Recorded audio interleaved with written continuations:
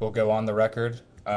Witnesses Counsel has something she would like to state before we get started today. Well, first of all, good morning and thank you. I just wanted to state for the record that we had requested that there be amplification so that the witness both could hear the different members who are here, and certainly you all as you all are asking questions, but also so that the witness herself could hear. In a construct where you all now have videotape, it seems as though being able to provide that amplification to ensure we're heard would be relevant and important. We recognize that there was concern, at least initially expressed to us, that the court reporters might not be able to conduct their duties efficiently. They indicated that they could do so that was not actually an issue. And I think in the end, what we wanted to ensure is that there's clear amplification not only of our own witness, but of all of the members who have traveled so far, to be able to ensure that everyone could be heard and that clear answers are given to questions.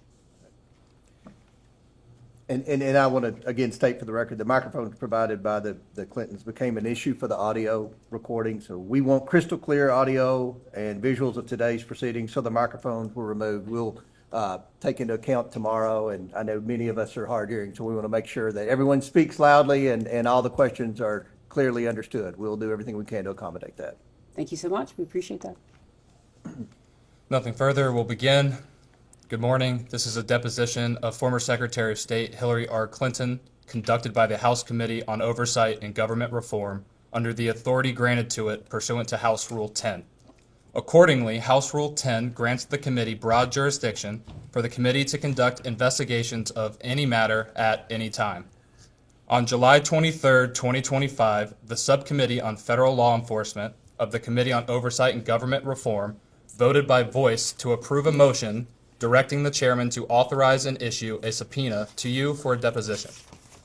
On August 5th, 2025, Chairman Comer issued a subpoena for Secretary Clinton to appear today for a deposition in furtherance of the committee's investigation into the actions and investigations of Mr. Jeffrey Epstein and Ms. Ghislaine Maxwell. I will enter the original subpoena and corresponding cover letter from August 5, 2025, as well as the additional subpoena from December 15, 2025, determining a new date as Exhibit 1. Excuse me, counsel. For the record, I want to put in one sentence from the cover letter to the subpoena, and that's the chairman's own definition of the scope of this investigation. He wrote, and I quote, "It's to conduct oversight of the federal government's enforcement of sex trafficking laws generally, and specifically its handling of the investigation and prosecution of Mr. Epstein and Ms. Maxwell." Thank you.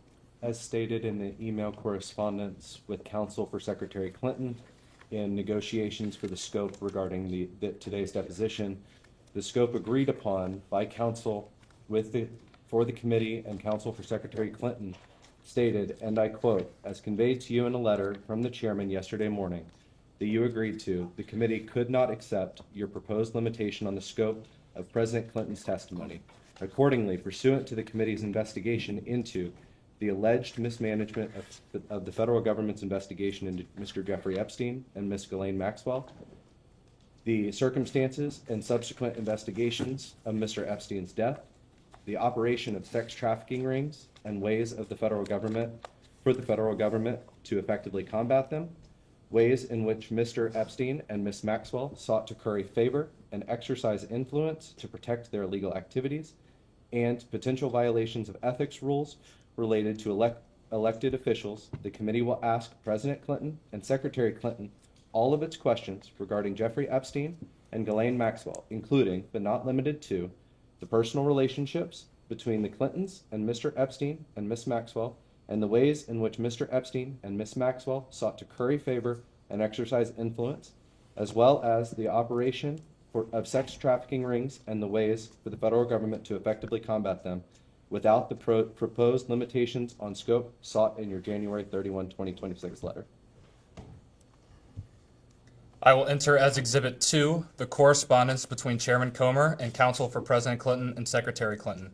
This correspondence includes the following letters. October 6, 2025, letter from David E. Kendall to Chairman Comer and Ranking Member Garcia. October 22, 2025, letter from Chairman Comer to David E. Kendall. November 3, 2025, letter from David E. Kendall to Chairman Comer and Ranking Member Garcia. November 21, 2025, letter from Chairman Comer to David E. Kendall. December 10, 2025, letter from David E. Kendall to Chairman Comer and Ranking Member Garcia. December 15, 2025, letter from Chairman Comer to David E. Kendall. January 3, 2026, letter from David E. Kendall to Chairman Comer and Ranking Member Garcia. January 8, 2026, letter from Chairman Comer to David E. Kendall. January 12, 2026, letter from Ashley Callan and David E. Kendall to Chairman Comer.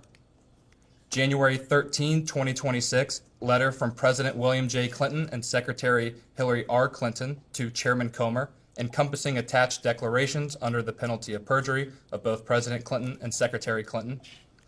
January 20, 2026, letter from Ashley Callan and David E. Kendall to Chairman Comer. January 31, 2026, letter from Ashley Callan and Catherine M. Turner to Chairman Comer.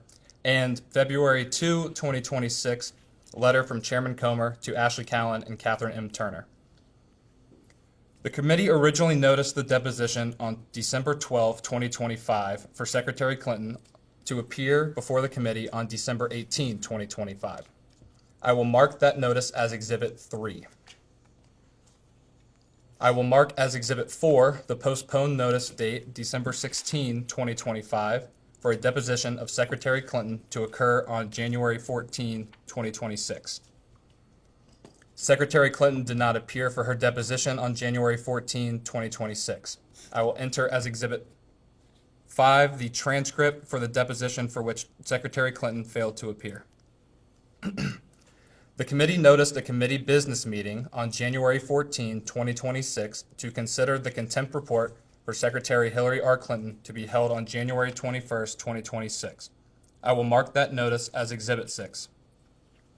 I will mark as Exhibit 7 the contempt report for Secretary Hillary R. Clinton, voted favorably out of the Committee on Oversight and Government Reform. I will mark as Exhibit 8 the final roll call vote sheet on favorably reporting the contempt report of Secretary Hillary R. Clinton out of the Committee on Oversight and Government Reform. The committee noticed today's deposition on February 19, 2026. I will enter the notice for this deposition as Exhibit 9. I will enter as Exhibit 10 an email thread between Committee on Oversight and Government Reform staff and counsel for President Clinton and Secretary Clinton. The email thread confirms the date, time, and location, among other terms, of today's deposition. Additionally, this email thread clearly states the agreed upon terms, including but not limited to video recording, no predetermined time limit, and scope. Can the witness please state her name for the record? Hillary Rodham Clinton. Thank you. My name is Billy Grant. I am the Deputy Chief Counsel for Investigations for Chairman James Comer. Under the Committee on Oversight and Government Reform's rules, you are allowed to have counsel present to advise you during this deposition. Do you have counsel representing you in a personal capacity present with you today? I do. Will all counsel please identify themselves for the record? David Kendall, Williams and Connolly, LLP. Catherine Turner, Williams and Connolly, LLP. Cheryl Mills, counsel to the Secretary. Thank you.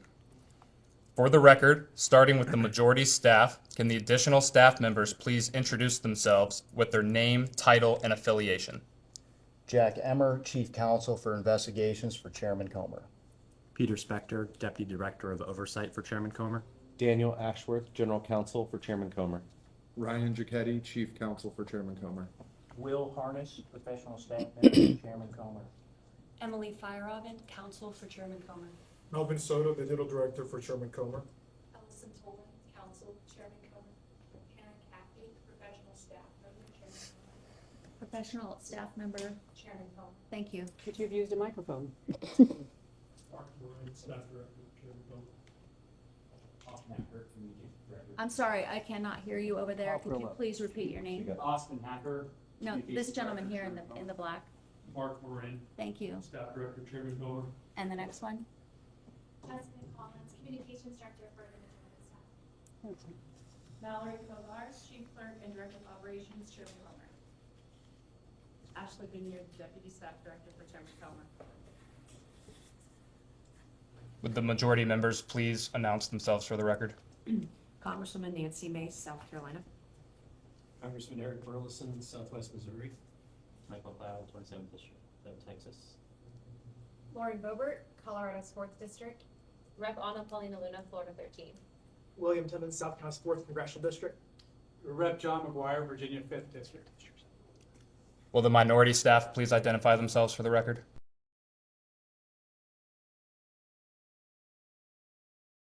Would the minority members please announce themselves for the record? Ranking Member Robert Garcia. Representative Steelhouse, Silvermine, Virginia. Representative James Walkinshaw, Virginia 11. Representative Youngman Ansari, Arizona's 3rd District. And I'm James Comer, Chairman of the committee from Kentucky. Thank you all. Secretary Clinton, before we begin, I would like to go over the ground rules for this deposition. The questioning will proceed in rounds. The majority will ask questions for an hour, and then the minority will have an opportunity to ask questions for an hour if they choose. To the extent members have questions for the witness, they will be propounded during their side's respective rounds. The clock will stop if you need to confer with counsel, your counsel is speaking, and when members or staff are speaking during the opposing side's round of questions. We will alternate back and forth until there are no more questions. Do you understand? I do. There is a court reporter taking down everything I say and everything you say to make a written record of the deposition. For the record to be clear, please wait until the staffer questioning you finishes each question before you begin your answer, and the staffer will wait until you finish your response before proceeding to the next question. Further, to ensure the court reporter can properly record this deposition, please speak clearly, concisely, and slowly. Also, the court reporter cannot record nonverbal answers, such as nodding or shaking your head, so it is important that you answer each question with an audible verbal answer. Do you understand? I do. Exhibits may be entered into the record. Majority exhibits will be identified numerically. Minority exhibits will be identified alphabetically. Do you understand? I do. We want you to answer our questions in the most complete and truthful manner possible, so we'll take our time. If you have any questions or do not fully understand the question, please let us know. We will attempt to clarify, add context to, or rephrase our questions. If we ask about specific conversations or events in the past and you are unable to recall the exact words or details, you should testify to the substance of those conversations or events, to the best of your recollection. If you recall only a part of a conversation or event, you should give us your best recollection of those events or parts of conversations that you do recall. Do you understand? I do. You are required by law to answer questions from Congress truthfully. This also applies to questions posed by congressional staff in this deposition. Do you understand? I do.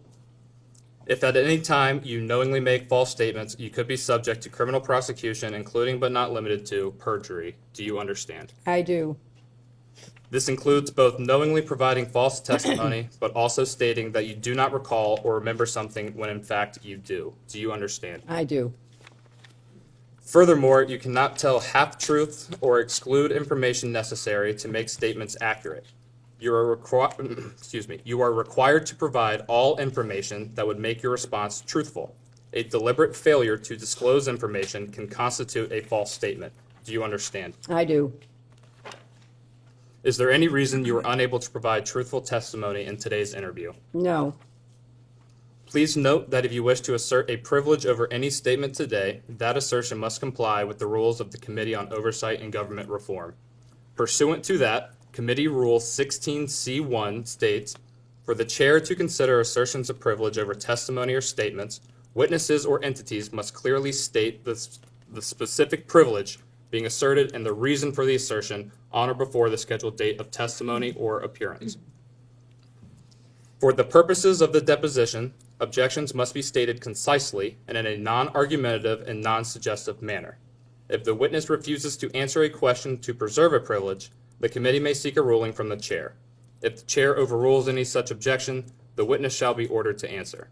If the witness continues to refuse to answer a question despite being ordered to do so, the witness may be subject to sanction. Do you understand? Insofar as I understand the rules of privilege, I don't have any specific knowledge of your committee's ideas of privilege. Understood.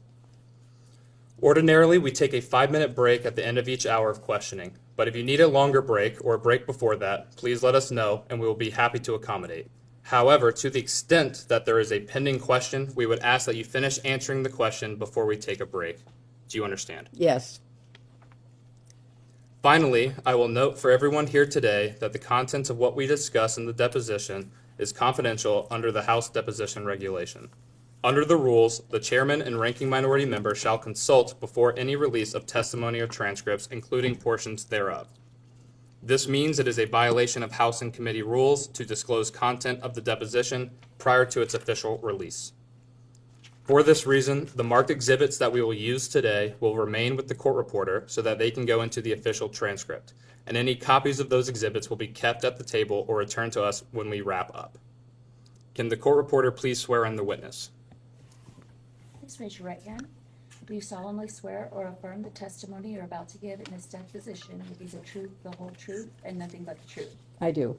Yep. Do you have any other questions before we begin? Yes, I have an opening statement that I would like to deliver before we begin. Mr. Chairman, ranking member, members of the committee, as a former United States Senator, I have respect for legislative oversight, and I expect its exercise, as do the American people, to be principled and fearless in pursuit of truth and accountability. As we all know, however, too often congressional investigations are partisan political theater, which is an abdication of duty and an insult to the American people. This committee justified its subpoena to me based on its assumption that I have information regarding the investigations into the criminal activities of Jeffrey Epstein and Ghislaine Maxwell. Let me be as clear as I can. I do not. As I stated in my sworn declaration on January 13th, I had no idea about their criminal activities. I do not recall ever encountering Mr. Epstein. I never flew on his plane or visited his island, homes, or offices. I have nothing to add to that. Like every decent person, I've been horrified by what we have learned about their crimes. It's unfathomable that Mr. Epstein initially got a slap on the wrist in 2008, which allowed him to continue his predatory practices for another decade. Mr. Chairman, your investigation is supposed to be assessing the federal government's handling of the investigations and prosecutions of Epstein and his crimes. You subpoenaed 8 law enforcement officials, all of whom ran the Department of Justice or directed the FBI when Epstein's crimes were investigated and prosecuted. Of those 8, only 1 appeared before the committee. 5 of the 6 former attorneys general were allowed to submit brief statements stating they had no information to provide. You have held 0 public hearings, refused to allow the media to attend them, including today, despite espousing the need for transparency on dozens of occasions. You have made little effort to call the people who show up most prominently in the Epstein files. And when you did, not a single Republican member showed up for Les Wexner's deposition. This institutional failure is designed to protect one political party and one public official, rather than to seek truth and justice for the victims and survivors, as well as inform the public who want to get to the bottom of this matter. My heart breaks for the survivors, and I am furious on their behalf. I have spent my life advocating for women and girls. I have worked hard to stop the terrible abuses so many women and girls face here and around the world, including human trafficking, forced labor, domestic violence, and sexual slavery. For too long, these have been largely invisible crimes or not treated as crimes at all. But the survivors are real and they are entitled to justice. In Southeast Asia, I met girls as young as 12 years old who had been forced into prostitution and raped repeatedly. Some were dying of AIDS. In Eastern Europe, I met mothers who told me how they lost their daughters to trafficking and did not know where to turn. In settings around the world, I met survivors trying to rebuild their lives and help rescue others with little support from people in power who too often turned a blind eye and a cold shoulder. If you are new to this issue, let me tell you, Jeffrey Epstein was a heinous individual, but he's far from alone. This is not a one-off tabloid sensation or political scandal. It is a global scourge with an unimaginable human toll. My work combating sex trafficking goes back to my days as First Lady. I worked to pass the first federal legislation against trafficking and was proud that my husband signed the Trafficking Victims Protection Act, which increased support for survivors and gave prosecutors better tools for going after traffickers.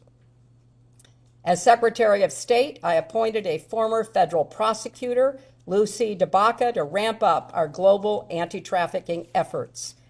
I oversaw nearly 170 anti-trafficking programs in 70 nations and directly pressed foreign leaders to crack down on trafficking networks in their countries. Every year, we published a global report to shine a light on abuses.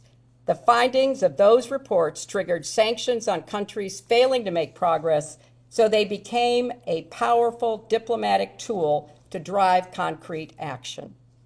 I insisted that the United States be included in the report for the first time ever in 2011, because we must hold ourselves not just to the same standard as the rest of the world, but to an even higher one. Sex trafficking and modern slavery should have no place in America. None. Infuriatingly, the Trump administration gutted the Trafficking in Persons Office at the State Department, cutting more than 70% of the career civil and foreign service experts who worked so hard to prevent trafficking crimes. The annual trafficking report required by law was delayed for months. The message from the Trump administration to the American people and the world could not be clearer. Combating human trafficking is no longer an American priority under the Trump White House. That's a tragedy, it's a scandal, and it deserves vigorous investigation and oversight. A committee endeavoring to stopping human trafficking would seek to understand what specific steps are needed to fix a legal system that allowed Epstein to get away with his crimes. A committee run by elected officials with a commitment to transparency would ensure the full release of all the files. It would ensure that the lawful redactions of those files protected the victims and survivors, not powerful men and political allies. It would get to the bottom of reports that DOJ withheld FBI interviews in which a survivor accuses President Trump of crimes. It would subpoena anyone who asked on which night there would be the wildest party on Epstein's island. It would demand testimony from prosecutors from Florida, New York, and the Department of Justice about why they gave Epstein a sweetheart deal and chose not to pursue others who may have been implicated in his crimes.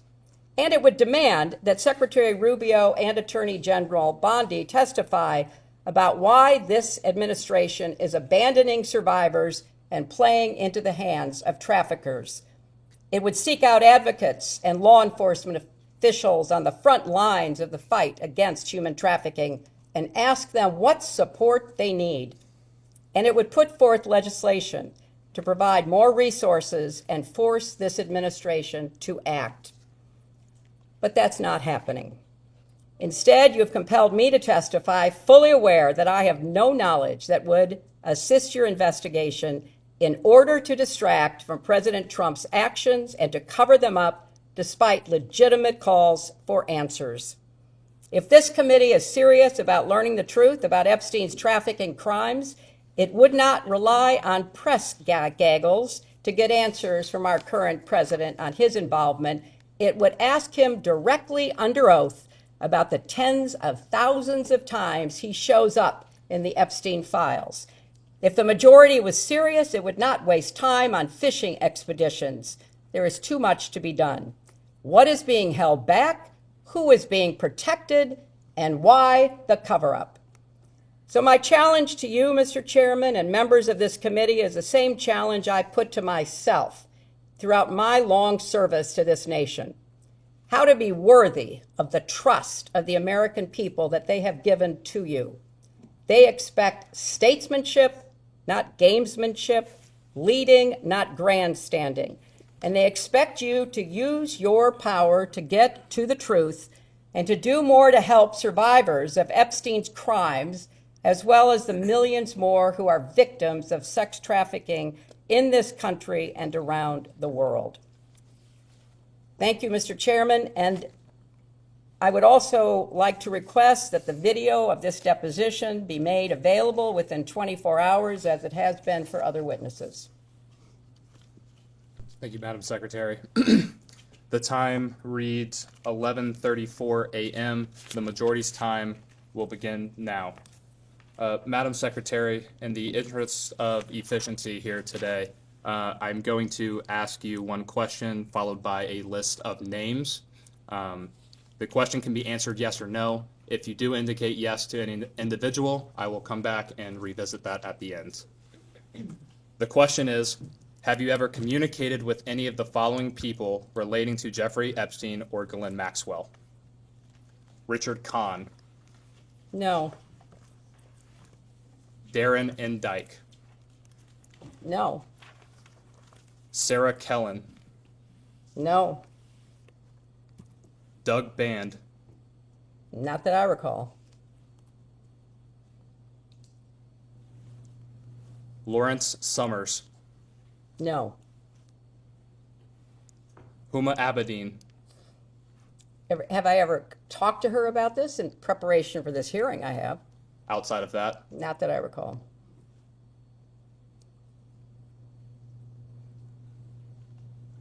Noam Chomsky, No. Leslie Groff, No. Nadia Marcinkova, No. John Luke Brunel, No. I don't know most of these people. Should I tell you that I know who they are, or just tell you I never talked to them? just so you never talked to him, Okay. it's fine. Alan Dershowitz, No. Kathy Rumler, No. Bill Richardson, No. George Mitchell, No.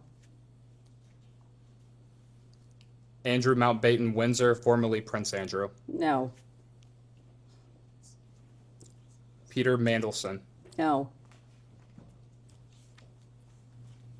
Reed Hoffman, No. Karina Shuliak, No. Bill Gates, No. Ehud Barak, No. Woody Allen, No. Sandy Berger, No. Jess Staley, No. Paul Morris, No. Leon Black, No. Sultan Ahmed bin Sulayam, No. Leslie Wexner, No. Jack Kessler, No. Mark Middleton, No. Harvey Weinstein, No.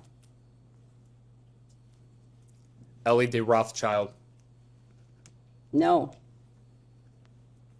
Ariane de Rothschild, No. Lynn Forrester de Rothschild, No. any other members of the de Rothschild family, No. Glenn Dubin, No. Eva Anderson Dubin, No. Casey Wasserman, No. Larry Visoki, No. David Rogers, No. Ira Magaziner, No. Daniel Gilbert, No. Karen Ewing, No. Stacy Plaskett. Not that I recall.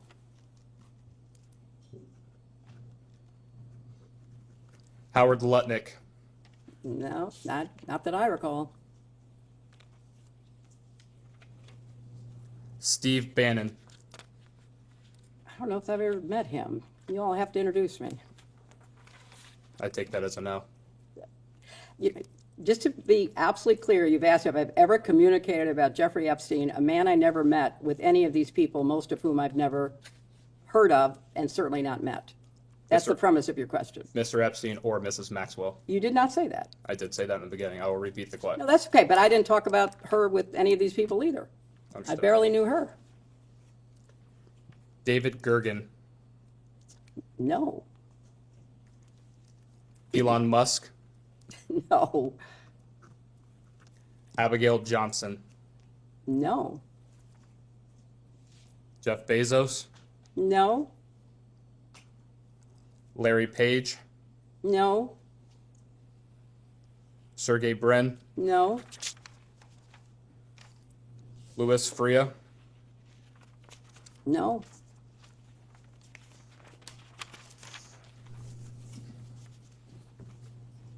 A new member arrived. Would they please introduce themselves for the record?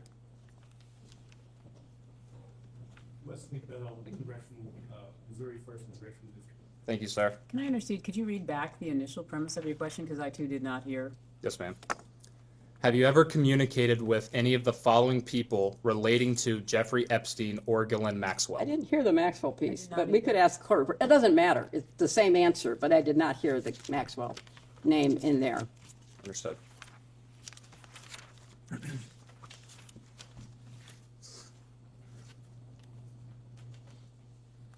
So was the last name you said Larry Page? It was Sergey Brin.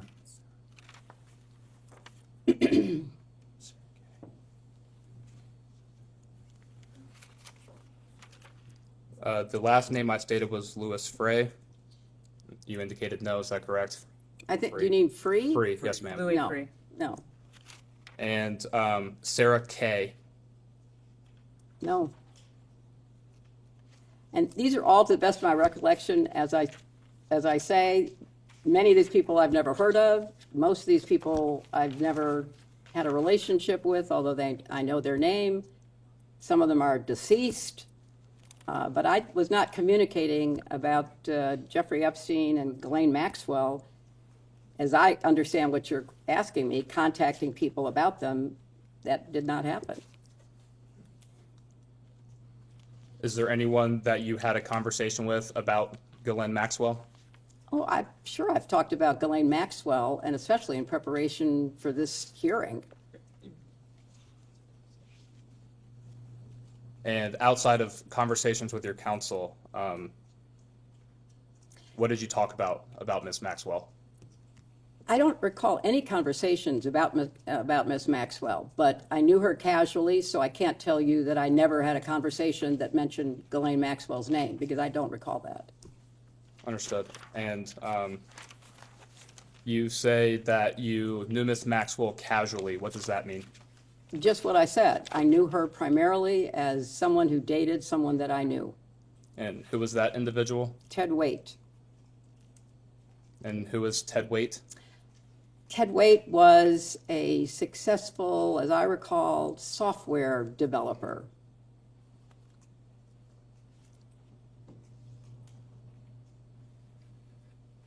And roughly when would the first time Ms. Maxwell would have come up in relation to Mr. Waite? I don't recall, but, perhaps sometime around 2010, because he was invited to my daughter's wedding and she was his guest.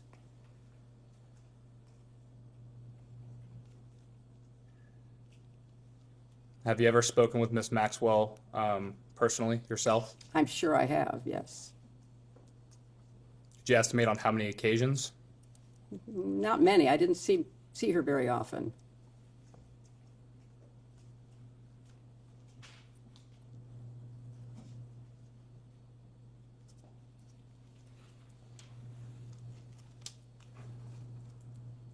When would the first occasion have been?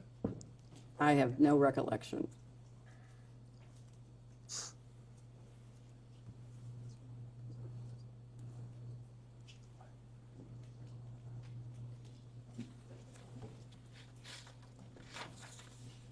Did your first interaction with Ms. Maxwell occur while President Clinton was President of the United States and you were First Lady of the United States? No, I do not recall ever meeting her while Bill was still in the White House.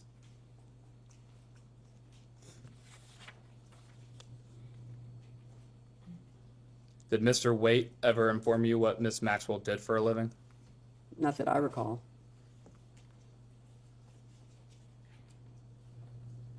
Did anyone ever indicate to you what Ms. Maxwell did for a living? Not that I recall.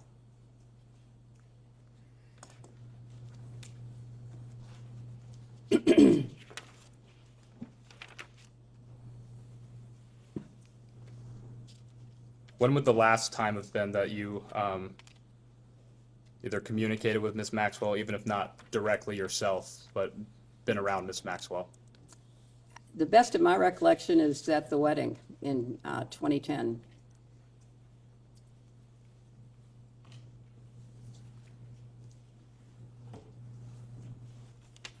Would you consider Ms. Maxwell a friend? No, Would you consider her a friend of President Clinton? he'll have to answer that.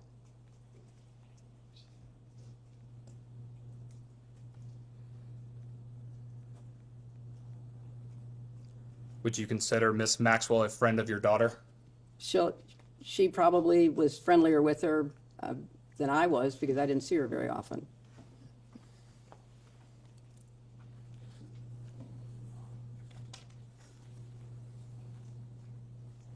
How often would your daughter have seen Ms. Maxwell? I have no idea. But again, it was in the context of her being in a relationship with Ted Waite.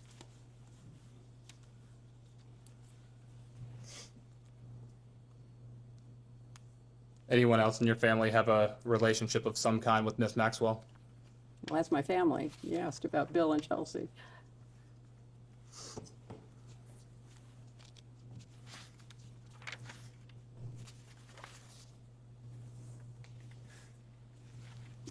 And just to make clear for the record, have you ever met Jeffrey Epstein? I do not recall ever meeting Jeffrey Epstein. In preparation for this hearing, I was told that he attended an event at the White House that was put on by the White House Historical Association. But I have no recollection of that.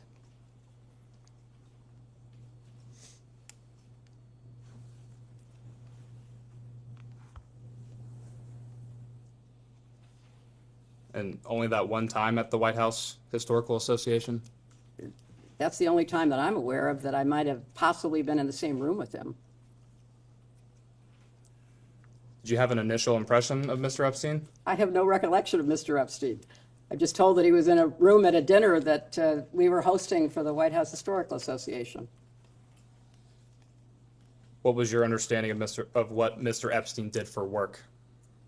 I knew nothing about him. He was there as an invited guest by the White House Historical Association. That's my best recollection. And no one else informed you of what Mr. Epstein did for work? No, but we had hundreds and thousands of people who came to the White House. I was not informed of what people did or didn't do for work, especially someone that I never even had a conversation with. Do you know who invited Mr. Epstein to the White House? I can only tell you what I know, which is that he apparently was a guest invited by the White House Historical Association to attend a dinner to thank people who gave money to the White House Historical Association for the upkeep and maintenance of the White House. That's what I was informed of in preparation for coming here. Yes, ma'am. And understanding we focused the last few questions on your time in the White House with President Clinton. After that time period of President Clinton's administration, did anyone ever tell you what Mr. Epstein did for a living? I don't recall ever talking about Mr. Epstein was not on my radar. He was not somebody that I had any connection to.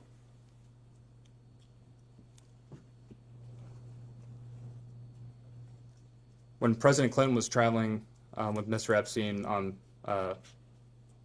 Clinton Foundation business, no one associated with the foundation at that time discussed Mr. Epstein with you?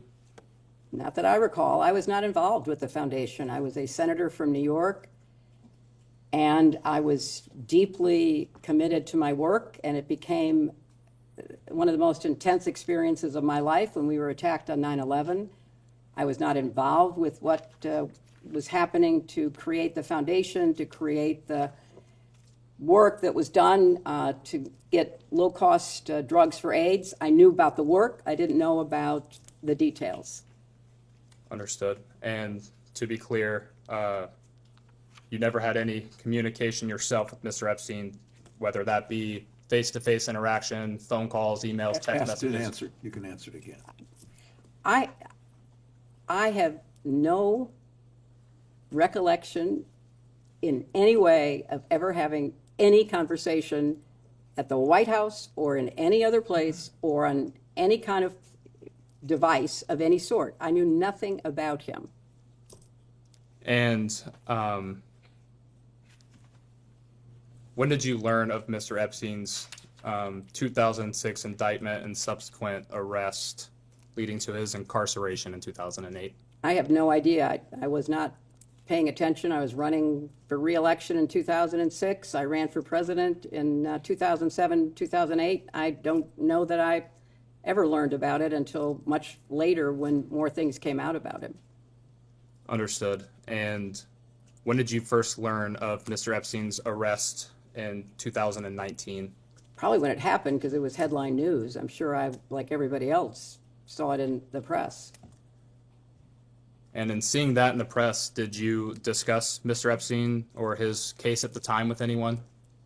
I'm sure we did, because it was a, big story. And Mr. Epstein died in custody following his 2019 arrest. When would you have learned of his death? Whenever it was reported.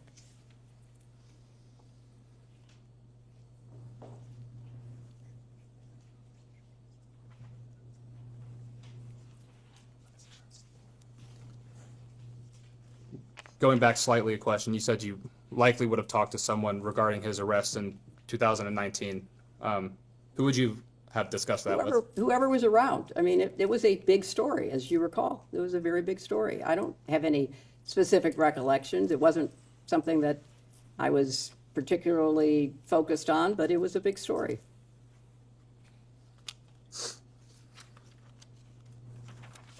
And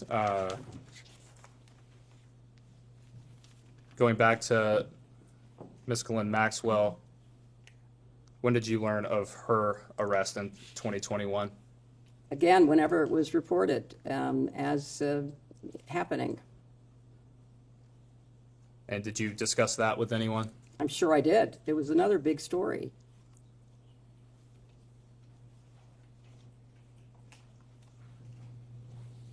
And who would those discussions have been with? I don't have any specific recollection.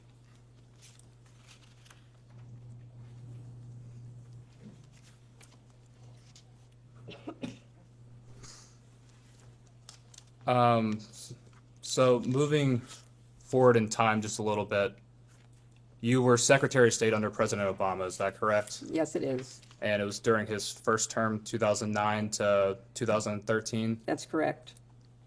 And after you completed your time as Secretary of State, did you return in any role to the Clinton Foundation? I did. I became active in it at that point. And by being active in it, could you describe that for us, please? Tried to support the work that Bill and my daughter and the team had done, and look for ways to be helpful. It was something that I wanted to make sure I could support. And please correct me if I'm wrong. You rejoined as a board member, is that right? It may have been the first time I was a board member. I don't remember. Either the first or the second time. Yeah.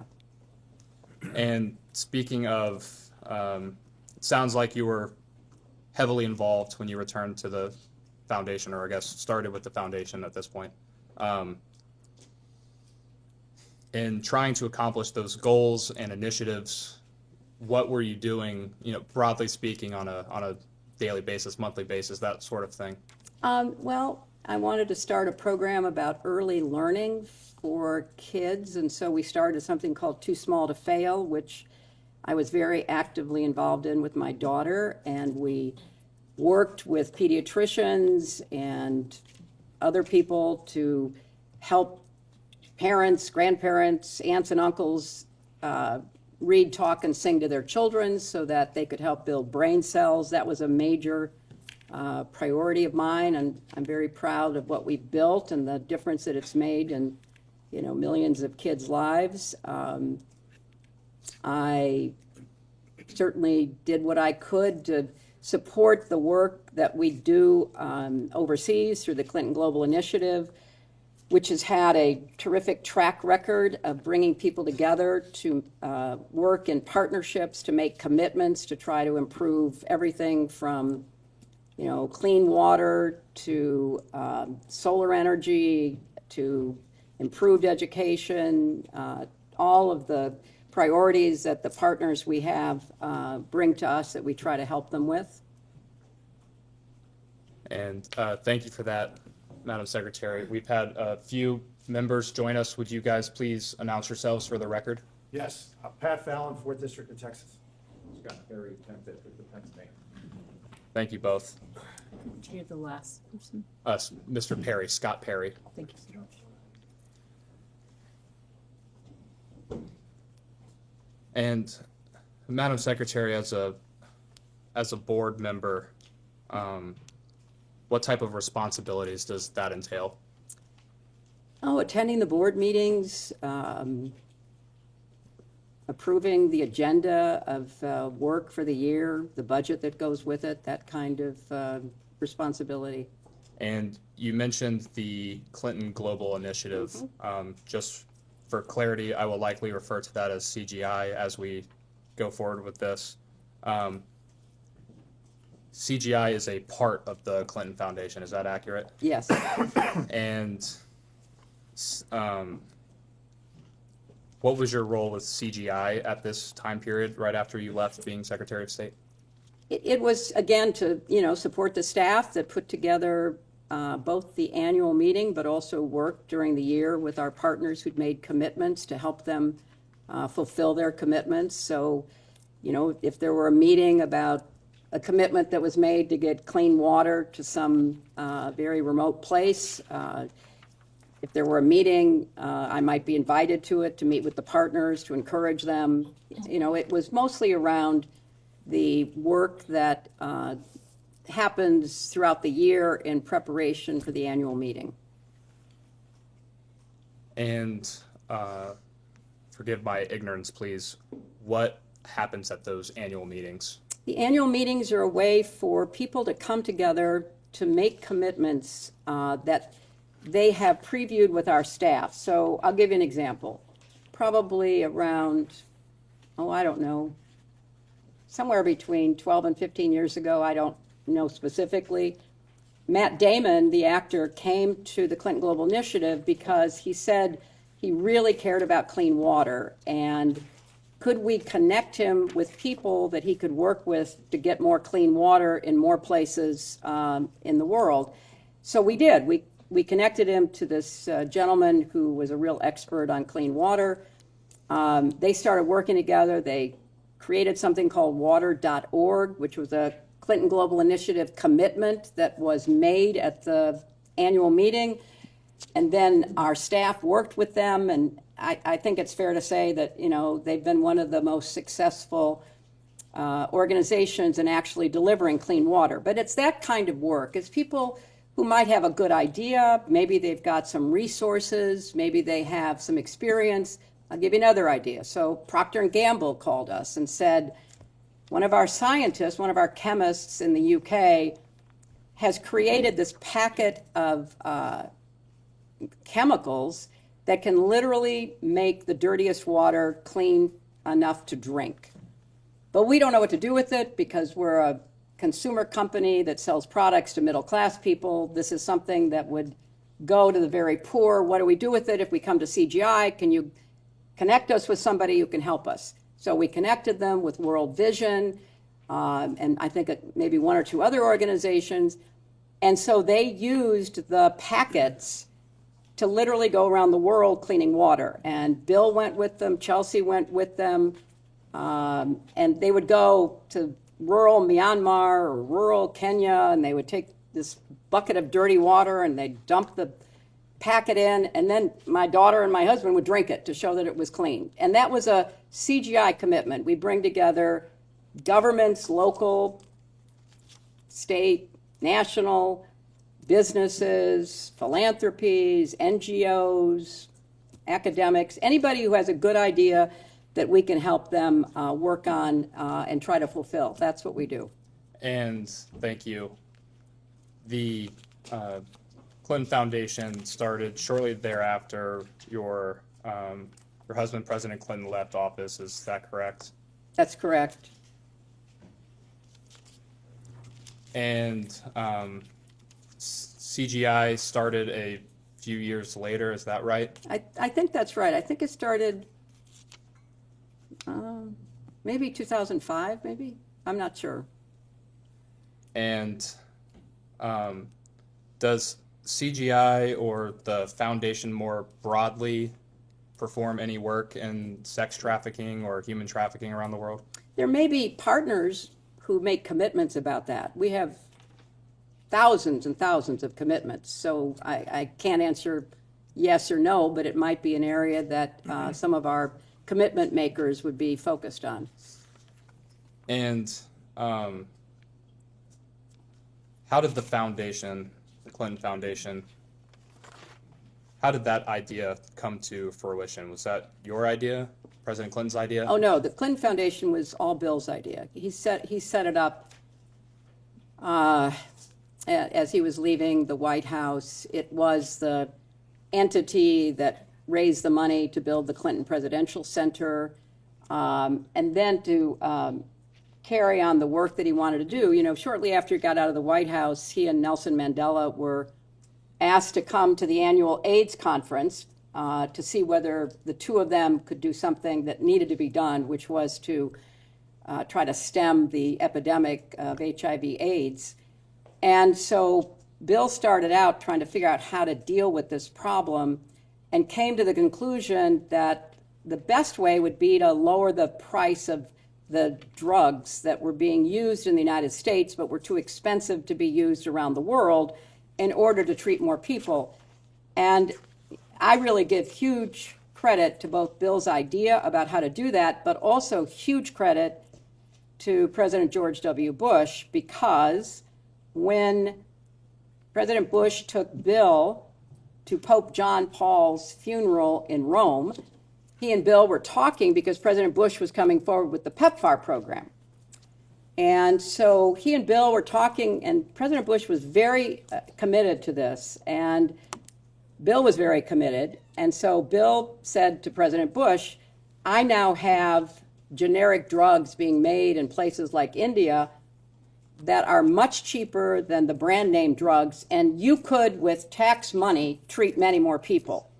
And so President Bush, to his credit, said, yeah, but my folks tell me that the drugs aren't as good as ours. And Bill said, I'll give them to you, you give them to the FDA, you test them, and I'll abide by your test. I think you can ask him if you want tomorrow, but I think he gave, I don't know, like 24 drugs, and the FDA approved 22, and President Bush was as good as his word. And so we began as the United States and the Clinton Foundation, because of that connection and that partnership, we began treating millions of people with low-cost drugs with federal PEPFAR money, saving millions of lives.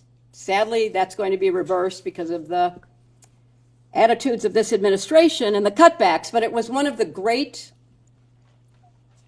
services to humanity. And I give President Bush and I give my husband enormous credit for doing something that wasn't going to get them headlines, wasn't going to get them, some kind of, statue put up, but was saving millions of lives, preventing mother-to-child transmission, preventing, people from dying. So that's what he was doing. And thank you for that. Did Mr. Band play a significant role in helping set up the foundation initially? Yes, he did. And when CGI was initially created, whose idea was that? It was Bill's idea. He went to Davos, and he called me after he'd been at Davos, and he said, a lot of interesting people, but they don't do anything but talk. And I have a better idea. Why don't we get people together? And yeah, they can talk, but they have to make commitments, and they have to follow through on the commitments. And we could have an annual meeting that would bring people who were willing to make commitments. And that was his idea, and I thought it was a really good idea, and I encouraged him to go out and see if he could put it together. Are you aware of Are you aware of anyone else helping formulate the idea for CGI? Oh, I think he talked to a lot of people. I couldn't tell you who, but he talked to a lot of people. Did Mr. Epstein have a role in shaping the formation of CGI? I have no idea. I don't know anything about it. Did Glenn Maxwell have any role in shaping CGI? I don't have any idea about that.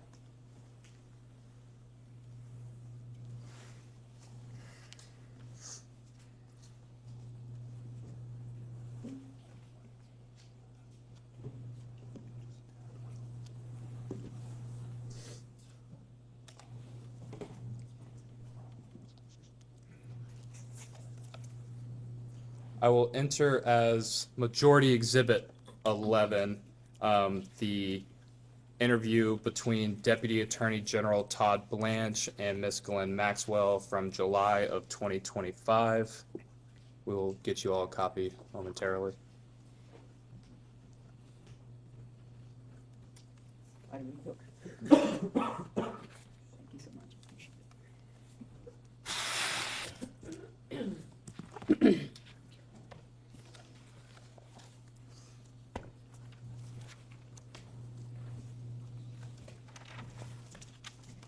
And I'm sorry, what was this exhibit? This will be Majority 11.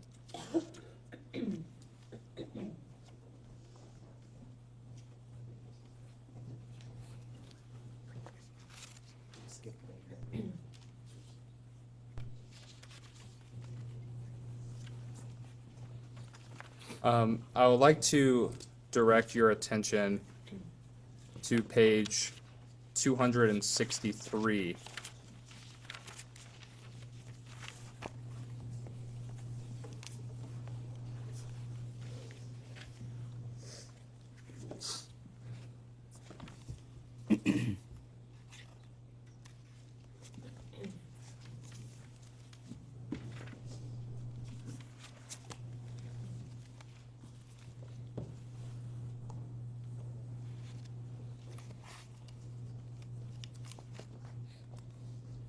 Okay. And on page 263, Ms. Maxwell tells Mr. Blanche that she had a role in shaping CGI. You said you were not aware of Ms. Maxwell having any role in shaping CGI. I was not involved in the creation of CGI. Again, I was in the United States Senate. I was not involved in the work that was done to set up CGI. No one discussed the formation of CGI with you?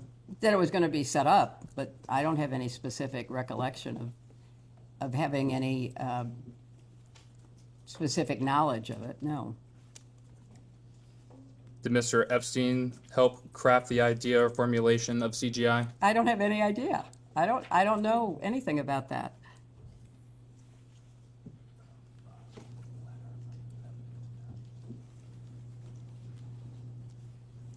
Is it possible that Ms. Maxwell had a role in creating CGI?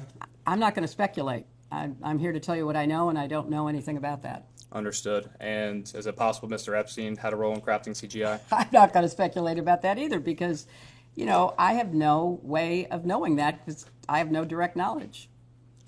I will enter now as Majority Exhibit 12. This will be a letter from Mr. Epstein's attorneys. I will give you a second for it to be passed out.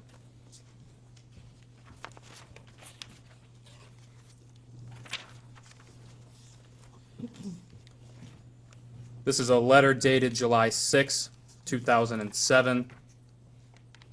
It is from Gerald B. Lefcourt. He was an attorney for Mr. Epstein.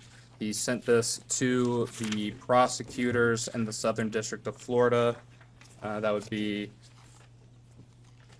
Sloman, Minchell, Lori, and Villafania. And I will direct your attention to page 21. At that top paragraph on page 21, it says, quote, Mr. Epstein was part of the original group that conceived the Clinton Global Initiative, which is described as a project bringing together a community of global leaders to devise and implement innovative solutions to some of the world's most pressing challenges.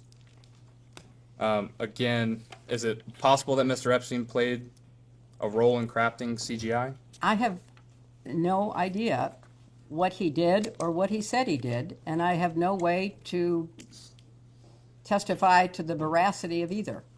I was not involved. Have you seen this document before? No.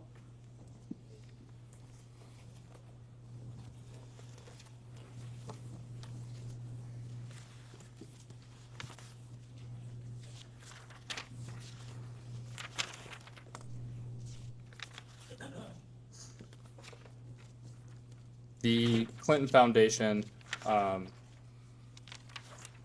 accepts donations as part of carrying out its work. Is that accurate? Yes. And when seeking, let me take a step back,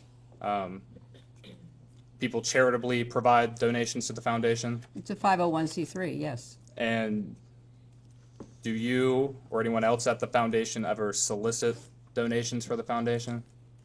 I'm sure that happens. People talk to us, we talk to people, they ask questions about the work that's being done, and I'm sure that happened in the years before I was involved.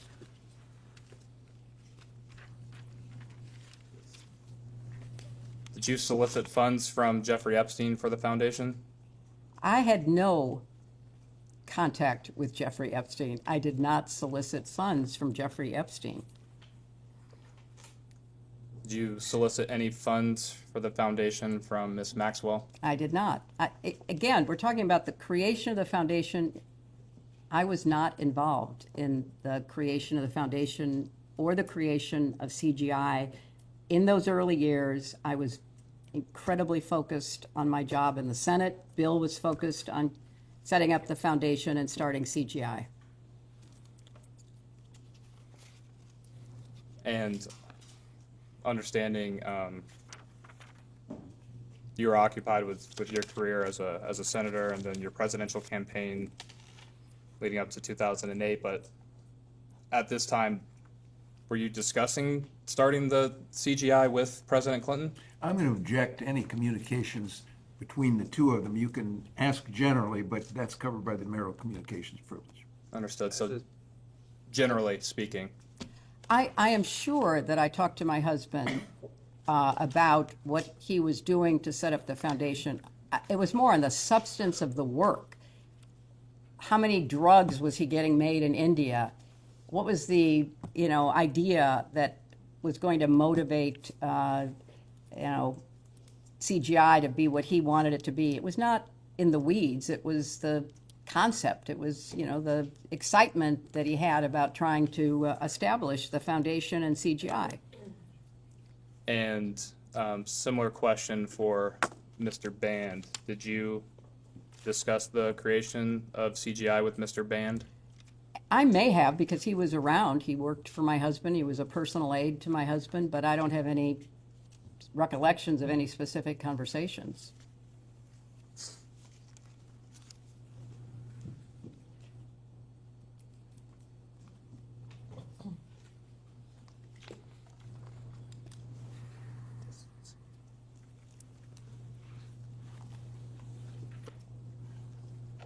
broadly speaking, at any time, do you recall any discussions related to distancing the foundation or CGI from Mr. Epstein or Ms. Maxwell?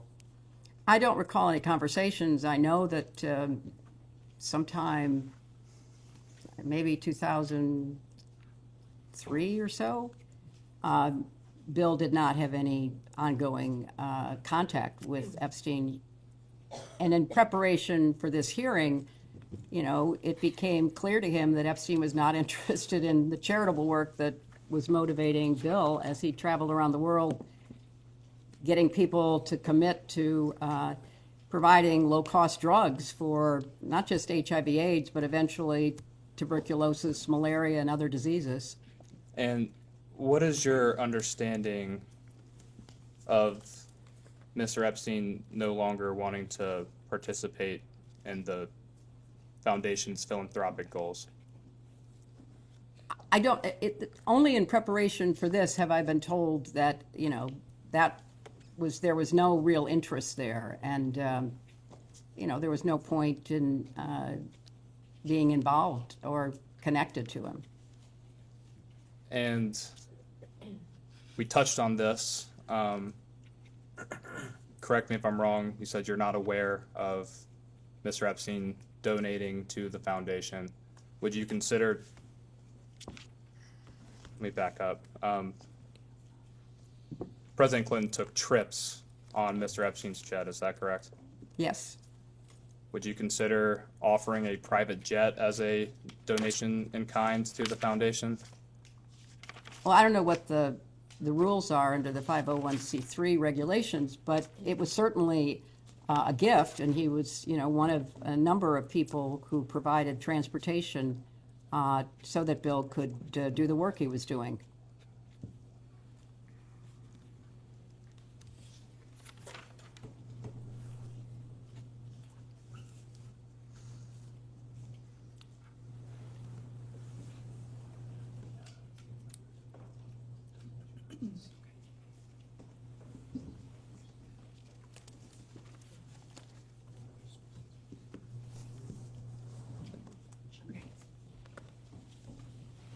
I think we touched on this. Did Mr. Epstein end up donating to the foundation or CGI? I have no personal knowledge of that.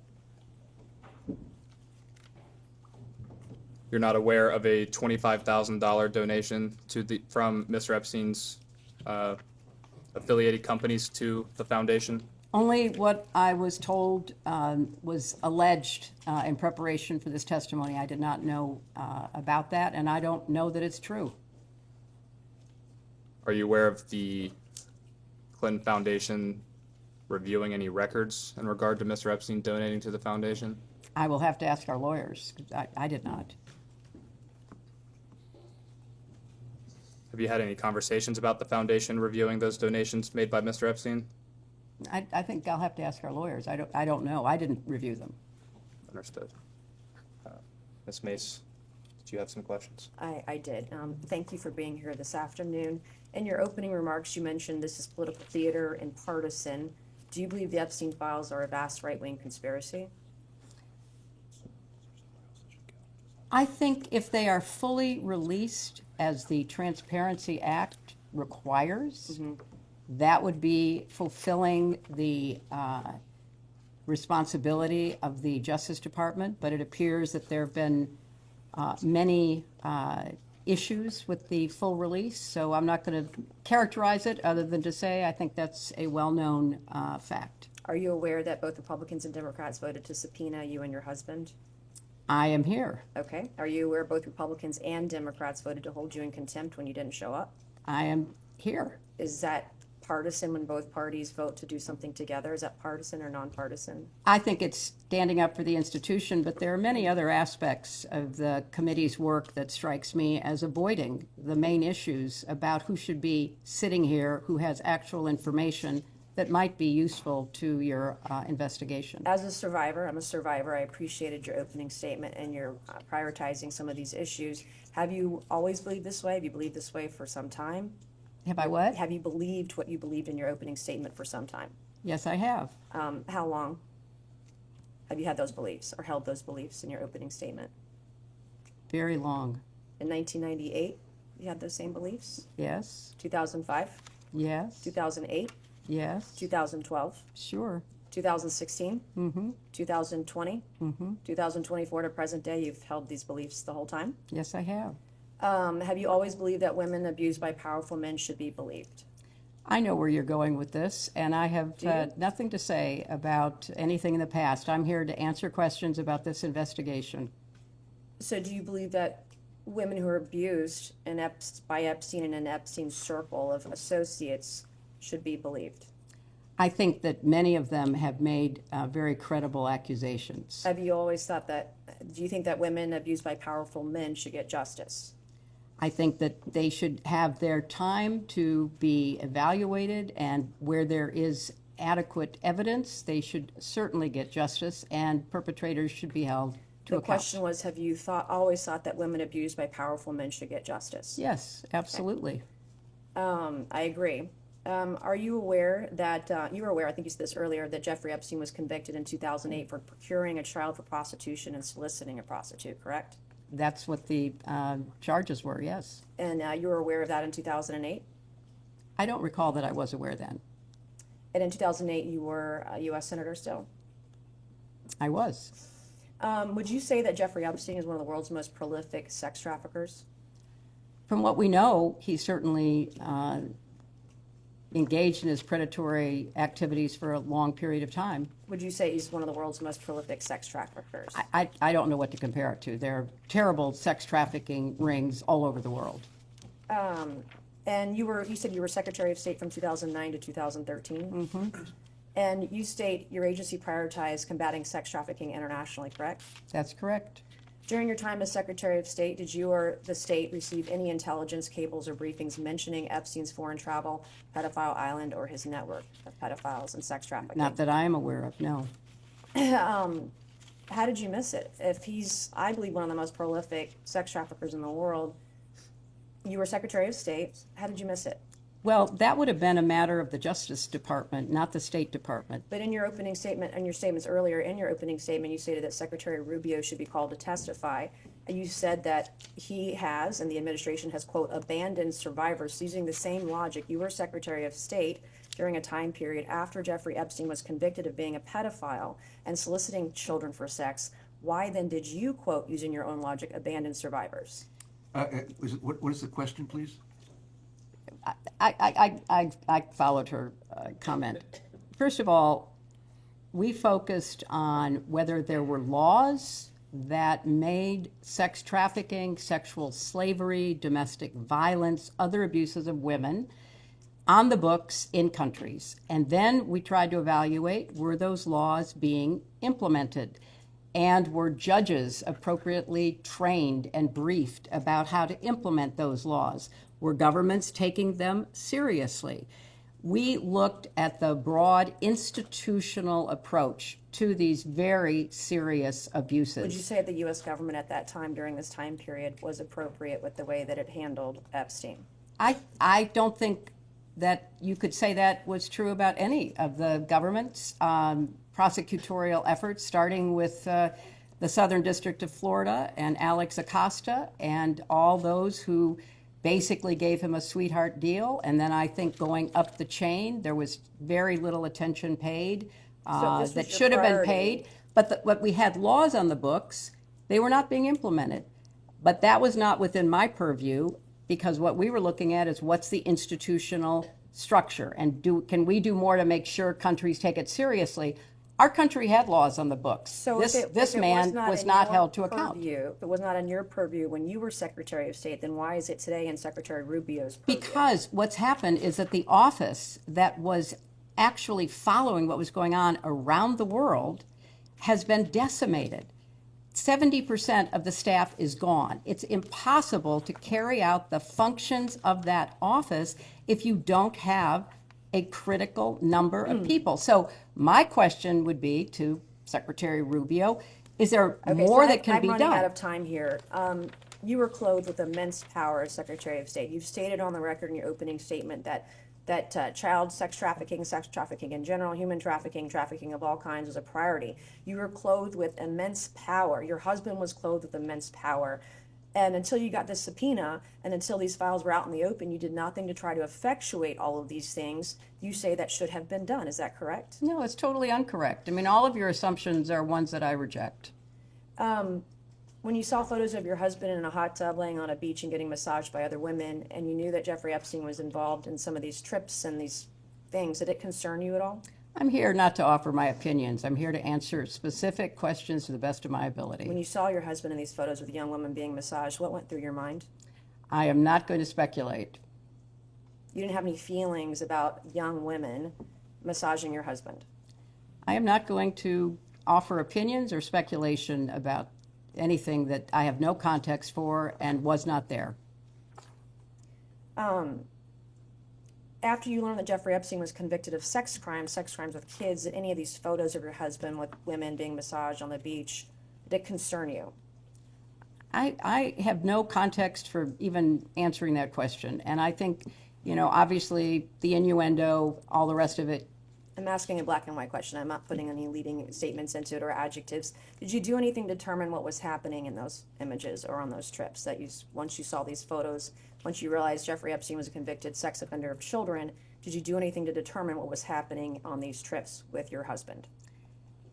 I don't find any of your questions to be relevant to the investigation. Well, it is relevant if a former president was traveling around with young women. Well, you'll have a chance to talk to him tomorrow. You said this morning you did not solicit funds from Jeffrey Epstein, correct? That's absolutely correct. Did anyone solicit funds from Jeffrey Epstein on your behalf? Not that I'm aware of. Did you ever invite Jeffrey Epstein or Ghislaine Maxwell to any of your political fundraisers? I did not personally invite them to my political fundraisers. Did anyone personally invite them on your behalf? I do not know. Is the purpose of a political fundraiser to solicit funds? You would know that it is. Okay, and you stated this morning you've never communicated with a Sarah Kay, correct? I do not know who Sarah Kay is. Okay, she's a councilwoman from New Rochelle, which is about how many miles from here? Not very far away. 20 to 25? I have no idea. I have an exhibit I would like to enter. This is an email dated September 30th, 2014. Am I allowed to enter an exhibit? Yes, ma'am. This will be Exhibit 13, I believe. Majority Exhibit 13. Okay, it's from September 30th, 2014. Can you please provide the witness with a copy? Okay. You have a copy of it? Yeah. You guys have it?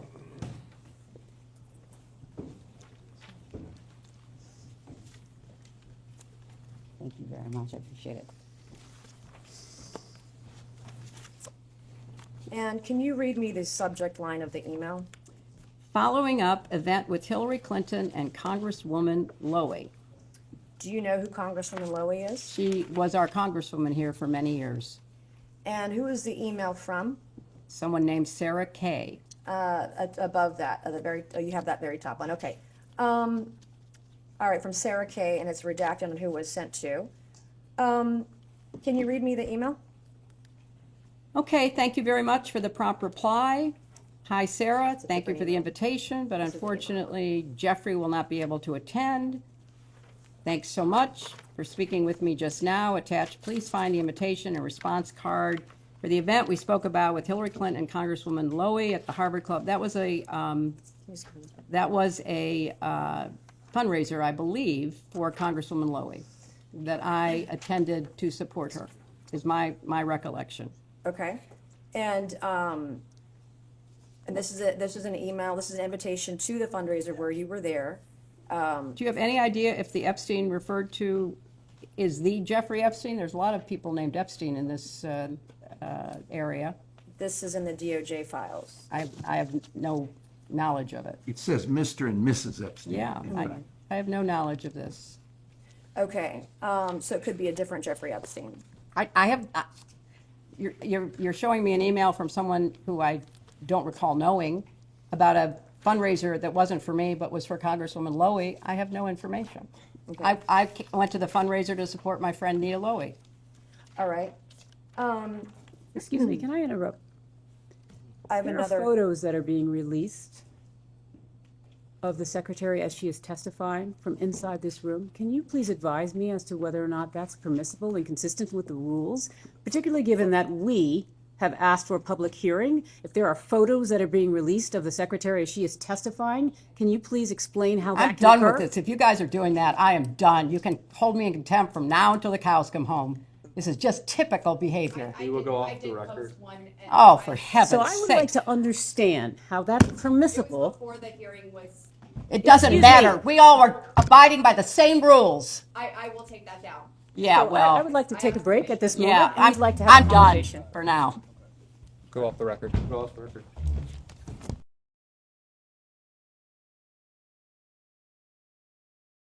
We'll go back on the record. The majority's time had approximately 5 minutes left in it. I believe that the witness or her counsel would like to make a quick statement. Thank you so much. We've just used the break because we learned during the process of these hearings that the committee was violating its own rules in members tweeting and sharing pictures of what is going on inside this closed hearing, a hearing that we have asked repeatedly to be open to the public. Chairman Comer was gracious enough to engage with me on this matter. We asked specifically to invite the press in, since the committee had already made decisions on its own unilaterally to release pictures and other things that are going on in this room. He indicated that he wanted to speak to that himself directly. I'd like to just say for the record, we find it unacceptable, we find it unprofessional, and we find it unfair. We are looking forward to this being conducted under the rules and being conducted consistent with the expectations of how members of Congress, I know, take this matter so seriously and do it in that vein. We would also like to just indicate as a practical reality that we are here in good faith. We are counting on the good faith of all the members. Thank you. Chairman Comer. Yeah, I'd like to state for the record, I've advised my members that no photos or videos during the deposition can be released. I understand the posted photo was taken before the deposition started. We will, that will not happen again, and we will look forward to continuing with the deposition. I'd like to make just a clarification there, Mr. Chairman. It was taken in this room after the witness sat down. It is not a basis that because she had not started speaking that it would be appropriate for there to have been a release of anything that was occurring in this room. And we have made clear that that's not allowed, and I will also say we were disappointed that the Secretary's opening statement was leaked to the press before she even gave her opening statement. So the Secretary's statement was not leaked to the press. It was provided, as with other witnesses, including Mr. Wexner, who provided his before giving. Hers was given simultaneous. And so what we don't want is the Secretary to be treated any differently than other witnesses. That seems to be a consistent pattern, and we would love that pattern not to continue. We've gone to great lengths to make all the accommodations that you all have requested. So we will, again, the members have been advised that is unacceptable. So Thank you. we look forward to continuing the deposition. Thank you very much, Mr. Chairman. I appreciate you addressing it. Ranking Member Garcia. Thank you. No, I just want to add, it's completely unacceptable that Oversight Republicans and its members in this moment chose to violate both committee rules and the agreement that they negotiated directly with Secretary Clinton. Now, the Clintons requested a public hearing specifically to avoid this exact situation. Now, Secretary Clinton has offered to continue speaking throughout this deposition if we also allow the press to come in and on the record. Now, the majority has continued to refuse this. I want to make very clear for the record that Oversight Democrats agree today they should be allowed here into the deposition. That's been our position from day one. Thank you. And with that, the majority will conclude its first hour. We'll go off the record.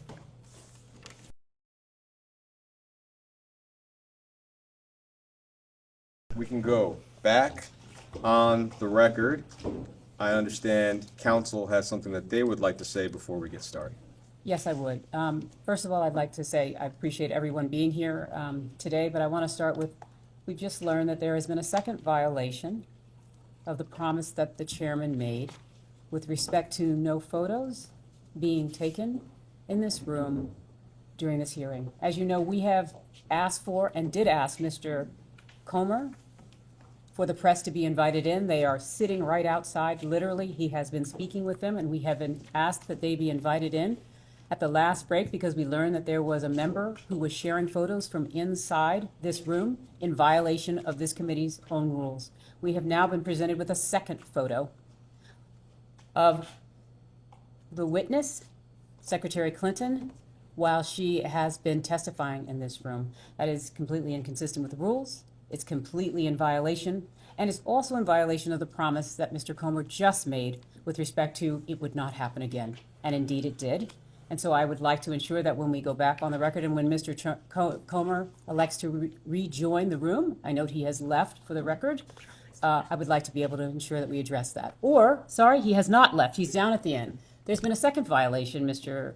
Chairman, so now I do really feel that it would be appropriate for the press to be invited in because someone has already violated the commitment and promise you made that there would not be any further violations. Do you have a copy of the picture?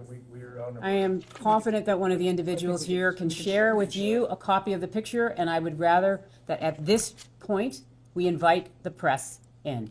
We don't know who's. We're gonna show the photo. It's from who? I believe it's from the same influencer.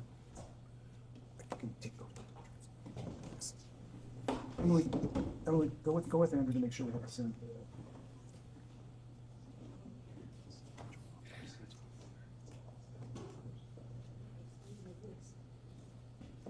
That's for you. That's her. We were saving your seat.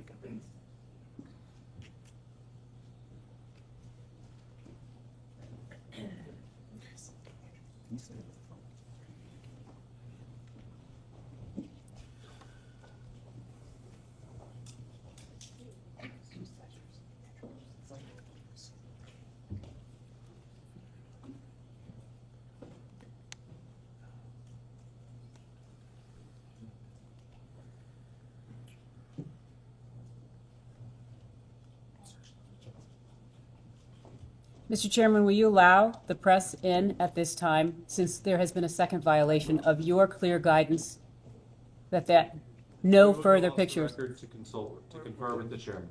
Go off the record, please.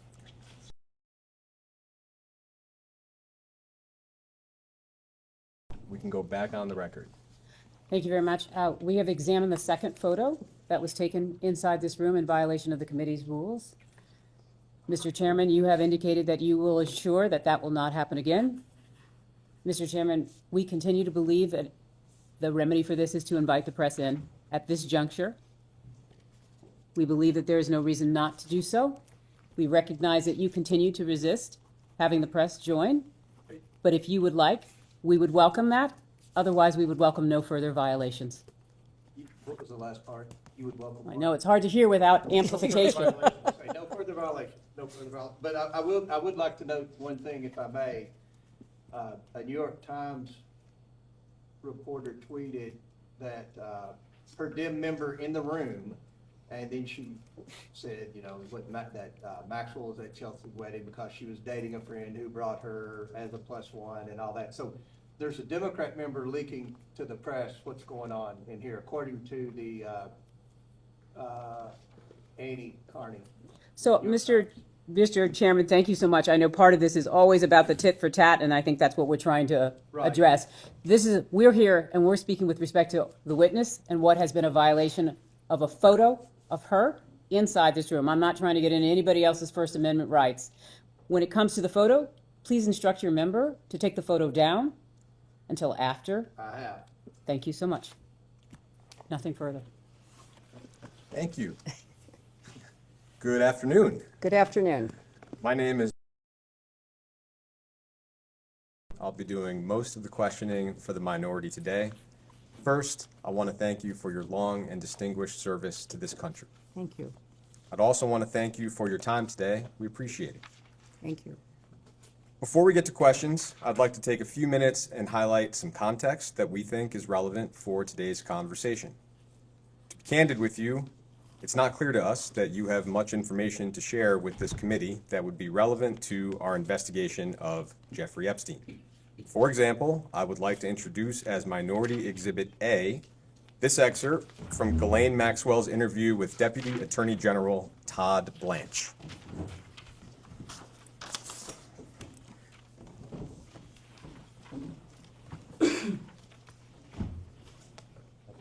I'll read out loud the relevant excerpt for you.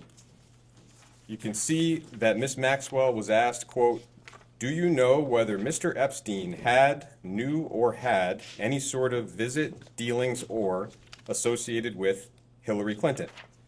And Ms. Maxwell said, quote, "I would say no." Ms. Maxwell was asked, quote, "Did you ever see them together?" Ms. Maxwell said no. So, there are some events we're aware of where you might have been in the same place as Mr. Epstein or Ms. Maxwell at the same time. We'll ask about those, but we are a little confused about why we're even here. I imagine you might have your own perspective on this. You shared a little bit of that earlier. Is there anything more you'd like to share from your point of view on today's conversation before we get started? Thank you very much, Counsel. I appreciate your recognition of the context. I do not think I am or could be a significant witness to anything that would affect the work of this committee with respect to the investigation. I understand that that was a decision made to subpoena me, and I thought it would have been more appropriate to treat me in the context in which you have just placed me. That's why I offered a sworn statement outlining my lack of knowledge with respect to either Epstein or Maxwell and the crimes that they committed. But the majority of the committee and then the entire committee determined that they wished to talk with me. And it is, still somewhat of a puzzle for me to be here and trying to answer your questions to the best of my ability because I don't think it's a good use of the committee's time. The matters that are included within the broad scope of the investigation as described by the chairman are ones that I take very seriously, and I would personally like to see the committee pay attention to those who have information that could be responsive. Thank you. I appreciate it. I'd like to start our conversation with a few foundational questions so we can get a clear record from the very beginning. And you've covered some of this earlier, but I want to be really clear for the transcript.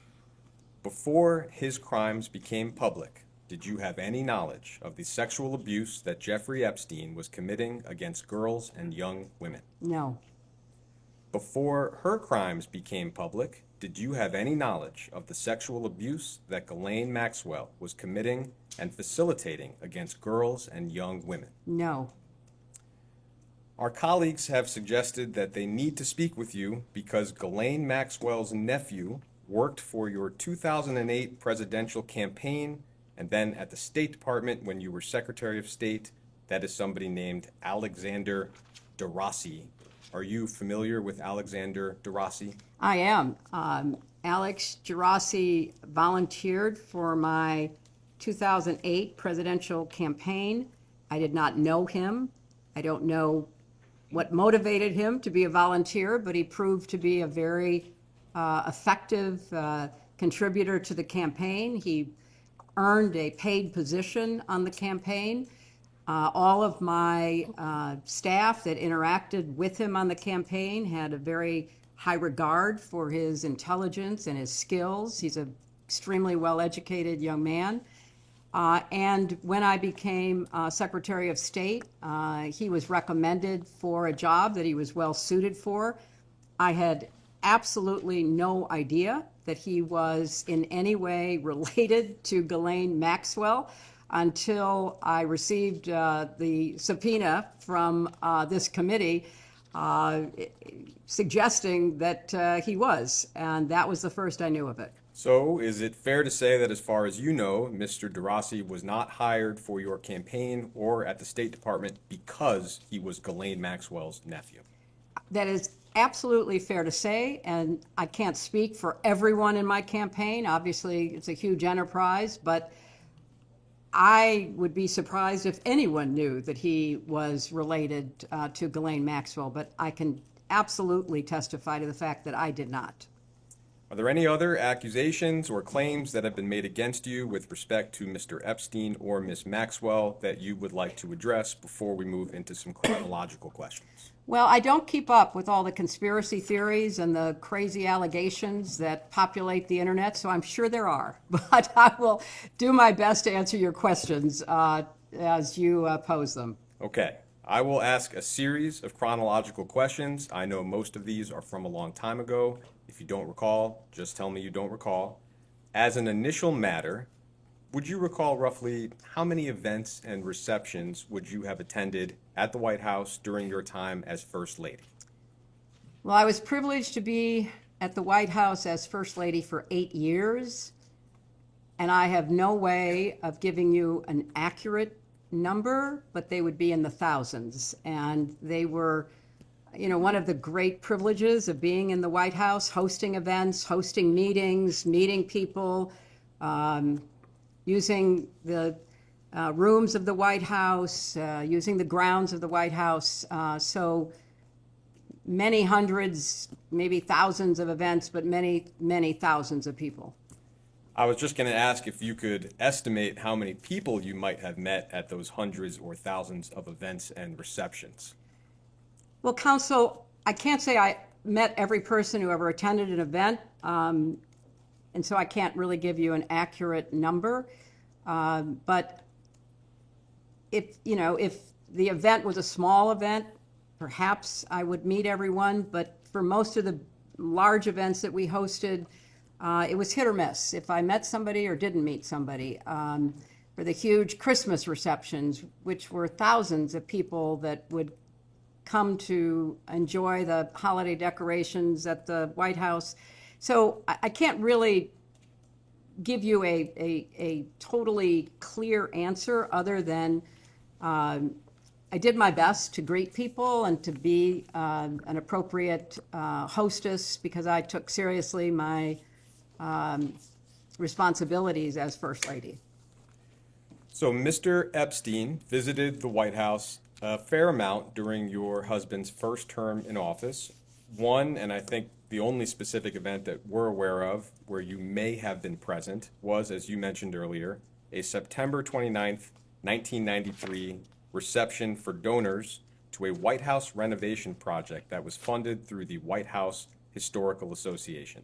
And our understanding is there was some kind of reception that night. Do you have any recollection of attending that event or that reception? I have no specific recollection, but I know that I was expected to, and I assume I did. But I can't, sitting here today, describe anything specific about that event. But I was very anxious to support fundraising that went to the White House Historical Association that in turn supported the upkeep and the maintenance of the White House.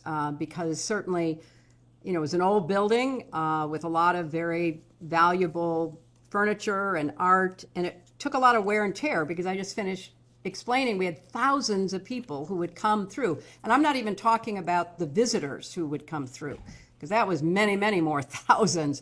So the house itself needed to be carefully cared for, and so my husband and I hosted the event, and the White House Historical Association brought those who had contributed because it was ultimately beneficial for the White House. Would it be correct to say that sitting here, you have no specific memory or recollection of meeting Mr. Epstein or Ms. Maxwell at that event in 1993? That is an accurate statement. In fact, when I got the subpoena, I was incredulous because I never thought I was in the same room with Jeffrey Epstein. And it was brought to my attention that he was very likely to have attended the White House Historical Association, but I have no independent recollection of that. Okay. It has been publicly reported that Mr. Epstein visited the White House 16 other times during your husband's first term. He was signed in by different staff members and visited different parts of the White House. Broadly speaking, do you have any memory or knowledge of any other visits by Jeffrey Epstein to the White House other than the one we just discussed? Not that I recall, but I want to be clear, That doesn't mean that, I didn't pass somebody in the hallway, that somebody didn't pop in, but I have no recollection Great. of meeting with him, seeing him, conversing with him in the White House. I'm going to fast forward all the way to 1999. We believe that Mr. Epstein contributed $20,000 to your joint fundraising account with the Democratic Party. Would you have any specific memory, knowledge, or recollection of that particular contribution sitting here today? I do not. And again, this was something that I learned about in preparation for testifying. And as you point out, counsel, the contribution went to the joint committee that was set up to support my Senate campaign. And my memory is that we couldn't coordinate between joint committees and campaigns. I mean, those were the rules back in the day as I recall them. So I don't have any recollection at all that I knew he contributed to my campaign. And he did not contribute, as far as I know, directly, but then this indirect contribution to the joint committee, I don't recall that I knew it at the time, and I was, surprised to learn it in preparation for testifying. So at this point, toward the end of your husband's presidency, how would you characterize your relationships at that point with Mr. Epstein and Ms. Maxwell? Non-existent. Thank you. Moving to the period after your husband's presidency, again, we don't really have much of a record to work off of. There is public reporting that sometime in 2007, Ms. Maxwell may have co-hosted a fundraiser for your presidential campaign in New York City. We don't know much about it. Christina Aguilera may have performed, if that's helpful. Do you have any specific recollection of that event? I do not, but I, again, have been told and reminded that there was an event with a very large host committee for my campaign, and Christina did appear and I believe performed. I have no further information than that. I was attending many fundraising events, and I don't recall any specific encounter or conversation with anyone, including Ghislaine Maxwell. Ms. Maxwell also appears to have donated $2,300 to your presidential campaign that year.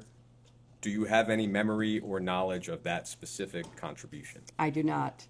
Would it be fair to say that your presidential campaign likely would have had a fair number of donors donating $2,300 thereabouts? Oh, many thousands. I don't recall the exact number, but my best memory is that we raised nearly $1 billion.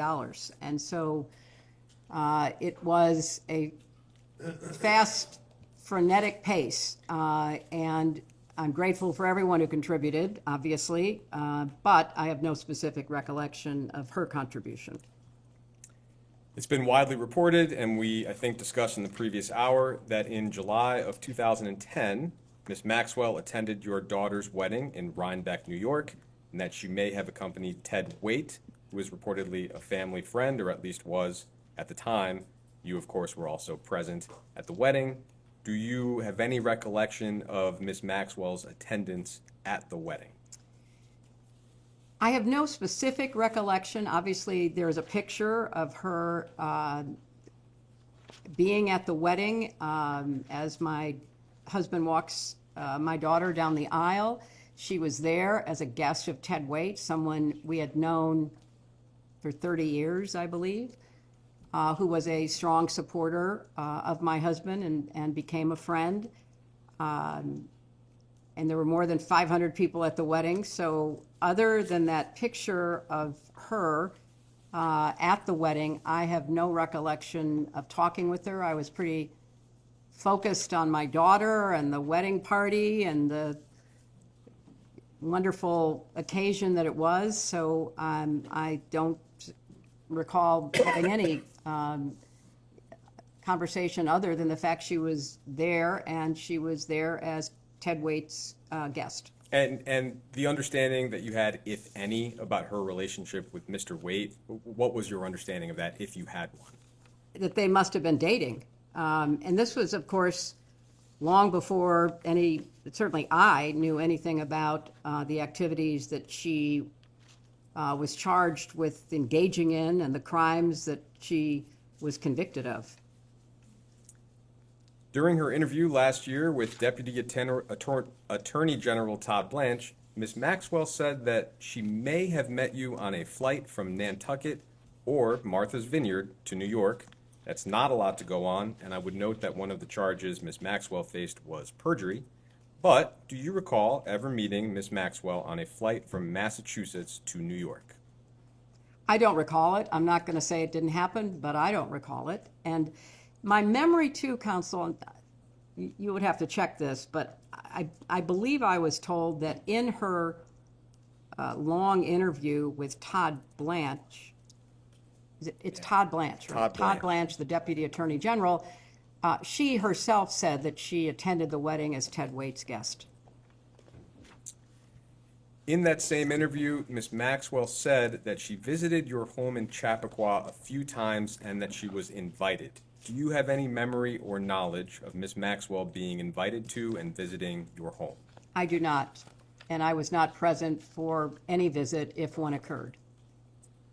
It's been reported that in September of 2013, at a Clinton Global Initiative conference in New York, Ms. Maxwell was recognized as a Commitment to Action partner for her work on behalf of the Terramar Project, which was an ocean conservation nonprofit that she founded in 2012. Do you have any recollection of whether you were at that event? So that's a Clinton Global Initiative conference in New York in September 2013. I believe I attended the conference, but during the conference there are many different sessions going on. There are some main stage sessions with very high profile people. We've had an extraordinary collection of world leaders, including Pope Francis and others. But then there are many of what are called breakout sessions that are smaller sessions where people gather usually around the issue they're interested in. So in this case, if it had been the oceans, there might have been a breakout session about that. And I do not recall seeing her there. I do not recall any knowledge of her being there. But if she were there and she were making a commitment, it would have been in one of these smaller sessions. And I have to add, you know, in 2013, Ms. Maxwell spoke at the United Nations. She gave a TED Talk. She was featured for her work about oceans in a long profile on CNN. So she had a public persona that the UN, the TED Talk people, CNN and the press all recognized because nobody at that time knew what was later discovered. And is it right to say, and it sounds like you would not have had any direct role in organizing whatever her role was at that particular event? Not that I recall. At that point in 2013, if you can recall, how would you have characterized your relationships with Mr. Epstein and Ms. Maxwell? Had no relationship, no knowledge of, never met or talked to Jeffrey Epstein. I viewed Ghislaine Maxwell as an acquaintance, someone that I might see, but had no real relationship with. Thank you. Thank you, Madam Secretary. I know that a couple of the minority members have just a couple questions as part of this hour as well, and so I have a few, and then I'll turn it over to a couple of the minority members as well. You can hear me okay from here? Yes, I can. Okay. But it would help if the minority Yeah. members would move to where across. We are. I'm actually, they're going to sit right here as soon as I'm. Yeah. Perfect, Yeah. perfect. Thank you. Great, thank you. I want to just begin by just asking a few questions, which I believe you've already clarified in your opening statement, but just to be very clear on the record one more time. As best as you can recall, you've never met Jeffrey Epstein. That's true. That's correct. As best as you can recall, and I know that, and you've said this, you've never went to the island. Never went to the island. You never flew with him on a plane. Never flew with him on a plane. and you were never aware of his horrific crimes prior to those becoming public knowledge. Is that correct? That is correct. Okay, thank you.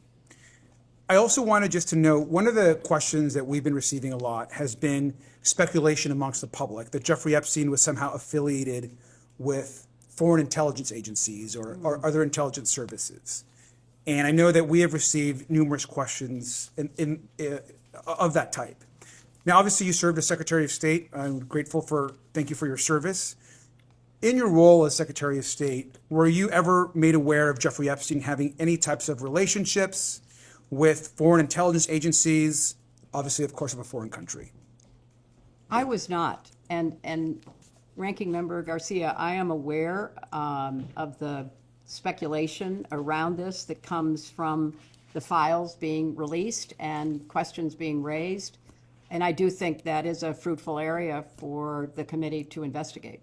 No, I appreciate that, because I'll say of the types of questions that we're receiving, the kind of conversation around whether Jeffrey Epstein had any ties to foreign intelligence or was working with foreign governments continues to come up. And so obviously, as Secretary of State, that would be something I would imagine you may or may not have information for. So I appreciate that response. Madam Secretary, just lastly, I want to also thank you for your testimony. And broadly speaking, you've probably been following just recently, and if this week, we've seen, and there's been reports that numerous files are missing from the group of files that have been released. For the record, only about approximately 50% of the total files have likely been released. The other percentage have been withheld for whatever reasons we're not really sure of and don't really understand. It's also been reported by numerous outlets this week that the FBI has removed files that are supposed to be made available to the Congress that include serious allegations of alleged abuse by President Trump, sexual abuse to a minor. Now, these are allegations that we know have been corroborated in other ways, and the media have reported on these, but these files themselves have been removed. Now, we view this as a very serious matter. I've personally looked for these files in the archive manifest that lists which files should be placed there. Those files are no longer there. And we have been calling on the DOJ and the Attorney General to release all of the files. I'm wondering if, in your experience, obviously in the U.S. Senate, as Secretary of State, if you've any response to the behavior of the DOJ in their withholding of critical information and the apparent removal of files that could suggest serious crimes by folks in this administration. Congressman, I appreciate your raising this issue, and I appreciated the statement that you put out when this became public knowledge, thanks to investigative reporting, which revealed it. And I think that this behavior by the Justice Department deserves the most thorough investigation that the Congress could carry out. As I understand the sequence of events, this committee subpoenaed the Justice Department, as well as the Epstein estate, as well as law enforcement officials from prior administrations, as well as my husband and me. The Justice Department refused to comply, which is what led to the passage by the Congress of the Transparency Act, which then was signed into law. And I think from the very beginning, the behavior of the Attorney General and her staff has demonstrated either a gross incompetence, which is bothersome because they are the keepers of information that should be evaluated for law enforcement purposes, or a clear cover-up because they are protecting the president and others. Either one of those should be the focus of this committee to try to get to the bottom. If they are incompetent and they are incapable of complying with the law that the Congress passed, we need to know that because they are falling down on the job. They have an FBI director who's more interested in drinking beer in a hockey dressing room after our team won the Olympics, rather than being responsive and complying with the law as it has been promulgated. So I don't think it's unfair to say that given the sequencing of the events, starting with the way that President Trump made the release of the files a key element of his 2024 campaign, the promise that he and then his attorney general made that the files would be released, then a walking back of that as they began to look at the files, an ignoring of what they had promised, including that they had a client list on the desk of the attorney general, reasonable people would have to assume they are engaged in a massive cover-up, which is infuriating. As an American, as a citizen, all of us should be, regardless of party, wondering what are they hiding.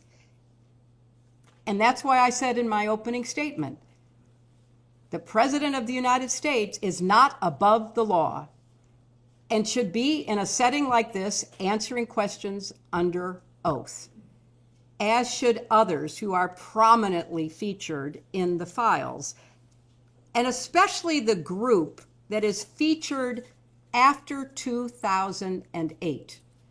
Because prior to 2008, when Jeffrey Epstein pled guilty to the watered-down charges that Alex Acosta negotiated and then was rewarded for in the first Trump administration with a cabinet position, there are so many unanswered questions. And I looked at the transcript of the Alex Acosta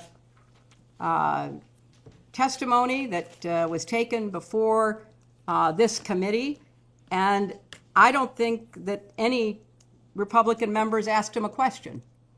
So you have to conclude that there is something rotten in the state of Denmark, or clearly the Justice Department, starting in the White House and at the top with the Attorney General. And this latest example of the missing files about the allegations, and they are absolutely nothing more than allegations, but the FBI interviewed that witness 4 times. You don't interview a non-credible witness 4 times. You don't put into the FBI reporting, protect this source, if you think there is nothing to it. So, of course, I would like to know, like every other American deserves to know, what is in those files and who is going to hold people accountable, because the Justice Department seems to be either unwilling or incapable of doing so. Thank you, Madam Secretary. Let me also just add one thing. You've probably also read reporting that Secretary Lutnick was pretty open in an interview about not having spoken to Mr. Epstein or interacted with him after 2005. And then we go on to learn that Secretary Lutnick not only went to the island, there were visits, they went into possible business together, communicated with his wife. So there were numerous interactions that happened after that interview. We believe that Secretary Lutnick should be in front of this committee answering questions, especially when he's choosing to essentially lie about his interactions with Mr. Epstein. Would you agree that Secretary Lutnick should come and testify? I think everyone that the committee sees playing a prominent role in the files should be deposed. That is your job. Your job is to try to get to the truth as best as you can determine it. And that should be the guiding principle, it seems to me, as to who you ask to come before you. Thank you.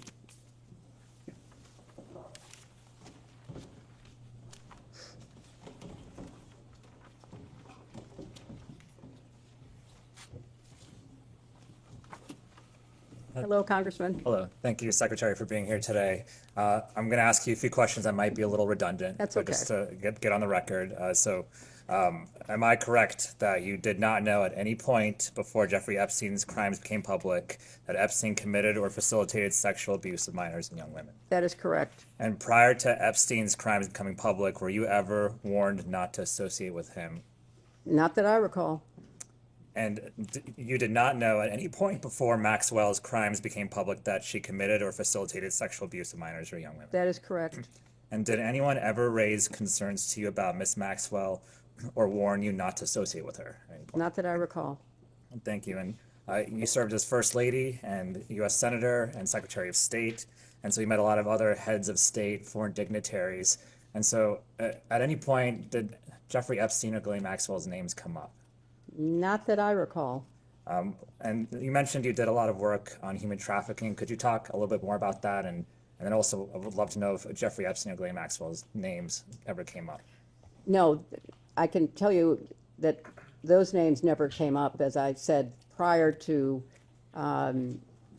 their crimes becoming public. I don't think people knew. Or if they did know, they were not sharing that. Or if they did share it with the FBI or the Justice Department, the investigations never went anywhere. So I don't know that anybody would have ever raised those names, and I don't know that anybody knew to even look into it.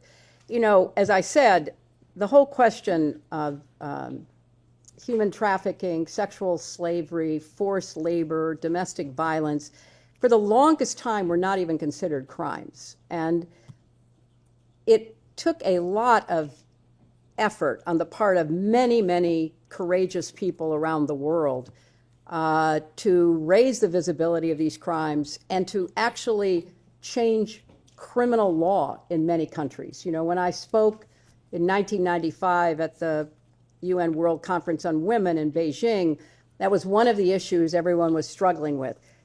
Domestic violence was considered cultural, not criminal. Sexual slavery was just something that happened. You know, young women were forced into prostitution. All of this was certainly known and was something that had gone on for, you know, centuries, thousands of years. But there became finally enough outrage and organizational impetus to begin to try to change that. And that's what I worked on when I was First Lady, because I really became aware as I traveled to Asia and Africa, even Eastern Europe, particularly after the fall of the Soviet Union, what a big criminal network was operating around the world to traffic people. And obviously we're here focusing on what happened to, you know, girls and women with being sexually abused, but it's also true that people were forced into labor in mines and fishing boats. I mean, this was a phenomenon that finally was getting attention. And we worked very hard to raise visibility. I mentioned the law that was finally passed in our country in 2000. There was also something called the Palermo Protocol, where nations came together to pledge themselves to change laws, to implement enforcement against trafficking. So it's been a long struggle, but we've tried to focus on preventing it, prosecuting it, and protecting the survivors, and we've made progress. But obviously, we're here today talking about crimes that still are happening even in our own country. I know the public wants names to be named, and I know this is a difficult question for you given your lack of a relationship with Epstein or Maxwell, but are there any names that you think we should be talking to at this point that haven't been out there already? I don't know any more than you do as to what's being exposed in the files. I saw where Congressman Massey stood on the floor the other day and said that he named 3 people, as I recall, that should be investigated. But there's a long list of people who may, even if they did not do something themselves wrong, because of their association with Epstein, might have credible information for your committee. And final question, you've expressed a desire for this hearing to be public. I just love to hear sort of an explanation for why. Look, I think sunlight is the best disinfectant. I think as much as we can do in public, we should do. And I've testified before Congress many times, before you were there, and it was always in public. I mean, that's what we did. I testified, and I was on the other side of the table asking questions in public, except for something that was classified that couldn't be in public. What we did was in the sunlight, in front of the press, because people, namely our constituents, deserve to know what we are finding out and to go along with us, with few exceptions, to understand, what the Congress is doing. So I believe for a long time, I think we should be testifying in public, and I think it would benefit this committee for people to see that you're actually doing things, and especially if you call people who have some credible information for you, that you are committed, regardless of the cover-up in the Justice Department or whatever directions the DOJ is getting from the White House, you are determined to find out the truth. Thank you.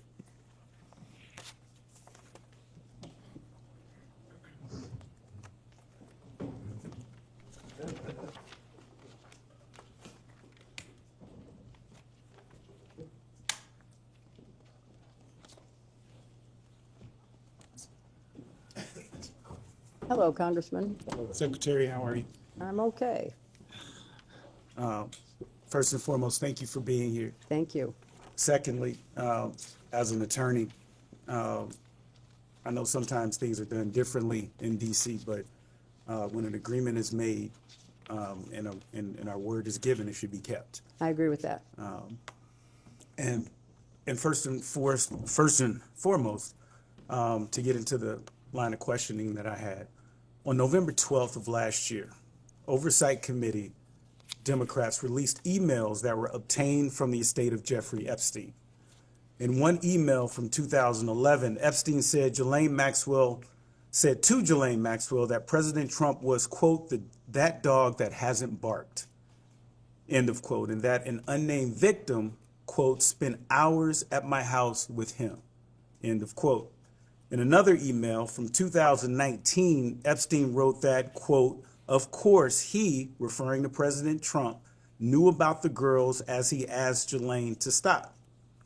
2 days later, President Trump directed Attorney General Pam Bondi to investigate President Clinton and other prominent Democrats in order to distract from his own close ties to Jeffrey Epstein.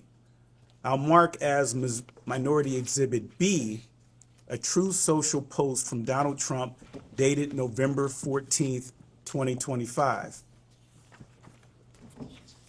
And I think you have that now. As you can see, President Trump's post refers to Jeffrey Epstein's crimes against young girls and women as the Epstein hoax, end of quote. His post also completely ignores several other high-profile individuals, including Republicans and allies of President Trump, who are known to have had relationships with Epstein.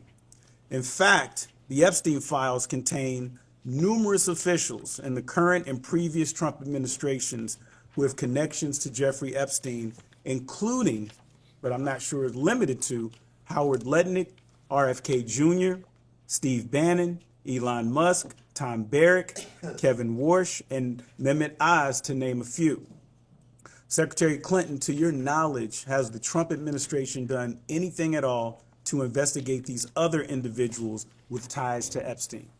Congressman, I know of nothing, just reading the press. I obviously have no inside information that there has been any effort whatsoever to investigate the names that you just mentioned or any others who might have credible information about Jeffrey Epstein's crimes.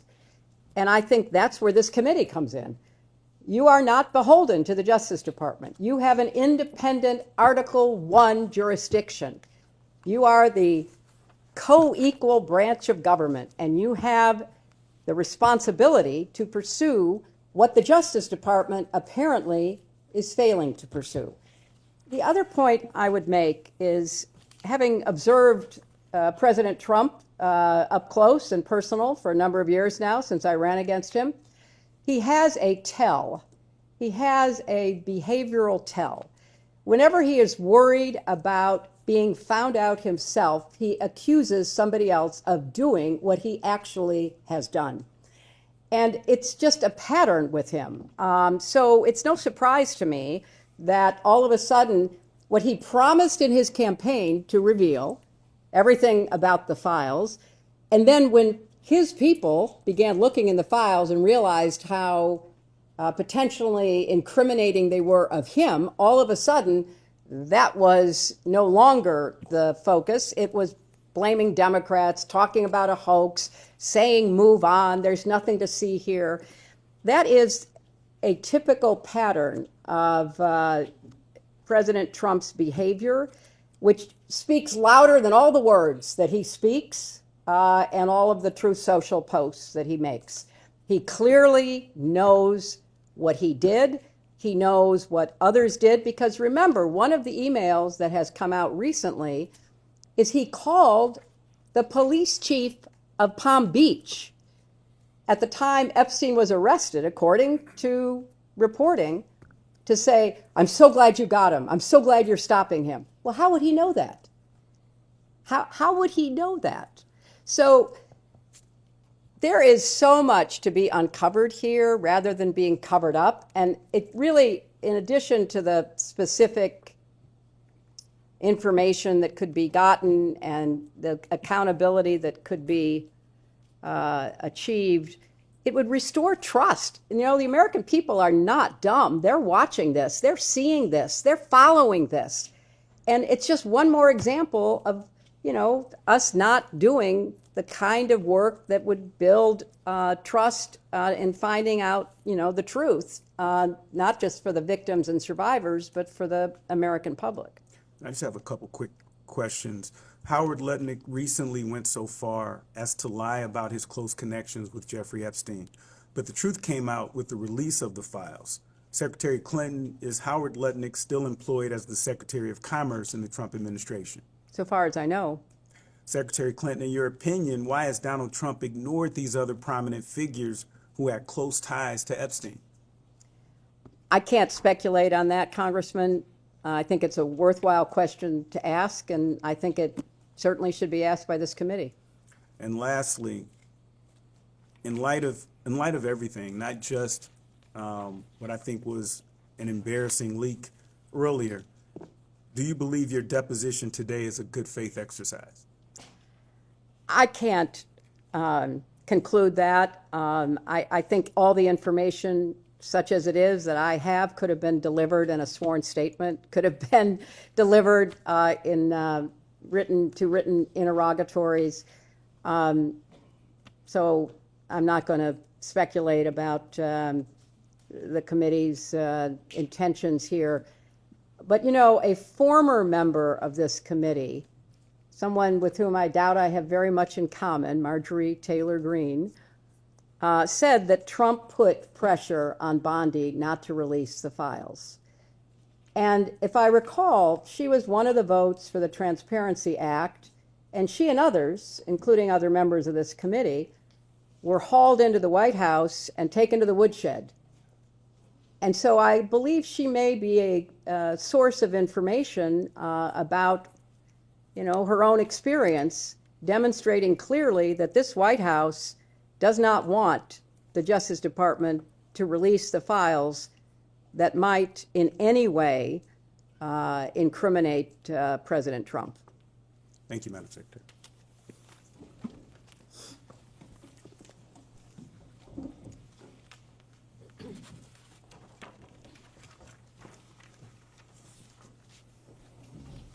Thank you so much for being here, Madam Secretary. Some of this was briefly touched upon, but as you know, there is wide speculation among the public that Jeffrey Epstein may have been affiliated with domestic intelligence agencies and services. Alex Acosta, for example, Secretary of Labor in the first Trump administration, allegedly said that Epstein, quote, belonged to intelligence, end quote. We know that Acosta has denied the statement, but it nonetheless raises questions about Epstein. You obviously served in a variety of highly sensitive positions, allowing you to access some of our nation's most sensitive and secretive information. Either during or after your time in government, were you ever made aware of Jeffrey Epstein having any kind of relationship, directly or indirectly, with a United States intelligence agency or service like the CIA? I was not, but obviously I served in the Senate and don't recall anything like that ever being presented. I was on the Armed Services Committee, so perhaps there might have been a mention if there was any relevance, and in the State Department, I don't recall any information like that at all. And were you ever made aware of Ghislaine Maxwell having any kind of relationship with an intelligence agency or service of the United States? Thank you. Now, during the committee's deposition of former Attorney General Bill Barr, he indicated that, quote, many American businessmen who have foreign contacts sometimes will talk to intelligence agencies and provide information to them.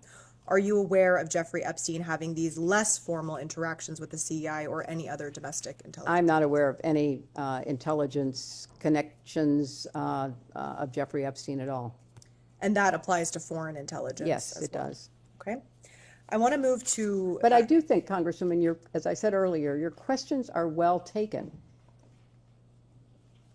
There are so many threads of this investigation that need to be followed. You are talking about the intelligence. We have talked about the sexual abuses. And we also should be following the money. One of my former colleagues, Senator Wyden, is trying to get out of the Treasury Department records about Jeffrey Epstein's financial transactions. The Congress should, and this committee certainly should, subpoena the Treasury Secretary for the information that Senator Wyden has compiled. In my experience in the Senate, Senator Wyden is a thoughtful, careful investigator. If he says there's something there, I would take it to the bank. And so follow the money. Follow these foreign involvement intelligence potential. Whether they're true or not, I don't know. And of course, follow whatever leads you can get out of the emails and other information that are being put forth by either DOJ or the Epstein estate or anybody else on, the crimes that he committed. Thank you. That brings us to the issue of transparency, which is related to what you just said. You and President Clinton have been very clear about your desire to testify publicly before this committee. In fact, on February 5th, 2026, you posted on social media, quote, if you want this fight at Rep. James Comer, let's have it in public. You love to talk about transparency. There is nothing more transparent than a public hearing, cameras on. Secretary Clinton, why is it important for you to testify before this committee in a public setting? Well, first of all, I believe in public testimony. I believe that the public has a right to know what its elected members of Congress are investigating and legislating. Having served for 8 years, I think it is useful as a member to do a hearing in public because you're going to learn things by the coverage of it, by the response that you get from people. This hearing, if it were in public, maybe your question about intelligence, maybe somebody watching it would have said, oh my gosh, I just remembered having a conversation with Foreign Minister X or Prime Minister Y, and that person mentioned Jeffrey Epstein. Most people are not going to look at the video, they're not going to read the transcript, but they will follow a live public hearing. So I think it actually enhances the work that those of us who've been privileged to serve are doing and can do. So to me, it is just an absolute prerequisite for doing the kind of legislative and investigative work as effectively as possible by doing it in public. And did you know that you would be photographed today? No.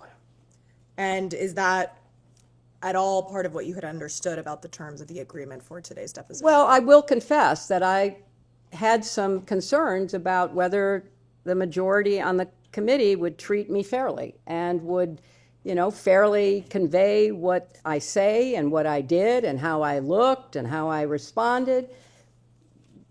So yes, I did have a concern, and when we learned about the photos being taken not by a staff member, but by a member, it was shocking and very disappointing. So if it were in public, we wouldn't have that debate. You know, everybody could see the same thing that the congresswoman saw. I'm sitting here, sometimes I'm smiling, sometimes I'm frowning, sometimes I look good, sometimes I don't. That's all in public. Everybody can have the same view rather than, you know, an angled photo and all the rest of it. So it was disappointing, and I regret that it happened and it violated your rules, but that's not the real concern I have. The real concern is get busy. Focus on the people that have something to tell you, that can tell you about intelligence, money, and crimes, and get them before you, and whenever possible, do it in public. And finally, do you think that Donald Trump should be deposed by this committee? Absolutely. You know, I was a lawyer, and as a lawyer, you would look for pattern and practice. If you were deposing a witness in a case that you were trying, if you were in court, what did you know about this person?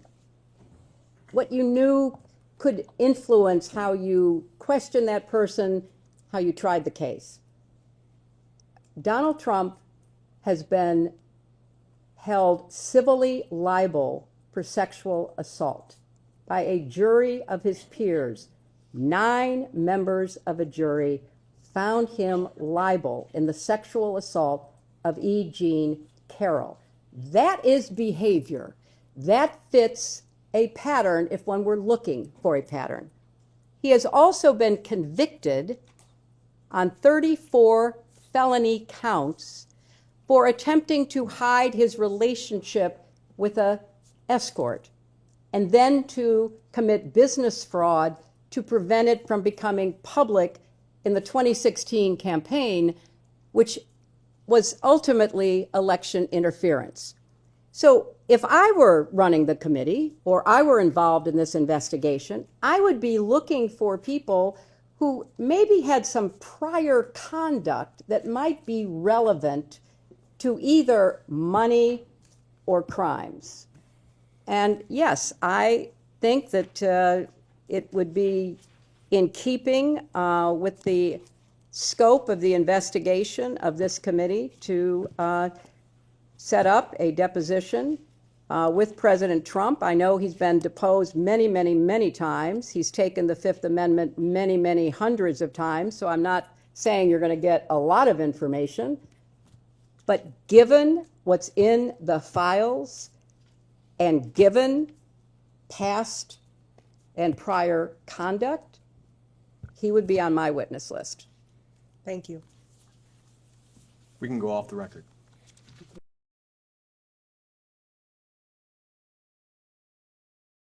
All right, we'll go back on the record. It is 2:49 p.m. I believe Chairman Comer has something he would like to say. Yes, and thank you, Madam Secretary, and we appreciate what you said in the last round of questioning. I want to be very clear. This committee is taking this investigation very seriously. We are following the money. We have a history of doing that over the past 2 years. I wrote the Treasury Department requesting suspicious activity reports related to Jeffrey Epstein. Treasury has been in full compliance, and our staff has spent untold hours reviewing those documents. I know the minority staff have also reviewed those documents. Anytime we subpoena anything, both sides get it. Based on the suspicious activity reports, I then issued subpoenas to 2 banks, Deutsche Bank and JP Morgan. The banks, those 2 banks are also in compliance and continue to produce thousands of pages of records. And I will say this before I turn it over to Representative Mace. This investigation is made very difficult when witnesses drag out negotiations for more than 6 months and violate their duly issued subpoena. So that's one reason when we're dealing with very powerful people that have the best attorneys out there, it's very difficult when it takes 6 months to get witnesses in. So I just wanted to mention that, and I'll yield to Ms. Mace. Thank you, Mr. Chairman. Madam Secretary, thank you for returning this afternoon. Secretary Clinton, is your husband someone the committee should investigate? My husband will be here tomorrow. You'll have a chance to ask him questions. So my question is your husband someone this committee should investigate? Asked and answered. Apparently you are. You've subpoenaed him. He's going to be here tomorrow. In your testimony before the break, you discussed why you believe President Trump should testify before our committee due to a, quote, pattern of behavior, end quote. You testified that a pattern of behavior warrants accountability. So I want to make sure I understand your standard correctly. The pattern of behavior you describe includes being held civilly liable, indictments, sexually deviant behavior, correct? Yes. In 1998, your husband was found civilly liable for sexual misconduct with Paula Jones and settled for $850,000. Is that correct? Yes. By your standard of pattern of behavior, should your husband testify before this committee? He is testifying tomorrow. On December 19th, 1998, President Clinton was impeached on charges of perjury and obstruction of justice, which directly related to his extramarital affair with Monica Lewinsky. Is that correct? Yes. And your husband was impeached for perjury related to sexual behavior, correct? I didn't understand what you said. Your husband was impeached for perjury related to sexual behavior, his sexual behavior. He was impeached for several reasons, and then was acquitted in the Senate. And your husband flew on Jeffrey Epstein's plane 17 to 26 times, correct? He made several trips with different legs on the trip, as I recall. But he flew on Jeffrey Epstein's plane Yes, he 17 to did. 26 times? Mhm. Were you aware that Secret Service was dropped on some of those flights? That is not my understanding. Where they were not on some of those flights? That is not my So understanding. your understanding is that Secret Service was on all of the flights that President Clinton was on? That is with my Epstein? understanding. By this standard of behavior, multiple credible accusers, including Juanita Broderick, who alleged rape against your husband was disbarred in Arkansas, lost his law license before the Supreme Court, flew on Epstein's plane dozens of times, visited Epstein's island. That is not true.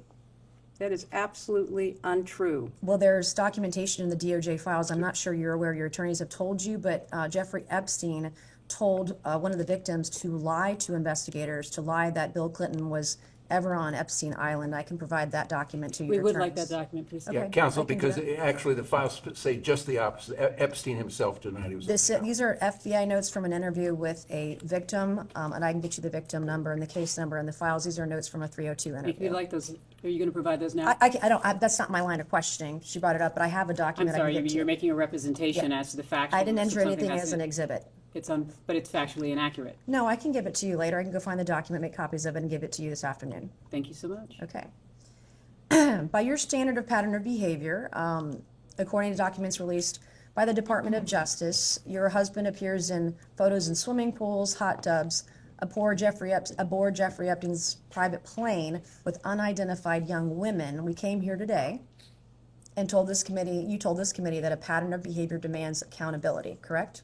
I said that I believe the committee should call anyone who had a substantial pattern and practice of contact with Jeffrey Epstein and his crimes before they came to light. Does that include your husband? And after they came to light. You're going to have a chance to question him tomorrow. So I'll ask you again, by the standard you just set, in your own words just now, does this standard apply equally to your husband or only President Trump? I have said that my husband has been subpoenaed. He will appear. He will answer your questions to the best of his ability. But there is no evidence whatsoever of any connection with Jeffrey Epstein's crimes. And I think that that will be obviously apparent in the questioning. What makes you so sure of that then? I mean, he's photographed with... Objection No, is to speculate on something that's not evidence. It is so speculative. I mean, swimming in a pool, sitting in a hot tub, there are millions of people who do that without any improper behavior or certainly committing any crimes. So I Do you think most of the men are like your husband that did anything wrong? Why were they being surrounded by young women, giving them massages on Jeffrey's private estate or private plane? Are they all innocent then? You know, you are making assumptions in your questions that have not been proven and I don't believe are provable. Okay. Why did you wait 6 months to have this hearing today or have this testimony? You know, I've answered that. I thought that given the way that other witnesses who were subpoenaed at the same time were being treated, that there was an unfair treatment of both my husband and myself. And I thought that, especially from my perspective, I had very little, if any, information to provide you, and that I could have done it in a sworn statement, and you could have moved on to depose somebody else who might have more information that would be beneficial to your I have two more investigation. questions, then we're going to pass it to Congresswoman Luna. After Jeffrey Epstein was convicted, did it concern you at all that you had taken a substantial amount of money from Jeffrey Epstein? That's an inappropriate assumption. I did not take a substantial amount of money from Jeffrey Epstein. So far as I know, Jeffrey Epstein contributed to the joint committee that was supporting my Senate race. Which was how much? I believe I was told $20,000. And you don't consider $20,000 substantial? I do not consider it relevant to me because I have no recollection that I ever knew that he gave any money to So the you joint didn't talk committee. to your donors that gave $20,000 to your campaign? My understanding of the rules back then is that there was no coordination between the committee and the campaign. So, no, I have no recollection. But that doesn't of mean knowing you that. can't speak to your donors. That doesn't prohibit, the law does Don't- not prohibit you speaking to But donors. I didn't know he was a donor. As far as I knew, he was not a donor until I learned this in Did it preparation concern you for at the all that Ghislaine testimony. Maxwell was heavily involved with people you knew and were close to? I knew people that I knew her. Yes, that's true. And you just shrugged, you didn't want to look into it or have any Nobody, question about it? until her crimes were revealed and she was indicted and tried and convicted, I don't think people knew very much about at all And what then she how do was you know doing. Howard Lutnick?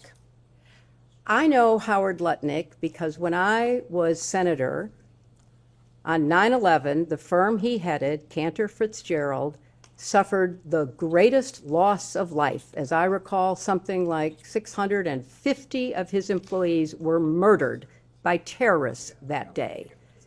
Howard Lutnick missed being a victim because he was delayed dropping know his that. I child asked off him. to No. kindergarten. You asked the question. I'm going to answer your question. Now you're gonna yell This at was me? what I spent You're my going to yell at time me. doing. I'm a I survivor spent trying to look out for other Well, survivors, trying to and get I them was out of it. taking care You of waited the 6 people months who to lost get here today. 3,000 6 months, lives and now you're being at World defiant Trade and Center. indignant today. You asked me I have about met Howard with Epstein Lutnick. survivors. I'm a survivor myself. You have emails. You've denied that Jeffrey Epstein, that you tried to get Jeffrey Epstein to give money to you. I did but not. Howard Lutnick was If used you to have an get email money. with me asking Jeffrey I Epstein have for an money, email from Howard Lutnick sending it to what's Jeffrey the question? Epstein and his What's the- people to I raise don't- money for I don't you know about- for an event, an intimate event for you at his offices Well, at Cantor Fitzgerald. You're well, going to sit if here you- today if you would and, let me and, finish. and obfuscate and say to this committee, you didn't try to get money from Jeffrey I didn't. Epstein when I there was didn't. an intimate event in an email that Howard Lutnick emailed to Epstein's people and Epstein to get him to come to your intimate event at Cantor Fitzgerald, a very small event. And so I'm not going to public. You want to yell at me, that's fine, but I'll yell right back. Well, okay? I am looking out for it's survivors. very- I'm doing look- the job that you would not do and refuse to do as Secretary of State. Thank you, and I yield back to no, Congresswoman. I'm going to finish answering the question, which I have a right to do. I am very sympathetic to your personal situation. I have read about it. I have seen you testify or speak on the floor about it. And I very much sympathize with not only what you went through, but appreciate your effort to stand up for survivors. I was a senator representing the people who were murdered on 9/11. Nobody lost more people than Howard Lutnick. You can say whatever you want. You can call him and have him appear before the committee. But I knew him as the man who lost the employees that he knew intimately, including his brother. And he was a So go-between I between worked. you and Let Jeffrey her finish Epstein her raising answer, money for please. you. Let her finish her answer. You know what? If you don't want to hear what emotionally affected me, that's fine. But that's why I know Howard Lutnick.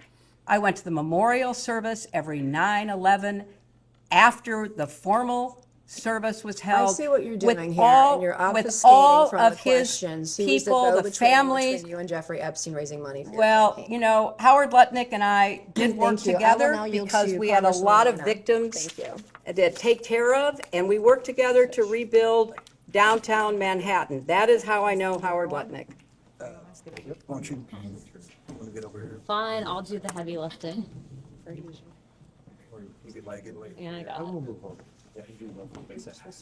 Yeah. And I guess Miss Luna, Miss Luna. Secretary Clinton, thank you for being here today. Thank you, Congresswoman. President Clinton has stated that he severed ties with Epstein around 2005, prior to 2008 conviction. Were you involved or informed of any communication, emails, calls, or meetings related to distancing the foundation and/or your family after those 2008 convictions? I was not. You had mentioned that this committee had avoided calling people to testify who should be sitting here. I would like to show you some emails. If the staff could please pass out to the members and the secretary EFTA 00878421 and EFTA 0070586, please, so she can see it. This will be exhibit 14 and 15 for the majority. I'll wait till you get them so you can see them. Thank you. Thank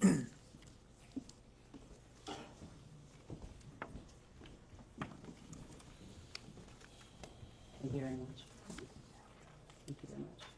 Okay. Yes, we want. There's two, are there two separate? Yes. Thank you.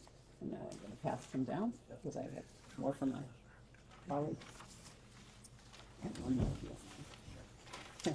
Thank you so much, I appreciate that. They're the same, there's two different documents. There's that are two, here. yeah, there are two emails, both different EFTAs. Secretary Clinton, would you please read EFTA 0070586? Just, you don't have to read from, it's to Jeffrey Epstein, but can you read the context of the email? Sorry, could you state the number again? Is the number at the bottom? Yes, it's at the bottom. It's EFTA 0070586.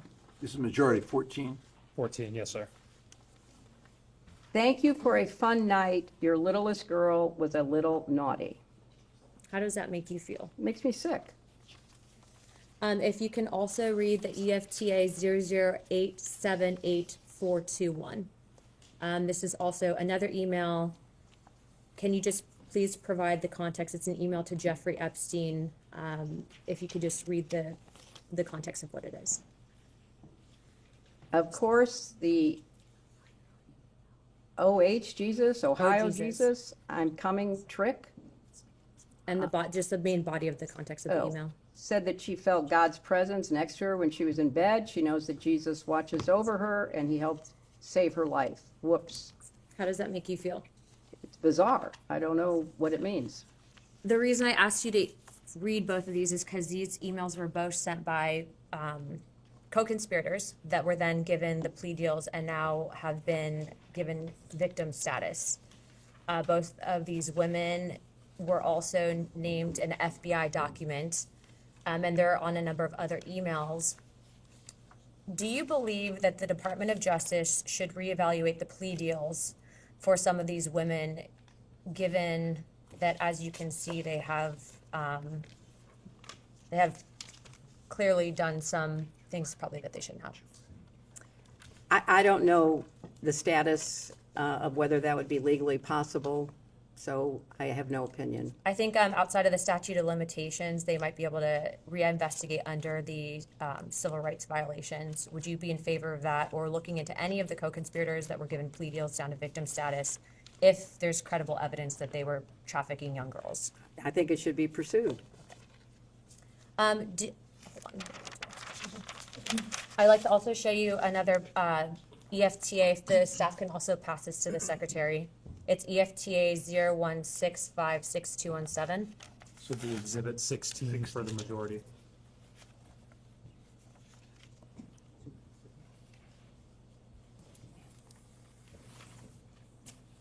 And I'd also like to reflect on those previous EFTAs. The EFTA 0070586, that was actually sent by a woman by the name of Susan Hamlin. And then the other EFTA 0087841 was sent by a woman named Nadia, who's also listed in other files as well. Is it single pages? Oh, sorry.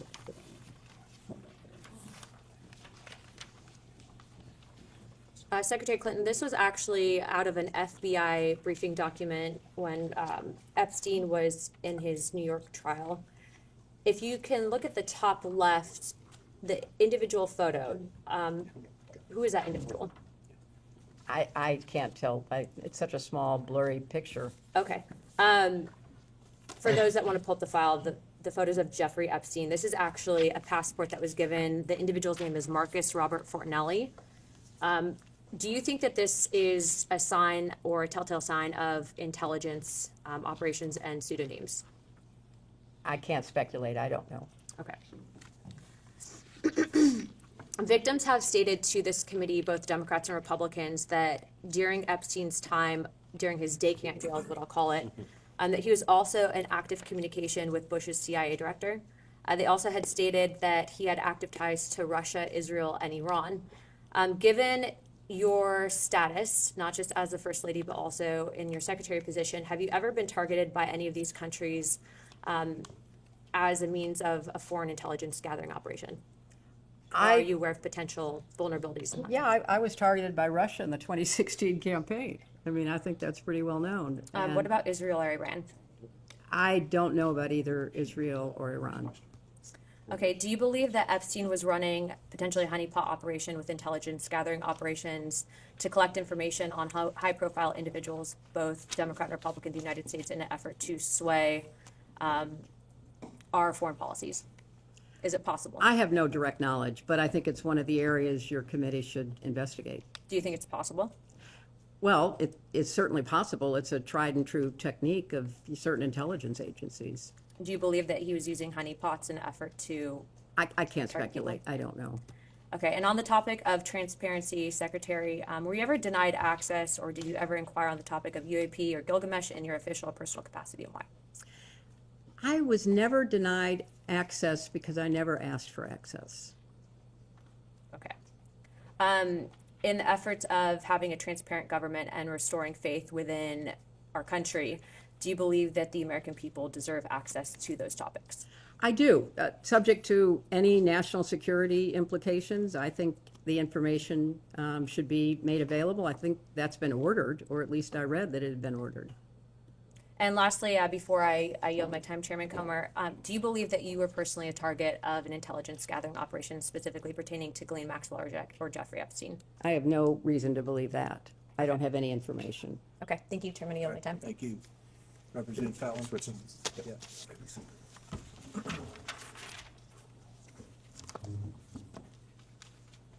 Can you get in front of me now? I'll just- Okay, all right, good.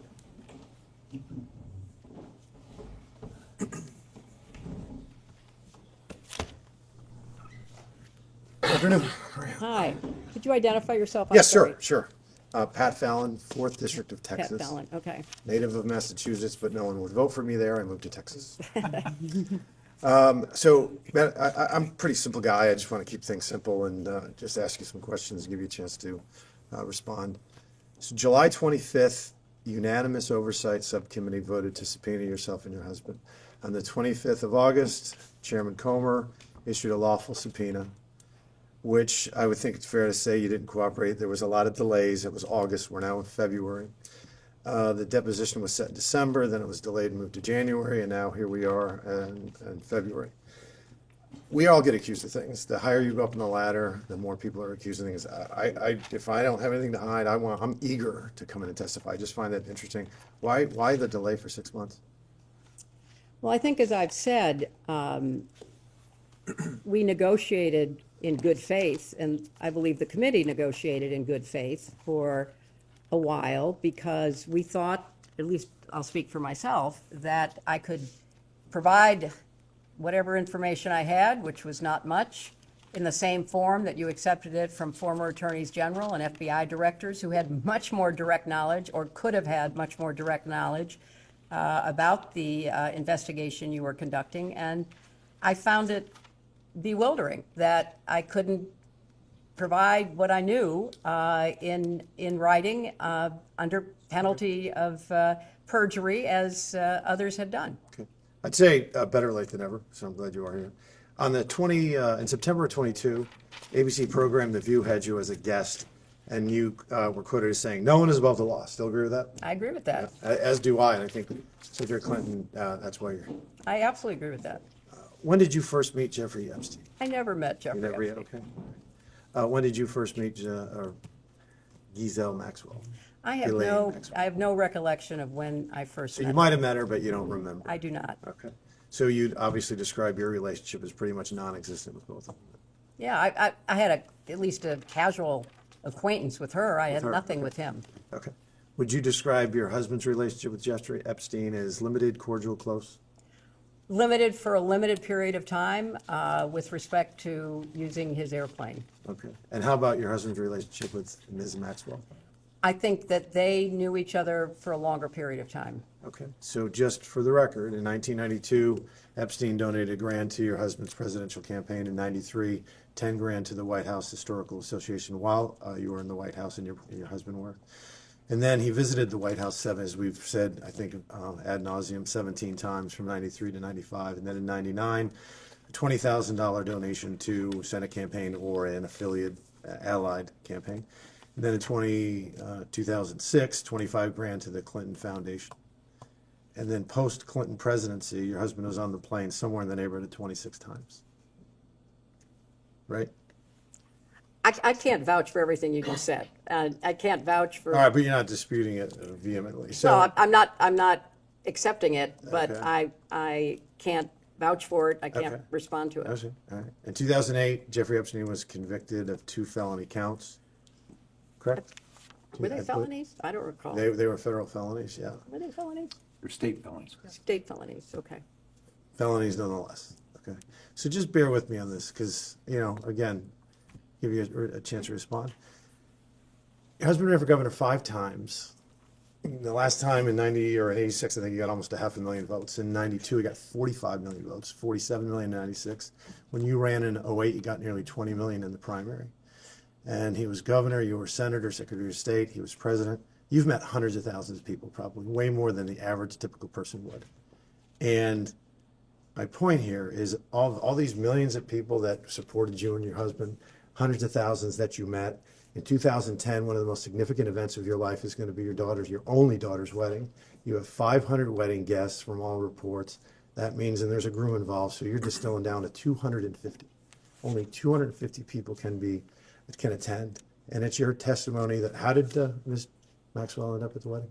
She was the guest of Ted Waite, who was a longtime friend of our family. So it was just an odd coincidence that she was at one of the most, no, I mean, that's fine. If that's your testimony, that's your testimony. I was not telling my dates who their guests could, or my guests who their dates could be. It's just an odd coincidence. Okay. See, would you describe your husband as a smart guy? Excuse me, are you asking her to testify about her husband I'm not. instead of, because he's going to be here tomorrow, so you can you ask think questions he's- to the witness Ma'am. that is for her, but it seems to me that you are asking questions that Counselor. are requiring opinion. Can you ask a question that is? How long have you with been respect to married? fact? Can I ask that? Oh, do I have to answer that? 50 years. He's a pretty smart guy by all accounts. Would you agree with that? Highly intelligent. I think he is. I didn't vote for him, Well, but I think he then is. I will. We're going to concur agree on with that? your I mean, I don't opinion. think that's controversial, Counselor, because everybody that I've ever met that has met your husband and has firsthand experience describes him as the smartest guy in the room when you're in the room. Very smart, scary recall. Like if he meets you 20 years later, he remembers what you wore, what they were saying, which is a great tool and asset when you're a politician. I don't think that's, so with this great recall, I'm sure it served him well in his political career. So I just find it surprising that in January 26, y'all sent a joint letter from you and him where he asserted that he, quote, didn't recall encountering Mr. Epstein or any specific interactions with him while in office. That was his recollection. Okay. But even though we've established that he was in the White House, Epstein, I'm talking about 17 times, and there's a public report that there were personal tours given, not only the White House, but even the residence. And somebody that smart just happened not to remember any of it. This witness can answer questions about her own declaration, about what she recalls or knew. Again, the president is going to be here tomorrow. All right, so he well, can answer your client talked about patterns in practice. And Bill Clinton, her husband, said that he doesn't remember meeting Epstein during his time in office.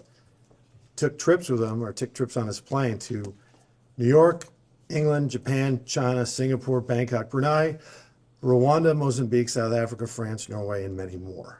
So it's really not a question of where they went together, but where they didn't go together. Do you know the colloquial name for Little St. James Island? No. It's Epstein Island. Okay, I'll refer to it in both contexts. To your knowledge, did your husband ever visit Little St. James Island? Not to my knowledge. Okay. Do you know who Doug Band is? He worked for my husband, yes. So by reports on the press, he was a key architect of the Bill Clinton post-presidency, a top aide, the body man, the fixer, a counselor, and a close advisor. Would you disagree with any of those? He worked for him in a number of capacities. About 10 years, 02 to 12, I think it was. He worked for him, I Decade, don't know. Give or take, I fair can't to answer say, that. give or take a decade? Mm. Okay. He's on the record as asserting that Mr. Clinton did indeed visit Epstein Island. Do you think he's lying? Yes. Okay, why would he lie? I don't know. You'd have to ask him. Okay. And then, Virginia, have you heard of Virginia? I'm sure you didn't meet her, but have you heard of Virginia Giuffre? I've heard about her in She the was press I coverage. didn't ever meet her. Yeah. She was a victim of Epstein. Tragically, she didn't survive. She's no longer with us. She testified under oath that she saw Mr. Clinton on Epstein Island 2 separate occasions. You think she's lying? Or at least I have inaccurate? no information whatsoever that he was ever on the Just, island. just trying to be fair, why do you think that is? I mean, that's my question. I'm not I don't going to care. offer opinions. All I right, don't, that's I don't fair. have any Okay. information. Further to your point earlier about practices and patterns, now there's a third person, Steve Scully. Have you ever heard of him? Who? Steve Scully. Steve Scully? Yes. I know of a Steve Scully who was at Apple. He was an IT contractor on the infamous aforementioned island. He also asserts that he saw Mr. Clinton, and this is a quote from him, lounging around the porch area of Little St. James Villa. It's just oddly specific. Do you think this third person was lying as well? I don't know information about You'd Mr. see how that Scully. would, I wanted to ask you that because I find that odd. It's a pattern in practice, as you mentioned. Have you ever visited Epstein Island or Little St. James Island? No. Okay, so just to be clear, it is your testimony that, for instance, you never flew in a private plane, flew into St. Thomas Airport, and then didn't enter the terminal, but instead boarded a helicopter to Little St. James Island. You never did that? I did not. Okay.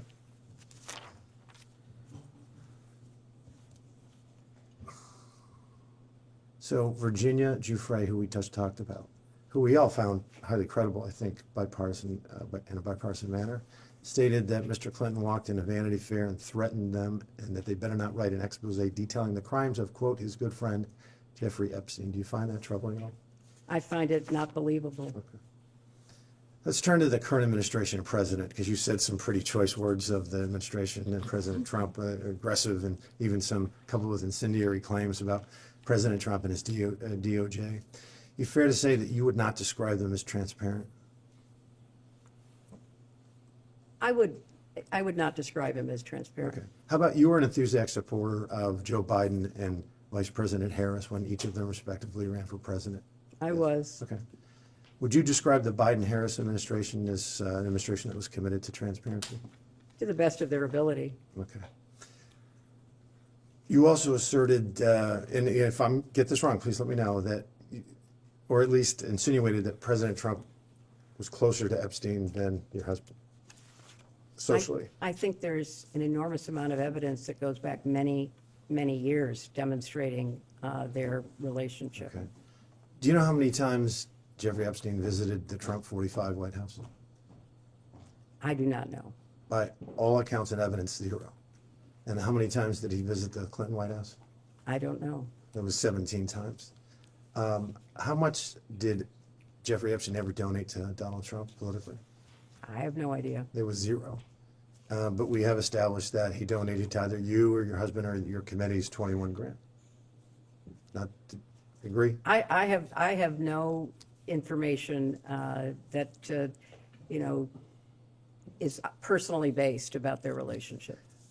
Jeffrey Epstein donated $35,000 to foundations. One was a $10,000 donation to the White House Historical Society in '93 when the Clintons, your family, was in the White House. He donated, and then there was that 2006 donation for 25, or 2006 donation to the Clinton Foundation. He's donated, similar to the Trump White House, never, no foundations either. How many pages of the Epstein files were released by the Oversight Committee in 2021 to 23 when the Democrats were in the majority? I have no idea. It was 0. But there was also an ongoing investigation of, I believe, Ghislaine Maxwell during that time period. So the answer is, I can share with you, is 0. How many pages did the Biden Department of Justice release from the Epstein files from 21 to 25? I have no personal information. I have read that because of the trial of Ghislaine Maxwell, that was not done, but I have no personal information. Yeah, okay. Well, that was zero, and that ended quite a little bit ago now. There were no images and there were no videos. When you compare the GOP Oversight Committee, when we took over in January 23 to present, there were 65,000 documents that had been released. And then how many videos? There was nothing under the Biden administration. There was no images as well. There's been 180,000 images, 2,000 videos, and now over 3 million pages. So when you compare them, that's an odd definition of who's transparent and who isn't. Last thing, we have established that there's a $20,000 donation that Jeffrey Epstein made to an affiliated allied campaign to get you elected to the presidency. Have you returned that or donated that? Once, like he got convicted in 2008 of 2 felony counts. Have you ever returned that $20,000? It didn't come to my campaign. I was not So you've never of that. donated that to charity? That's $20,000. I've donated many, Would be good many to hundreds donate of it perhaps thousands of dollars. to Congressman, victims. I'd like to know the facts in the record that shows that Jeffrey Epstein donated to her presidential campaign. No, he's talking about the Senate campaign, I think. Yeah, I'm sorry. He was and talking not about presidential campaign. Oh. Yeah. 1998 was the Senate. You're right. I stand corrected. But yeah, I think that would be a nice gesture. I yield. Right. Next up, Representative Cloud from Texas.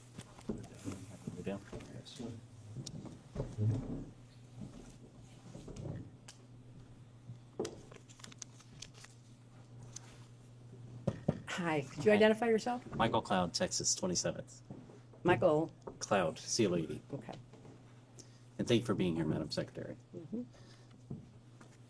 You were asked if Jeffrey Epstein played a role in shaping the Clinton Global Initiative. Is it correct to say that you have mentioned that you do not know whether this was the case or not? I have no information. We have a letter, of course, from Epstein's lawyer stating that he was, and I quote, was part of the original group that conceived the Clinton Global Initiative. If you do not know, who would know? I don't know because I was not involved. You don't know who was involved in the Well, my beginning? husband obviously was involved. So your husband would know at least? Well, you certainly can ask him. Okay. Similarly, you've mentioned that you do not know how funds were recruited at the Clinton Global Initiative. Is that an accurate understanding of your testimony today? No, donations were made. Lots of donations. Many individuals, groups, businesses, philanthropies have donated to the Clinton Global Initiative. Sure, yeah. What was the process of recruiting those donations, I guess, or what's your understanding of it or your involvement in it? Some of it was spontaneous. Some of it was through the team that helps to raise money. It's a combination of supporting charitable work. Do you know if Jeffrey Epstein was involved in helping I have find no donors, reason to recruit believe donors? that. I don't know. You don't know if he was involved in donor relations in any way? I have no, as I say, reason to believe it, but I don't know. Do you know who would know? The people who were involved in raising the money, but I was not involved with CGI in those early years. What about when you were there? I have no knowledge that Jeffrey Epstein was involved at all. How many roughly staff members are there in the Clinton Global Initiative? It has varied over the years, Sure. but hundreds, And involved with donor relations? dozens, I suppose. Dozens? Okay. As best as we know, it's been publicly reported that in 2024, Ghislaine Maxwell, or Ghislaine, I think is how it's pronounced, arranged and wired $1 million to Publicist Group for the inaugural CGI event, referring it to it internally as, quote, the Clinton Project. Epstein was copied on related emails and questioned the timing and destinations of the funds. Were you aware of this $1 million payment? I was not. Were you aware of it before today? No, well, in Am I breaking this preparing for in this. preparation? Mhm. You were made know. Okay. Do you know who would have known? I don't even know if it's true, so I have no way okay. of telling you. You don't know who at the Clinton Global Initiative, what staff would have handled $1 million donors or It didn't go it went to a group called Publicis, which Right. is not the Clinton Global Initiative, so Right, I would right. not know. Well, the email said it was for the Clinton project, so. First of all, I have no idea whether that's true, and secondly, it went to a third party. Maxwell was honored and given complimentary access at the 2013 CGI conference for, quote, ocean conservation work, years after public allegations against her and Epstein were public. Were you involved in approving participants or honorees at the CGI events? I was not, but I don't know that there were public allegations at that point in time, so I can't respond to that. So you were not involved in approval? I was not. You didn't know who was going to be honored at the events? No, I was not. Okay. Do you know who would have known? Whoever was the staff at the time, but there's been a lot of staff turnover over, 20 plus years. A number of things you've mentioned today, you've mentioned you have not been able to recall. And that's understandable. Is it possible that any of the information that you have not been able to recall would have been found in the 30,000 or 30,000 emails that went missing? No, I don't believe so. I had no reason to believe that, so it's not that I'm not recalling things that were there. I don't recall at all. Okay. Right. Unfortunately, I have to catch the point. Thank you for your time. Next will be Representative Timmons from South Carolina.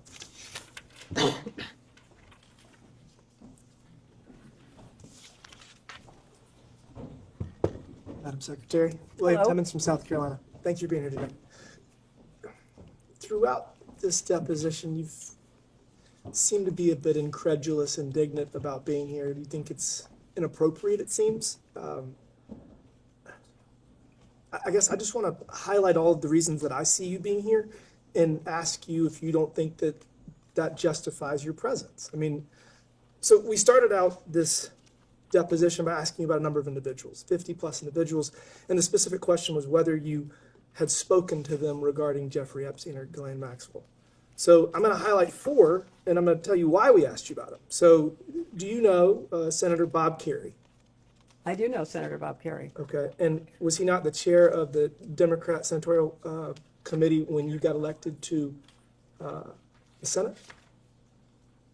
I thought it was Bob Torricelli, but I could be wrong. Okay, well, he was the chair of the DSCC for the 8 years prior to you getting there. He'd left office when you got sworn in, but obviously there's a lot of overlap. He's a prominent member. He resigned in disgrace because of his association with Jeffrey Epstein. So there's a commutative property. He's in your orbit. He had to resign. Next person is Casey Excuse me, Wasserman. Mr. Yes. Representative, was Bob Kerrey one of the names that was listed? Bob Kerrey He was. wasn't listed in the original list So in that the council list that was read. shared with the witness, I don't see My that name. apologies. I He don't- was not listed. If he was not listed, No, he but was not. He Just, does I have. was his- just seeking that clarification. Thank you. Casey Wasserman. Do you know Casey Wasserman? I do. Okay. And was he a former trustee of the Clinton Foundation? I don't know. He wasn't during the time that I was involved. Okay. Well, it is alleged that he was a former trustee of the Clinton Foundation, and he also had to resign in disgrace from his company. And obviously, there's an association there. So, you know Larry Summers. I do know Larry Summers. Okay. And he was obviously former Treasury Secretary, campaign advisor. Apparently, he didn't give you good advice, but y'all obviously have a long-standing relationship. He also was forced to resign in disgrace because of his association with Jeffrey Epstein. Yeah, but I've never talked to these people about. I understand, but you Jeffrey understand, you were the Secretary of State, you were the First Lady, and you were a United States Senator, and you have all of this power and influence and these connections. And when there's just this enormous amount of smoke that I'm going to go over, it is appropriate for us to then ask you questions because we're trying to get to the bottom of this to make sure it doesn't happen again and to hold people accountable. It might not be you. But all of the people you just read, it seems to me, should have been ahead of me being subpoenaed than me. But that's okay. I'm here, and I want to keep Do you plowing know George forward. Mitchell? I, of course, knew George Mitchell. Okay. Obviously, he also had to resign in disgrace. So that was the purpose of the people that we were trying to get your associations with. So obviously, I'm not going to go over this too much in length, but I've been in Congress for 7 years, and I've only been in the White House, I don't know, a dozen times. Jeffrey Epstein doesn't even live in D.C., and he went to the White House 17 times in 2 years. So that causes us to wonder what's going on there. Obviously, President Clinton flew on the Lolita Express over 24 times. That gives us more questions. He is your husband, so we are just curious about all of these things, and that's the purpose of this. You say the fact that Jeffrey Epstein donated $20,000 to the Joint Fundraising Committee, you were not allowed to solicit that, but it is record of who gave money. And so you would, if somebody gave $20,000 to my JFC, I would know eventually, and I would say thank you. You never thanked him for his contribution. Not that I'm aware of. I didn't. First time I knew about it was when I was preparing for this testimony. Obviously, all the members of Congress have to deal with fundraising. It's probably the worst part of the job. But generally speaking, when people give you a large amount of money, you say thank you. So I They didn't think give again, it to me. They gave it to the joint committee. the and joint, I- the JFC has disclosure requirements, and you'd be able to tell, and it was for your behalf to get you Well, elected. So again, I mean, you're Please let the quibbling. witness finish. It's You're okay. Cutting her off. She's got I've told you all I know, which is that I did not know. There's dozens of pieces of information that create a pattern, and you're here because that pattern causes us to have questions to understand. What are your questions? Did I'm- I know anything about his crimes? I've told you, no, I did not. Did I know anything about her crimes? No, I did not. Was I in a position of responsibility to investigate those crimes? No, I was not. Again, there's a pattern. You gave the best line of the deposition. Patterns. Lawyers look at patterns to try to assess veracity and classify information to understand truth. And so we are here trying to seek truth, and we appreciate you being here, but it is appropriate for us to ask you questions about all these things. Jeffrey Epstein And you used the have been Clinton. all day, and I will try to the best of my And we're ability about to done. keep answering them. Trust me, your husband's gonna have a much worse day tomorrow. The Clinton Global Initiative was used in the plea. Jeffrey Epstein's lawyers used Epstein's role in facilitating the Clinton Global Initiative to justify his plea deal. That was entered into evidence earlier. Obviously, Ghislaine Maxwell has alleged that this is part of her, one of her successes to facilitate setting it up, and there's been reports that $1 million was wired for the launch party. So there's just all of this data, all of these different pieces of information that come together that cause us to be here. And so, I mean, we've obviously discussed the fact that Ghislaine Maxwell was at your daughter's wedding, which, again, is not indicative of anything, but when you take all of this and you put it together and you look at it holistically, it causes us to have these questions. So given all of that information that I just went over, that we've gone over today, do you understand why you're here? And do you think it's appropriate for us to ask questions of someone that's in such a position of authority and has all of this smoke? I mean, maybe there's no fire with you, but in order for us to get to the bottom of it, the American people want this transparency and accountability. So, I mean, do you understand why we are doing this, or do you think this is just a waste of time? You'll have to determine whether it is or it isn't a waste of time. But, you know, you make all of these assumptions. I don't believe anything Jeffrey Epstein says. So whatever he said, I would discount completely. I don't believe very much of what Ghislaine Maxwell said in the very first exhibit you gave me was what she told, you know, Blanche Todd. So it's your job to figure out what is and isn't true, but more importantly, what's relevant to your investigation. And What's relevant to our investigation is Yeah. that people at the highest levels of government were involved in a sex trafficking I was ring. not involved Again, at all, but and I you're here to resent answer- you you're- even connecting those You're here to help two us get to the points. bottom of it. I've been doing my very best. Well, you all tried to day. avoid it for Please 6 let months. her answer fully the No, I question. mean, and then I've you been can doing all I can to, how can I answer questions about a person that I don't believe I ever even met, although maybe I was in the same room once, who gave money to a joint funding committee that I did not have knowledge of? I'm doing the best I can to answer your questions. I appreciate that. Again, patterns is what we're following, and I think we're going to have a lot more questions for the president tomorrow. Thank you. McGuire. Accepts Representative McGuire from Virginia.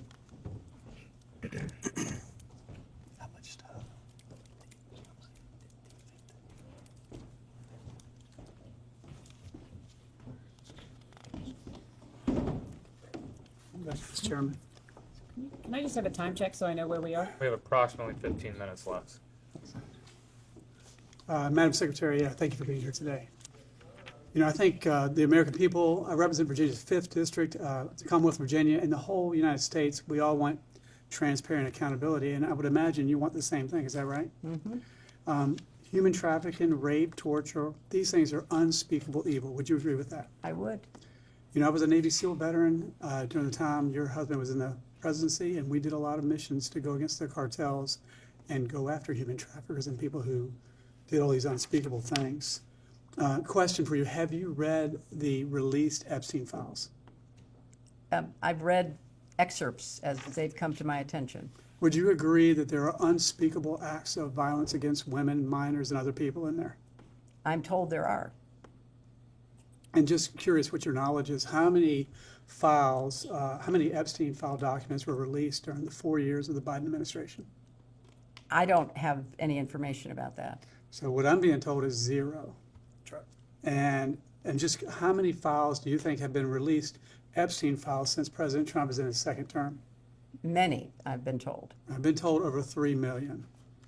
And again, we both agree that we want transparency and accountability. I don't think it's a Democrat, Republican, or independent thing. I think it's just an American thing. We want accountability, and we need to have it.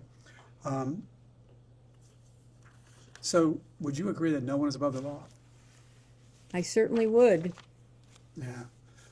So, since taking office, President Trump has done a lot to fight human trafficking. His admin secured the border in just a matter of weeks. And human trafficking numbers and the rape and all these unspeakable acts still exist in the world and even in our country, but they've gone down significantly. And of course, we've been going after the cartels and human traffickers extremely aggressively ever since he took office in his 2nd term. Congress and President Trump, we signed into law on January 2nd the Trafficking Survivors Relief Act. Have you heard about this? Mm-hmm. So we're definitely making progress. So I heard you earlier say that we weren't doing anything. I was talking about the State Department. Mm-hmm.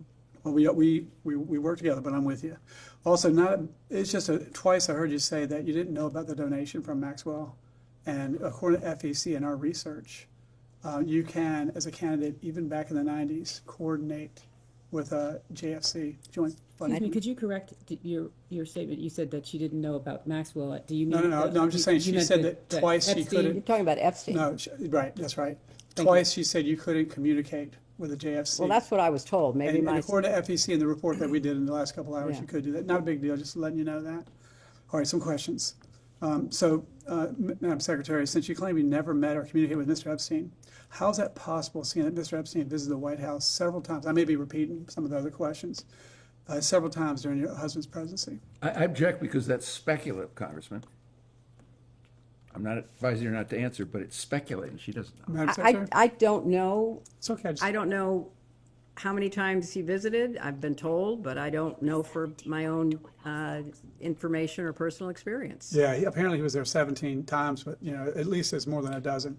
All right, Secretary Clinton, did you ever ask Ms. Maxwell about the validity of the Epstein crimes when he was first accused? I don't recall any conversation with her about that. And how well did you know her? Not very well. All right, Secretary Clinton, how do you feel about your husband being named in the Epstein files? Well, I think it's something that is unfortunate, and I'm sure that he will tell you that he wished he had not flown on Epstein's plane. So that's it's unfortunate in my opinion. Secretary Clinton, did Ms. Maxwell's nephew, Mr. Alexander Gerazi, I may be saying that wrong, work for your 2008 campaign? As I said earlier, he volunteered for my campaign. He did a good job. My campaign staff hired him. He was an excellent employee, and then he had a very relevant educational background and went to work in the State Department.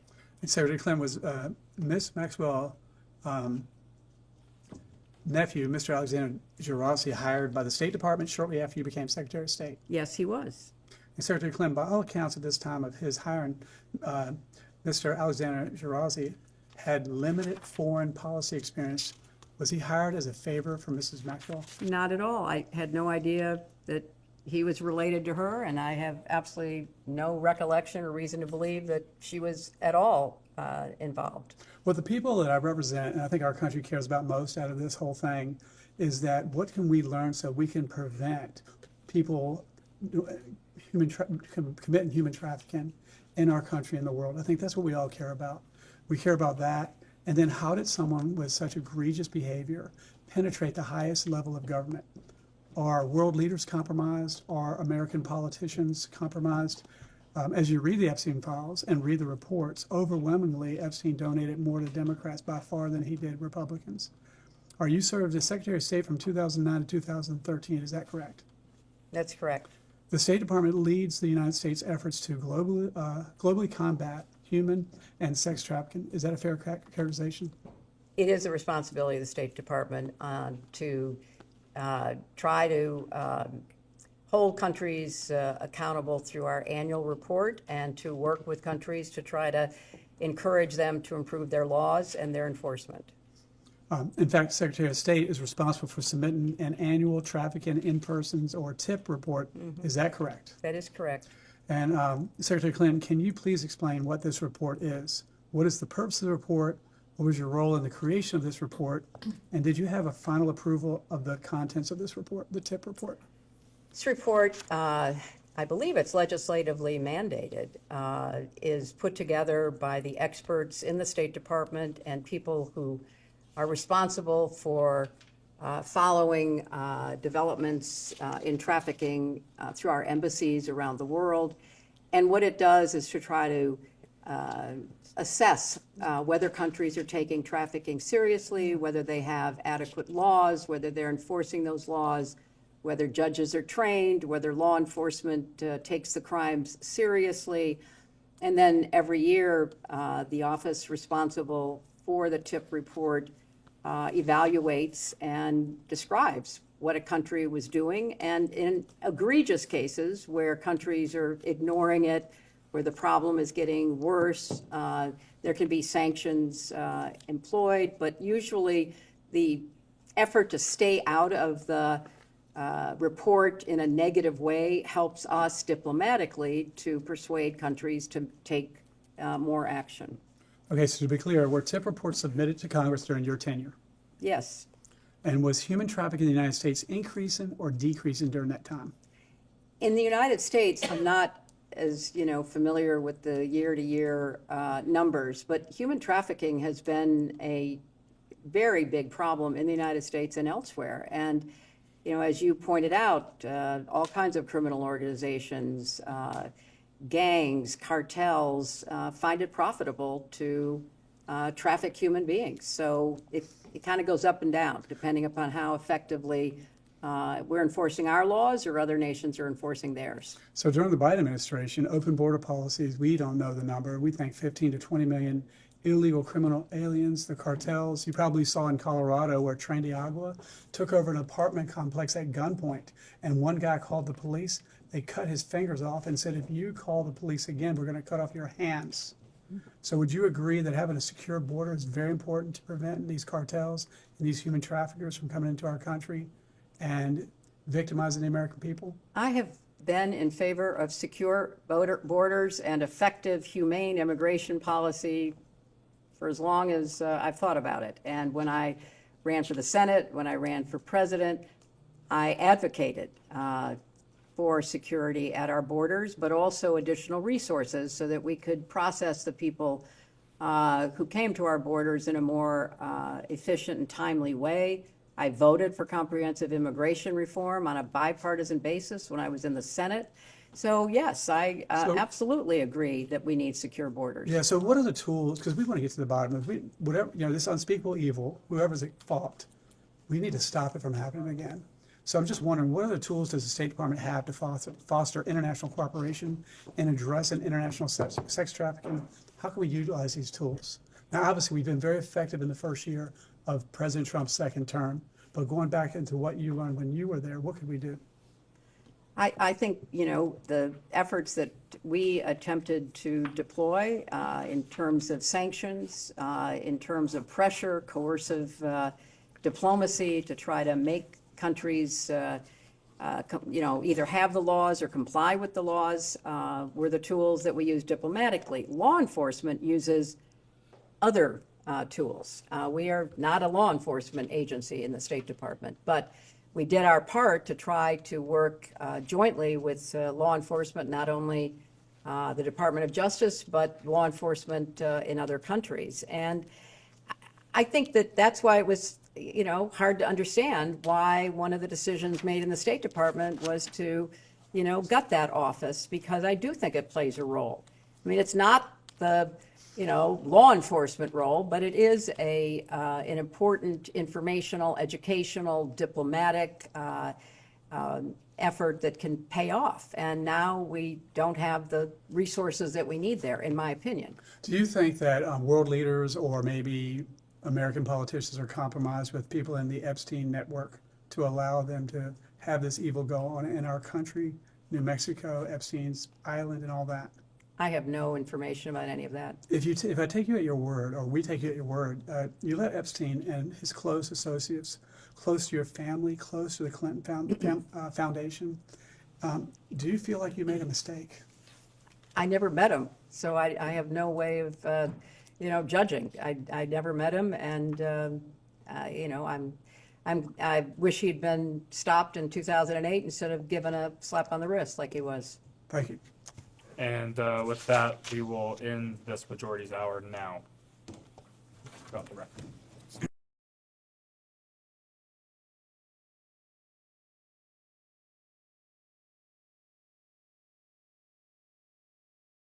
We can go back on the record. Ma'am, I have just a few questions about things you discussed in the previous round, then I'll turn it over to a member of the committee. There were a few cases of mistaken identity, I think, in the previous hour. So, for one, we understand that Bob Torricelli was the DSCC chairman when you ran for Senate, not Bob Kerry. I think you got that one right, and we just wanted to confirm that for you. In addition, John Scully is a businessman who at one point was the CEO of Apple.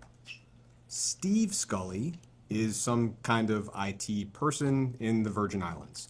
Am I correct to say that you do not know Steve Scully, the IT guy in the Virgin Islands? That is correct. Great.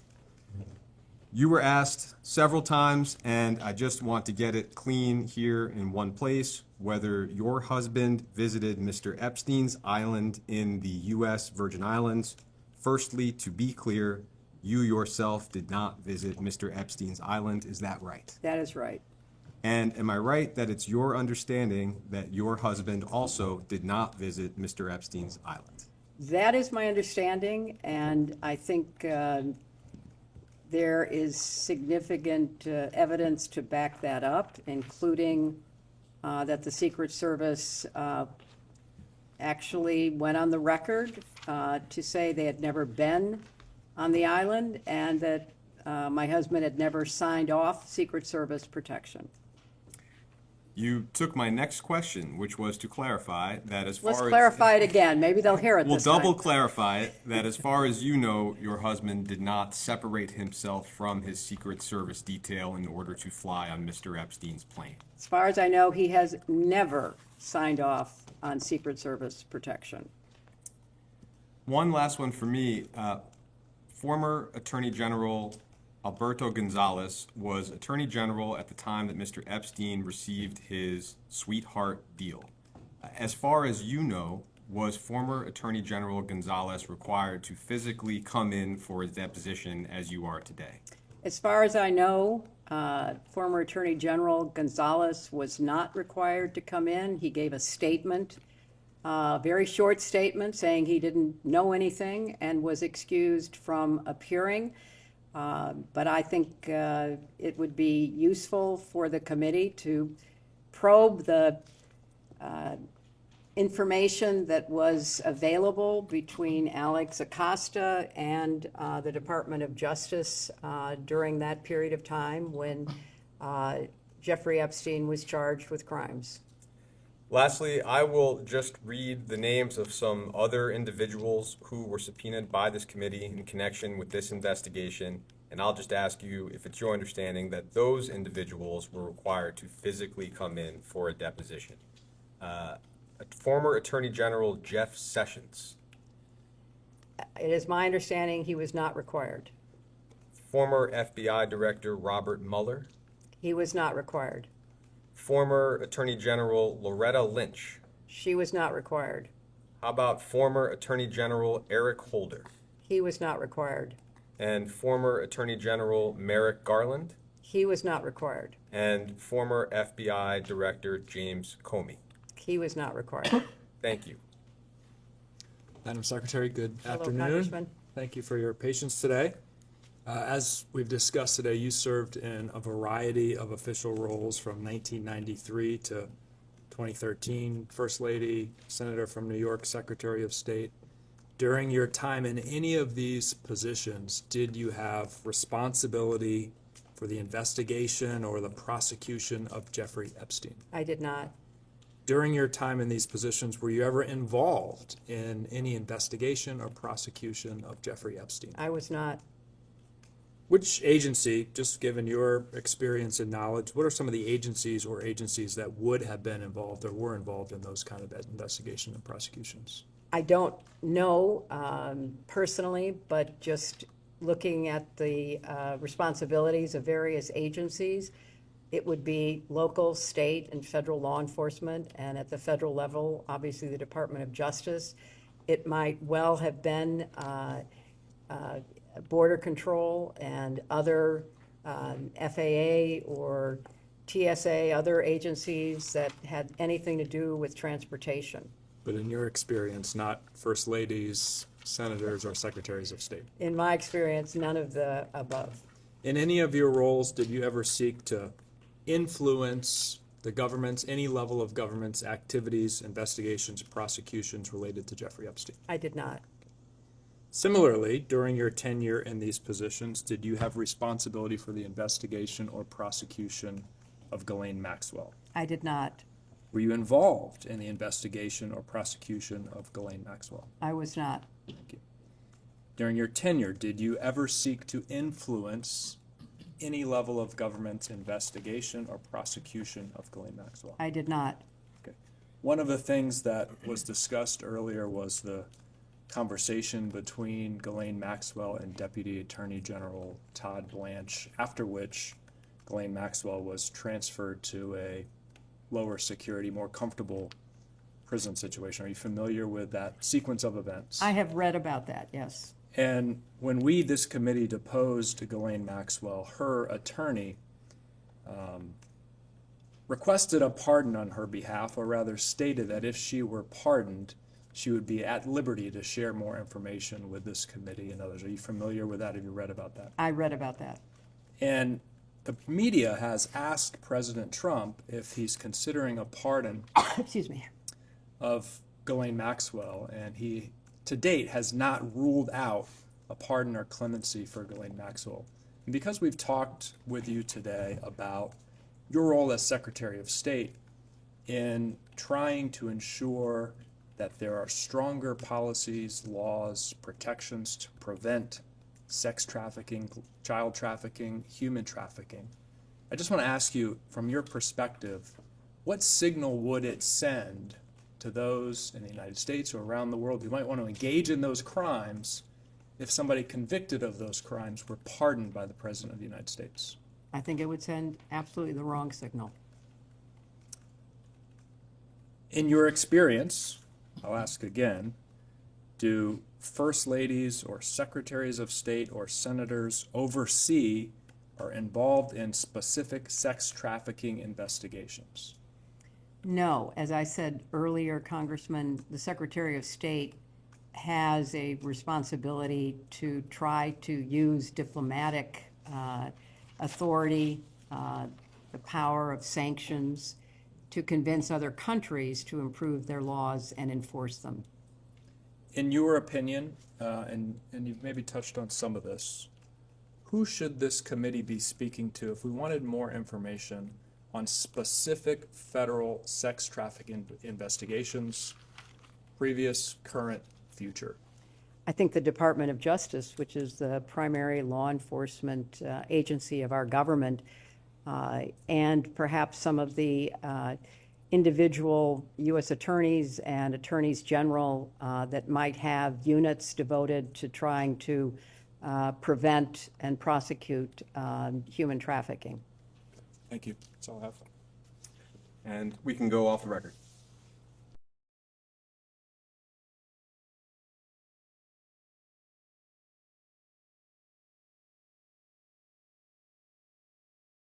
All right, we will go on the record.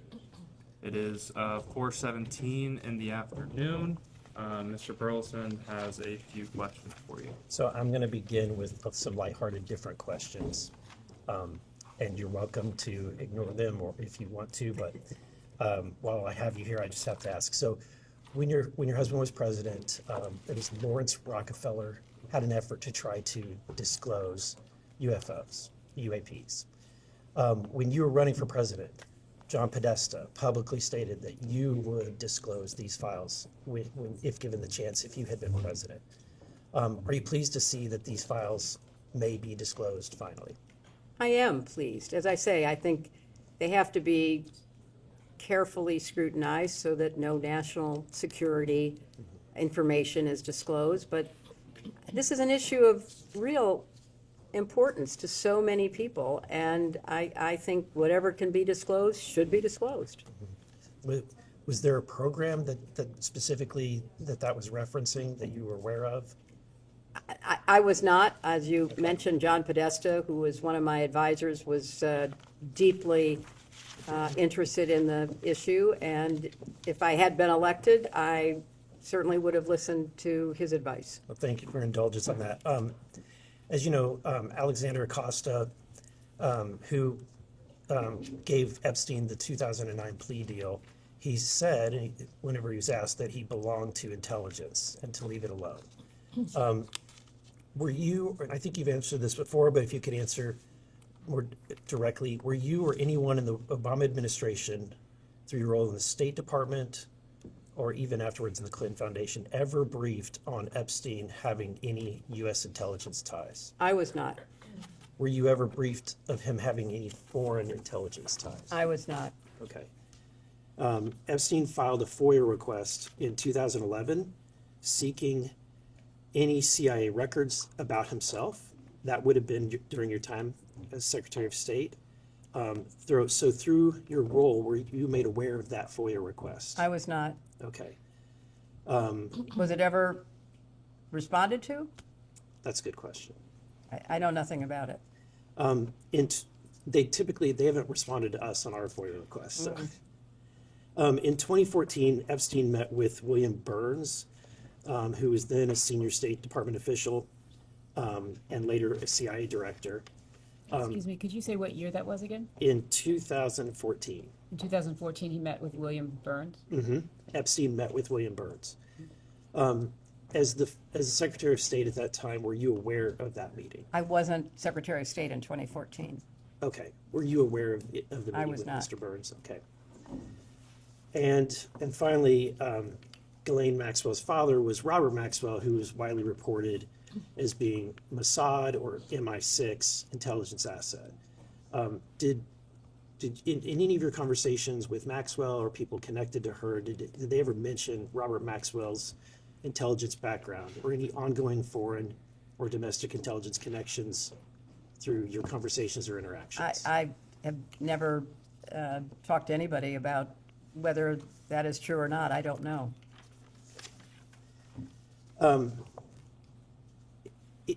Were you aware that when Maxwell attended your wedding, she was skipping a court-ordered deposition in the Epstein victim's civil lawsuit? Excuse me, do you mean her wedding, or do you mean her daughter's wedding? Your daughter's wedding, I'm sorry. When she attended your daughter's wedding, were you aware that she was skipping a court-ordered? I had no idea. I don't know anything about that. Is this the first time you're hearing that? It is the first time I'm hearing that. But at the time she was going through that investigation. I knew nothing about it at the time, and so I can't respond. Okay. Later, Chelsea vacationed with Maxwell in 2009 and reportedly remained. That was before the wedding. Before that, she vacationed in 2009, was reportedly friendly with her. Are you aware, what was the nature of that relationship? I think you've described it. It was a friendly relationship. Is it safe to say that she was closer to Ghislaine Maxwell than you were? I had very little contact with Ghislaine Maxwell, so I can't speak to anybody else's relationship, only my own. But it's safe to say that she was closer. I'm not going to characterize it because I don't know. Okay. Chelsea was also in attendance at the wedding in Morocco in 2002. It's also been documented that Epstein was there as well as Maxwell. At that time, she would have been 21, maybe 22 years old. Do you have any concerns, or have you asked your daughter about any maybe potential inappropriate all activity? these questions about concerns that predate the charges and pleas of Epstein are very hard to answer because people did not know at the time. Yeah. And all the questions about the contribution to the joint committee, people didn't know. I mean, Right. And so in retrospect, nobody would have had any contact with someone like that. And those people who continued to have contact with him after he pled guilty are in a different group because that happened, and they still maintain contact with him. I think we're all experiencing that, where we're having a revelation of what we didn't know at the time. But in reflecting back, certainly it's appropriate to ask questions. And so my question is, knowing what happened at that time, have you had a conversation with her? Was there any inappropriate activity during that time? At the time, nothing was known and nothing untoward occurred. And then there was no further contact with him. So I can't really speculate about that further. We can all agree, I think, that Jeffrey Epstein was a monster, that he was empowered or enabled by Ghislaine Maxwell. I think we can all agree with that, correct? I can't characterize their relationship. I think you can agree that he committed crimes. He was not fully held accountable for them, which could have stopped his predatory practices, perhaps, that continued for quite some time afterwards. And then he was finally indicted for serious crimes, and he was in prison, and then he mysteriously died. And with her, she was, finally indicted, tried, and convicted. And I think you have to look at it in the chronological way in which it unfolded. Yeah, I think that there's varying degrees of culpability. She was certainly going beyond just being silent in her knowledge about the horrible acts that he was doing, but she was actually enabling him. That's what she was convicted of. That's right. But if she had not been enabling, if she had not been taking those steps, if she had just been silent. Are you asking her to speculate? I'm asking, would you agree that she would be culpable as well? Just in her silence. I have no information about that, so I'm not going to speculate. Okay. All right, with that, I'm done. Okay. Thank you. Thank you. Thank you. Next is Representative. This is sort of like off subject, but didn't you all require in the latest defense authorization that the UFO information has to be?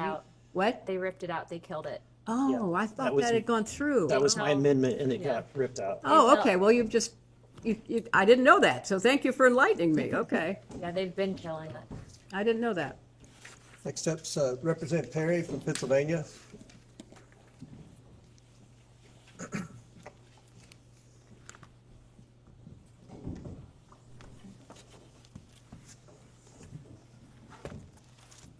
Good afternoon, Madam Secretary. Good You afternoon. live in a particularly beautiful part of the country. Thank you. Good for you. It's very pretty up here. Madam Secretary, once it was revealed publicly that you and President Clinton were connected, I'm going to use that term, to Jeffrey Epstein and Ghislaine Maxwell, did you discuss the subject with your daughter? I'm, not going to, talk about what I did or didn't discuss with family members, but I can tell you that it was something that was of grave concern to us. I imagine it was, and I know that look, I think we could probably get a long way here if we could discuss or have a view into your discussion with your husband. I suspect you're going to object to that. You're So- right, Congressman. Thank you for But it seems like these are reasonable questions. Did your Congressman, did your daughter discuss it with you? Well, we were horrified by what was later. Horrified in what way? We were all horrified of what we learned about Jeffrey Epstein, Ghislaine Maxwell, the victims. Right. But Right. did you discuss with your daughter, when you say you were horrified, the connection with her father and this Epstein episode? My husband's connection with Jeffrey Epstein began and ended before he was charged with any I crime. get that, but I said. And so in retrospect, we all say, oh my gosh, that was like horrific. And why didn't more people know? And why didn't more people speak out at the time? But I think the chronology is critically important. If we were talking about post-crime, that there was a continuing connection with him, that would be unacceptable. Right. But it ended before he was charged. I understand that, which is why I particularly said once it was revealed publicly. I get that continuing to be involved with someone like that after it was knowledgeable to everyone would be almost an unforgivable sin. However, I'm married too, not as long as you, ma'am, but there would be questions in my family, even if it went back.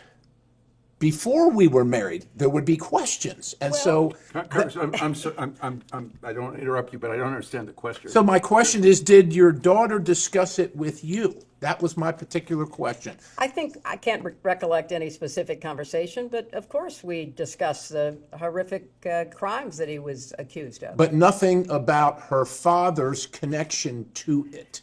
Her father's connection began and ended. Okay. Before he was charged with crimes. Did your daughter ever mention to you that she discussed this matter with her father? I don't recollect that. Did you see the photos of your husband with young girls related to Jeffrey Epstein? I saw the few photos that my lawyers showed me. Did you also see the photos of your husband with Jeffrey Epstein and Ghislaine Maxwell? I have seen such photos. They're out there, right? Yes. I imagine you're familiar, but I just want to make sure. Since seeing these photos, have any questions about the content, locations, general circumstances come to your mind? No, that it was unfortunate that he ever, did anything with Jeffrey Epstein. But there was no curiosity.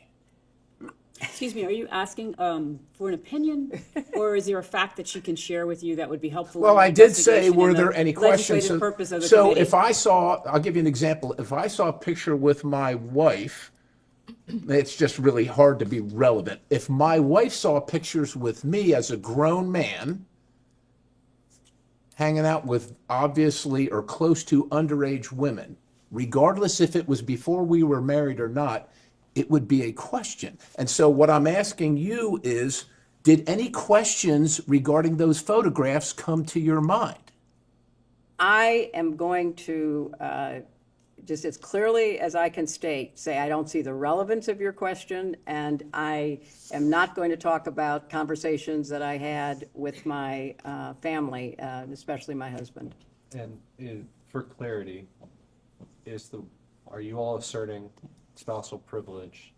For clarity, we were looking for the relevance of her conversations with her husband and what she might have thought about her conversations with the husband. How does that help further the legislative purpose of this committee as they investigate the prosecution and investigations of Jeffrey Epstein? I think Mr. Perry's questions directly relate To her daughter? To what? To her My state of husband? mind? Her state of mind? What possible relevance does my state of mind have to your investigation? I believe Mr. Perry's questions, and Mr. Perry can step in if he would like, are directly related to her relationships With her husband? with Mr. Epstein and Ms. Maxwell, and her opinions as it relates to She's her here to give husband's facts, not opinions. I am not here to give opinions. I'm here to answer factual questions, and I have answered Okay. for many hours now that I had no relationship because I never met the guy to my best recollection. And I'm not with Jeffrey implying, Epstein. and you shouldn't aver that I've made that connection. I'm not implying that. Well, yeah, okay. You're still married, Madam Secretary, still That's married, very correct? true. Okay. Can you identify the man in these photos? I can't see them across the table. Let me get him a little closer. So, just for the record, you would like her to identify pictures of her spouse? You Yes. need her here to testify on pictures of her spouse? The 42nd President of the United States of America? That is my husband. Okay, Yes. how about the location? I have no knowledge of the location. I have no context for the location. I know nothing about the location. If you were informed that that's on Mr. Epstein's plane that Would you flew- like her to speculate based on your No, information of that? ma'am, if you'd let me ask the question. If you were informed that was on Mr. Epstein's plane that is known to have frequented not only the island, but other locations where sexual abuse, horrific sexual abuse occurred, would you have any questions about those photos and who's in them? Objection, calls for speculation, states facts not in evidence. You can, I'm not instructing you not to answer. Well, no, I'm not going to speculate. I'm Okay. not going to. Do you know the names of any of the young girls in those photos with your Whose faces husband? are blacked out, Congressman, correct? I understand that. But the photos are out there. But are you saying she should be able to know who individuals No, I think are what that I'm they're- saying is that the photos are black? what I'm saying is that in a normal relationship, you would probably ask the person that you're sleeping with who that person in the photo is. There were so many things that I would like that to stay. I'd like that to stay on the record. Thank you. A question in which you could give a factual answer. Would be helpful. Are you aware of a single misstatement of fact from any person who you know or believe to be an Epstein victim? I have got no knowledge of all the statements of fact that So at this point, the answer would be no. I don't know. I have no way of Please knowing. don't mischaracterize her statements. Are you aware that your husband's name is noted multiple times in the Jeffrey Epstein flight logs? I think everyone knows that he flew on Jeffrey Epstein's plane, as did many other people, including Donald Trump. Understood. I don't know about that last one, but did you ever discuss that fact with anyone or any organization, that your husband's name appeared on the flight logs? I don't recall. I mean, I've talked about it with my lawyers and others assisting in my preparation, but I can't recall specifics. Are you aware of trips made by your husband on Jeffrey Epstein's numerous helicopters, whether piloted by Ghislaine Maxwell or anyone else? Objection. States facts not in evidence. I've never heard that. Are you aware of the allegation? No, I was not. The allegation does exist in the record. Is that something you're curious about, Madam I Secretary? have no awareness of it. Questions are complete. Thank you, Madam. Next questioner is Ms. Bobert from Colorado.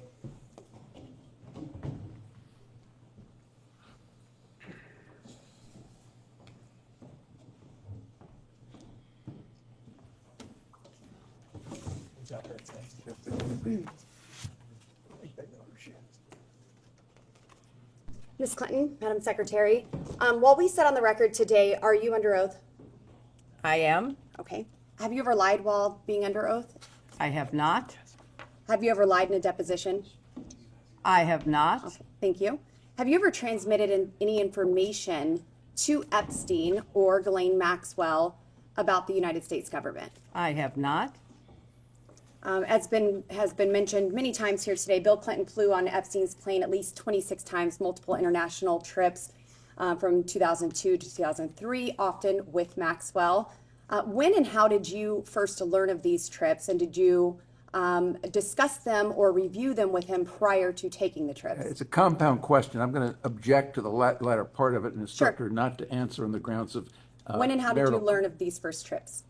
Of these trips? I don't recall how I learned about them. I knew that he was traveling on a number of different planes owned by a number of different people, and I don't recollect having conversations about the planes. We talked about the work. We talked about the meetings that he had. We talked about his efforts to try to persuade countries to invest in low-cost And AIDS did you drugs. discuss who That's you would what be we talked traveling about. with? I did not. I don't have any recollection of that. Ms. Clinton, when did you first learn that your husband was spending time extensively with a registered sex offender? He did not after, he was convicted years after Bill stopped having any. Were there any connection. activities that raised any red flags to think that he could be charged of sex crimes during the time Are you that asking if Clinton? she has awareness? Yes. Of Jeffrey Epstein? Of any red flags being brought to your awareness, to your family's awareness, while your husband was spending time with Jeffrey Epstein? I have no recollection of anyone bringing any red flags to me. So have any of the victims of Epstein or Maxwell ever reached out to you in any way? I don't recall that. You do not recall any reason a victim may have reached out to you or your counsel? Excuse me, Your question the was, did she question's asked and recall answered. whether or not any I asked victim any- reached out to her, and she said she did not have an awareness of that. Moving on, Ms. Clinton, are you aware of anyone ever telling your husband that they had damaging information about him that they would release? I have no awareness of that. Did Epstein ever ask you or Mr. Clinton for any favors of any kind? I never talked to Jeffrey Epstein. Did Maxwell ever ask you or Mr. Clinton for favors of any kind? She did not ask me. Did Epstein have any connection to or association with the Clinton Foundation?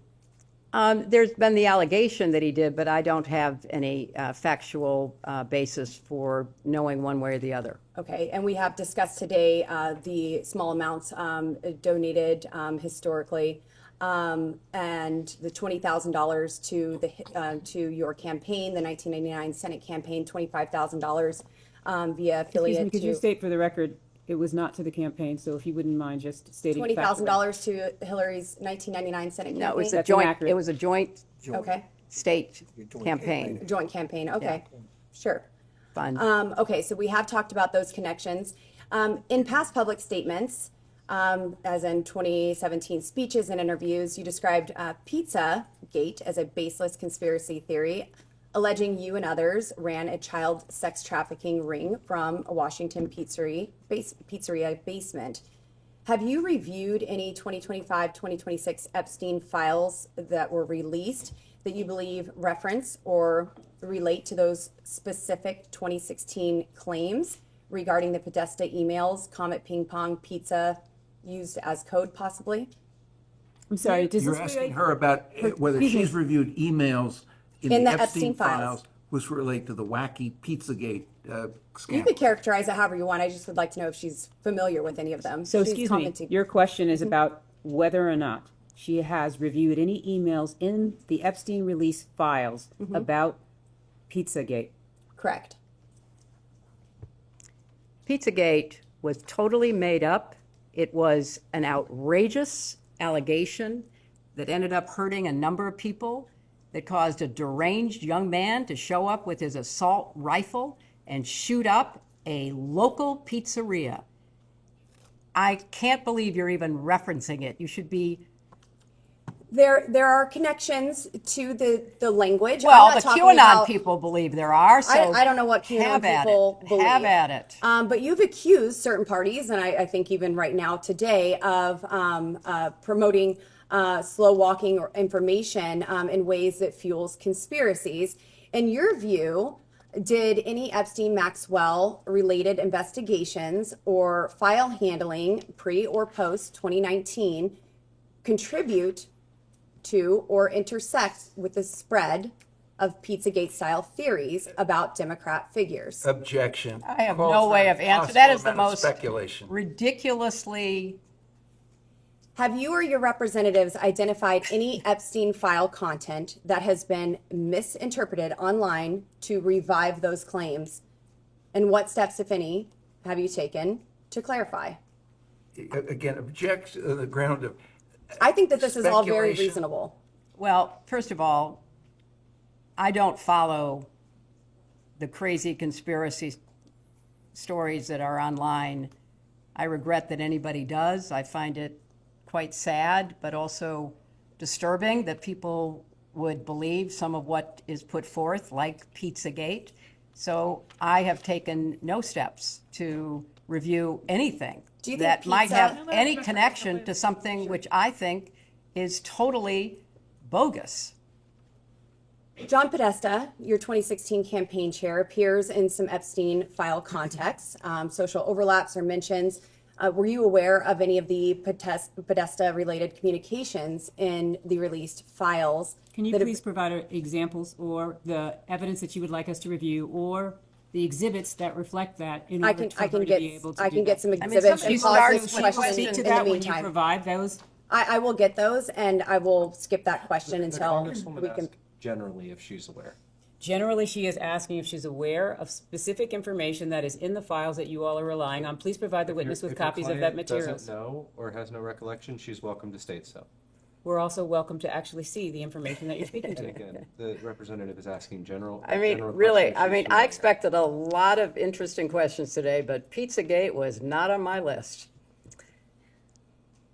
It's okay. We're asking all sorts of things here. You certainly are. You certainly are. We're just trying to get the truth out to the American people. Well, that and would get be some clarity. very helpful. Are you aware of any files that were on Anthony Weiner's laptop in a folder that was titled "Insurance, Life Insurance," with a zip file titled Excuse me, "Frazzle"? I'd like the chairman's this is way I'd like outside the the chairman's scope. ruling. This Is is this way within the outside the scope? This- Is this within the scope, Mr. If Chairman? the chairman rules that it's not within the scope, I Mr. have Chairman, other based on questions. what you said in the public hearing, is this within the scope? We can go off the record for a moment. to confirm Mr. with the Chairman, is this chairman. within the We'll scope? go off, We'll go off the record and can talk.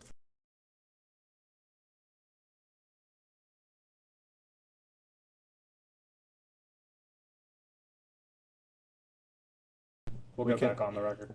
Madam Clinton, you have stated that you do not recall meeting Jeffrey Epstein and have no links to him. Have you reviewed any photos, emails, or records from the released Epstein files that might refresh your recollection of any encounter, event, or introduction involving him? Excuse me, before, you are stating that with respect to her, an interview, or with respect to what she has stated here today? I'm asking in general, has anything that you have viewed since the release of the Epstein files brought any sort of recollection of an encounter with Epstein? Not that I recall. You acknowledged meeting Ghislaine Maxwell on a few occasions in connection with the Clinton Global Initiative. Please describe each meeting in detail. I did not. I said that, actually, in response to a question,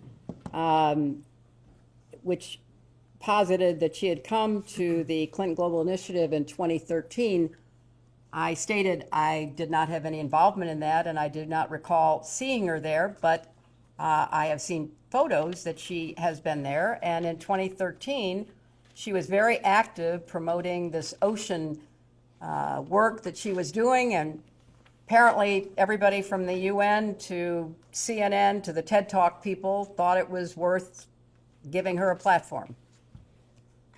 Madam Clinton, one of the jobs you did for the CGI was helping and maybe even directing the planning of the annual meetings. Is that correct? No, the staff plans the annual meeting and they make a report and we offer suggestions. In 2013, Maxwell was recognized ASA Committed to Action Leader. She made a commitment in 2013 along with hundreds, maybe thousands of other people. So I find it notable that in 2011, Doug Band says that he directed the Clinton Foundation staff to bar Maxwell from receiving an invite to CGI or the Clinton Foundation events. I would like to know who overruled Doug Band's suggestion to bar Objection. Maxwell. Based on hearsay, states facts not in evidence. You can ask the witness if she knows anything about that. I know nothing about that. One moment, Ms. Bobert. The federal rules of evidence don't apply in depositions with. That's fine. I don't know anything about it. Okay.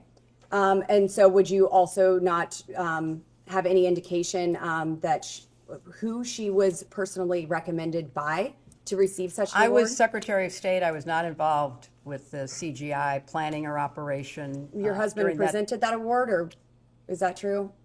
I have no idea. Okay. And then just a couple of more questions. Regarding the Epstein files, there are many files where Jeffrey Epstein seems to speak as though he does know you personally. In one file, EFTA 006571115, Mr. Epstein is commenting, and he quotes, "Hey, Hillary Clinton is much prettier in person." This was Tuesday, September 20th, 2011. And then another. Congressman. I'm not going to object to that. Congresswoman, can we see the documents, because we don't think the we will get that document says printed. it. We don't Okay. think the document Okay. says it. Not that you're not pretty. It does say that. Jeffrey Epstein has I'll take it if I can also get it. commented that meetings with Hillary are not easily discreet. Has he ever connected someone to meet with you? Not that I'm aware of. Okay, I'm going to let my colleagues ask some questions, and maybe I'll be back. Thank you. Thank you. And I'm going to let staff. Secretary Clinton, just to circle back on a few things. You mentioned that your daughter Chelsea had a friendly relationship, is that correct, with Miss Maxwell? I believe so. And did Chelsea tell you what made the relationship friendly? Again, it was through Ted Waite, the longtime friend of ours. That's how, I certainly met her. So Chelsea met Glenn Maxwell through Ted Waite as well? I believe that's right. And I believe you testified earlier, Ted Waite's been a family friend for like 30 years or something to that effect. Early 90s, yes. And having a friend that long, did you never discussed Miss Maxwell with Mr. Waite? I don't discuss the relationships of my friends. That's up to them. And so to be clear, you never discussed Miss Maxwell's relationship with Mr. Waite? Not that I recall. Shortly, as my memory is, that shortly after the wedding, on July 31st, 2010, shortly after that, they broke up. And shortly after that, he married somebody else. I know nothing about the relationship. I'm just describing what I believe was the chronology. Understood. And upon that breakup, as you said, Mr. Waite never said anything to the effect of why they broke up? Not to me, he didn't. Circling the 2013 CGI annual conference that has been brought up on a few occasions today. Yes, indeed. I believe you said you did not remember seeing Miss Maxwell there, is that correct? I do not recall seeing her there. And you had no interaction with her at all? Not that I recall. After this 2013 annual conference of CGI, did anyone raise any concerns to you about Miss Maxwell being there? Not that I recall. Separate from just the 2013 event, did Mr. Band ever raise concerns about Miss Maxwell to you? Not that I recall.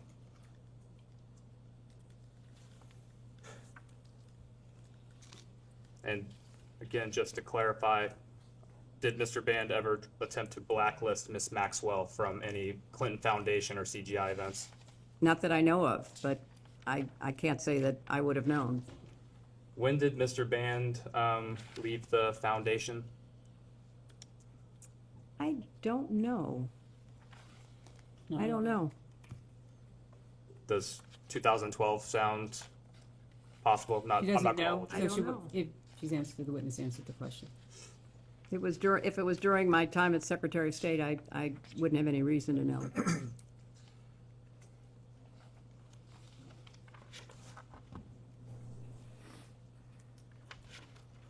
Who would have final decisions over the list of individuals or entities that would get recognized at a CGI event? It was a staff decision.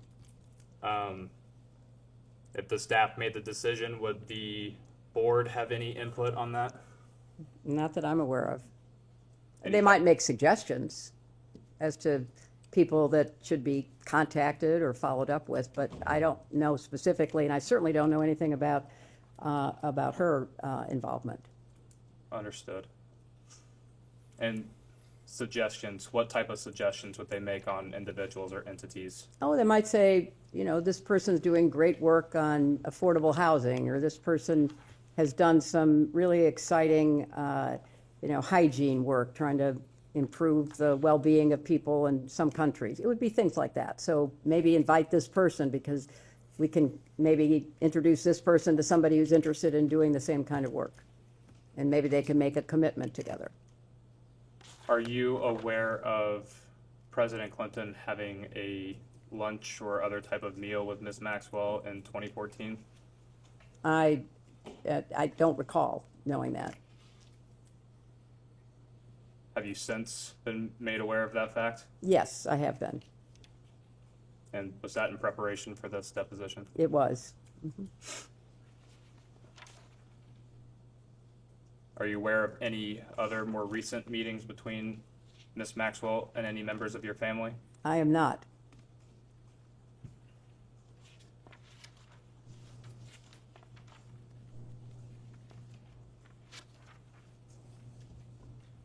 Does the Clinton Foundation often use jets of other individuals for foundation business? Yes. And that is still a common practice today? I don't know how common it is, but it has been in the past. And were there any other type of aircrafts that you are aware of President Clinton traveling on with Mr. Epstein? I am not aware of any other.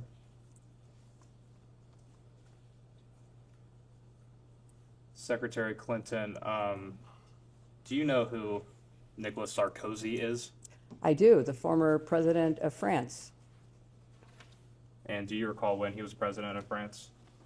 He was president while I was Secretary of State, but I don't know, you know, his actual years of term.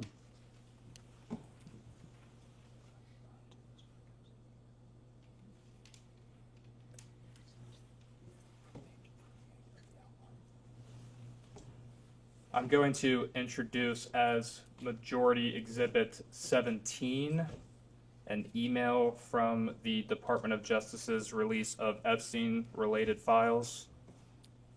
Give us 1 second, we will provide that to you all. Thank you. I appreciate that.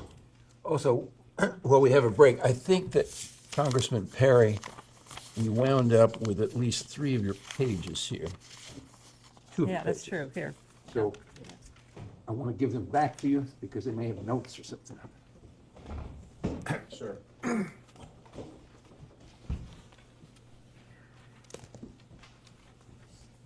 Thank you so much. I appreciate that.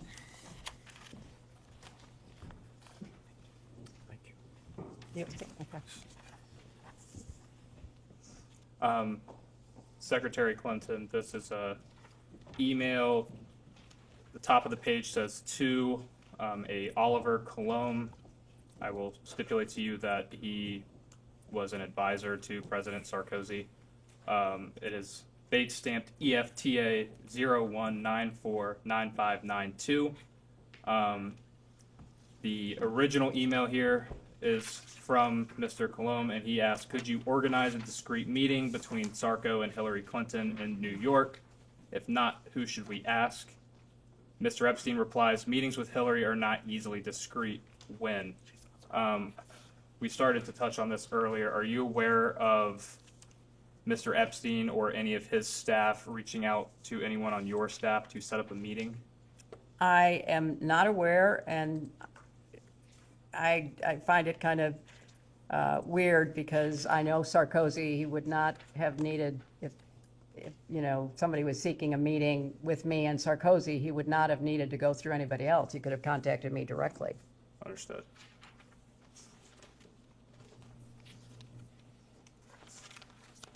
And just to be clear, have you seen this email exchange previously? Yes. And that was in preparation for today's deposition? Yes. But no prior awareness of this email None exchange? whatsoever.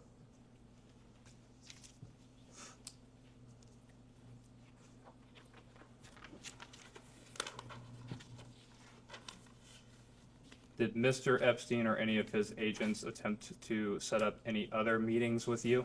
Not that I know of, but I have no idea what they thought they were trying to do.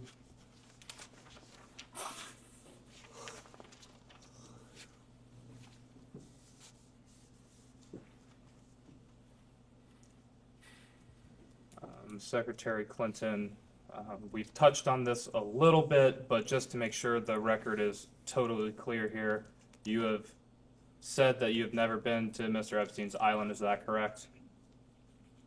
You You've know never what?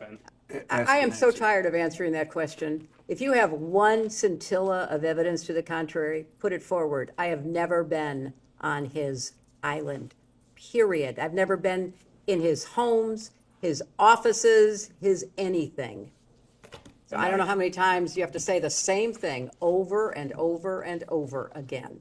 And I just am struggling with the relevance of all of this. But no, I never have been. And based off that response, that would include you've never been to Mr. Epstein's Manhattan townhome, I have not. his New Mexico ranch, No, I have not. his Palm Beach residence, No, I have not. his Paris apartment. Didn't know he had one. Haven't been there.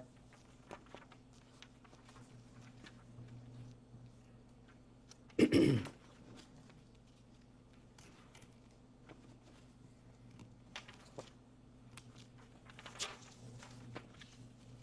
know, I also find it very interesting because I went back and looked at the transcripts of all of your other depositions, and none of the Republicans asked a single question to any witness about Jeffrey Epstein, or any question that would help provide answers for his victims to any of the people you deposed. In fact, the only questions that were asked by the chairman to Attorney General Barr. And what were they about? They weren't about Jeffrey Epstein. They weren't about Ghislaine Maxwell. They weren't about victims and survivors. They were, General Barr, I may jump in for a couple of questions. Were you aware of the involvement of Hillary Clinton and the Clinton campaign in the Russian collusion investigation involving President Trump? A deposition of Ms. Clinton. I'm just saying, you have kept me here for hours asking the same questions over and over again. I've given the same answers over and over again. Not a single Republican at any of your depositions has asked a question about Epstein or Maxwell. And it does seem to me that if the members were truly interested in getting to the truth, you would have asked Barr, Acosta, Wexner, you didn't even show up Madam at. Secretary, I believe we are very close to finishing. Madam Secretary, did Jeffrey Epstein ever request any meetings with your State Department officials? Not that I'm aware of. That's been asked and answered, Counsel. She said she's never talked to him. She said that repeatedly. Well, I guess they have to hear it over and over again for it to, But I think you can rely on your previous yeah, answer. whatever. Did Ms. Maxwell ever request any meetings between you and your State Department officials? Not that I'm aware of. Are you aware of any communication between your State Department staff and Mr. Epstein or Ms. Maxwell? I am not. Do you? Yeah, third and final round. Right. This is my third and final round. That's that's it for good. me, okay? That should make you happy. You stated earlier it was false that Secret Service was dropped from some flights with President Clinton and Epstein, correct? No, she did not say that. Okay. Who said that said that was So let the false? record reflect. Okay. So just for clarification, her husband has never signed off of Secret Service. That means anytime he is traveling or anytime he has gone anywhere, he has not signed off from Secret Service coverage, which means the Secret Service was with him. Okay, did you know the Secret Service was FOIA'd by FoxNews.com in 2016 asking for this information, and Secret Service refused to provide it? I have a document here, which we can provide to Is you. the question that because they refused to provide it? Information to the press about flight logs, because on a 5-leg trip to Asia in 2016, it says from May 22nd to May 25th, not a single Secret Service agent is listed on the flight logs. and every other flight that he was on, they were listed on the flight logs. I had So this is your printed question off. for the This is an Secret exhibit. Service, or is your question for the Secretary? Well, I believe it was stated earlier that it was false. I'm clarifying that No, public what was stated reports. is false. Can we just make sure, can you read back for the record so that you are actually stating the actual Okay, fact? I had stated earlier this afternoon, while we're burning time, I suppose, with the last final 10 minutes of this, it was about the Secret Service not traveling with Clinton. I asked a question about whether or not they traveled with President Clinton at all times, and when I stated that they did not, I heard false. We can get the transcript tomorrow. But this is a Fox News report that you all now have, where it states that the Secret Service did not fly with President Clinton on all flight legs with him. So I wanted to clarify the record. To be clarified, to clarify, you're saying that because Fox News reported that that the Secret Service are They lying. weren't on the flight logs on a 5-leg trip to Asia in 2002. I Just believe the clarify the representative question, then. asked the secretary, not for your testimony, Ms. I'm not Ellis. seeking to testify, I'm seeking to clarify that she is representing what the Secretary said, and that she's not representing it accurately. Okay, we can quibble over something else then. Earlier, and I don't know if did this get printed off earlier? This 8-page interview with the victim, 1350144? This article will be majority 18. Okay, so I have Actually, exhibit for majority this one- 19. I don't know if this got printed off. This is, will be a document that I would like to enter as exhibit for majority, I guess, what number are we on? 19. It is with victim 3501.144, and the document would be -032. I asked for it to be printed off earlier, but I know that we've had issues with printing. Can we go off the record for just a moment? Yes. Go off the rest. We will go back on the record. All right. All right, so this will be the majority exhibit number 19, and you have not reviewed this document. Have you seen this document before? I've never seen the document before. This is the first time you're ever seeing this document. Earlier today, in my second round, I was asking questions, and I made mention that about Bill Clinton, President Clinton's visits to Epstein Island, and that a possible cover-up about those visits, and I was called a liar, I believe, by somebody on the other side of this table. And so I told you I don't think I did that. Do that you? I would provide this document and go over it with you. This is an interview by the FBI of an Epstein victim. It is 3501.144-032.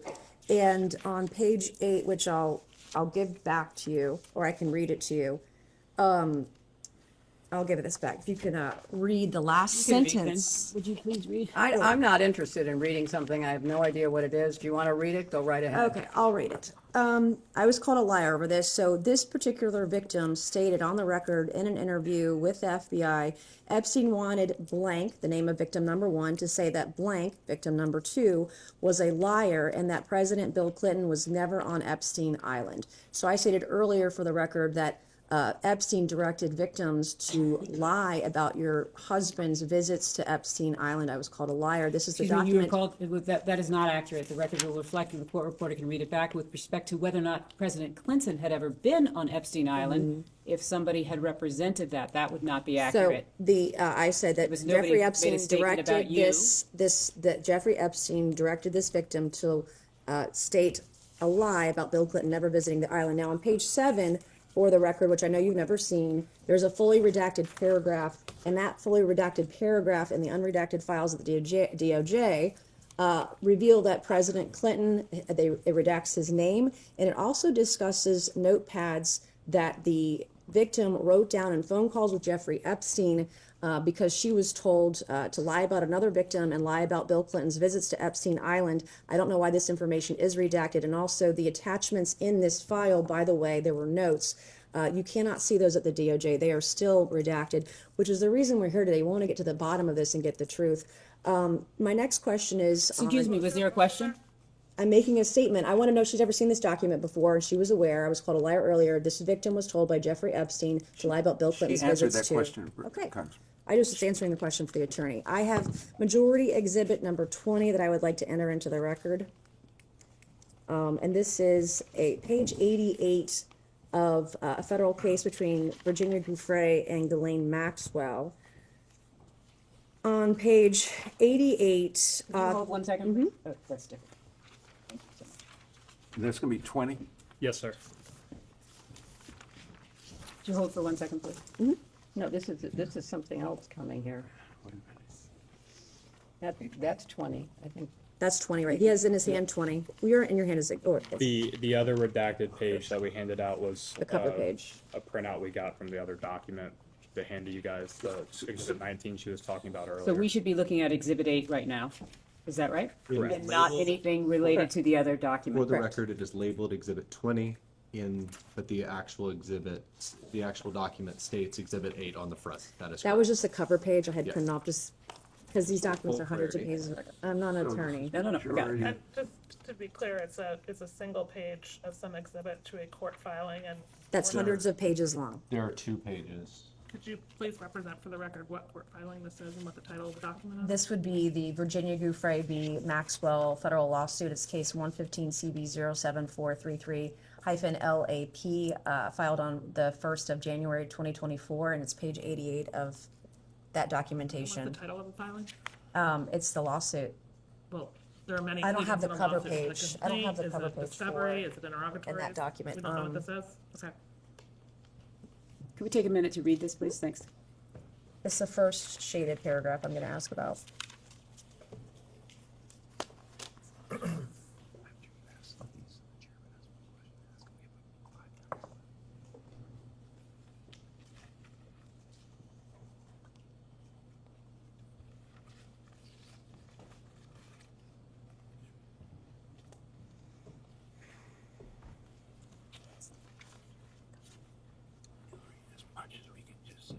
For the record, Counselor. Yes.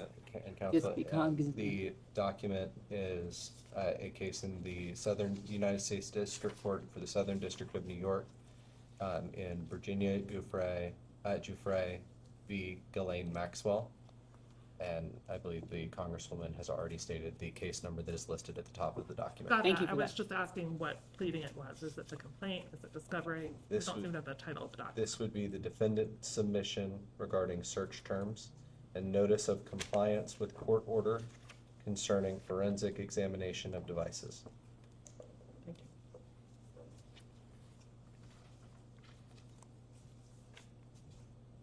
Ready? Who's filed this document? Who is? You know, Elaine this is- Maxwell. Maxwell filed the document, and it was objecting to a search, to a discovery request. I don't understand what. Could you help us by providing some clarification there? That is the clarification that we have, that this is her her submission to the court regarding a forensic analysis. And by her, you mean Ghislaine Miss Maxwell or? Maxwell's, yeah, Okay. Miss Maxwell's. Again, that is here. That is what this document is. Well, it's a single page of that document. Can we go off the record for a moment?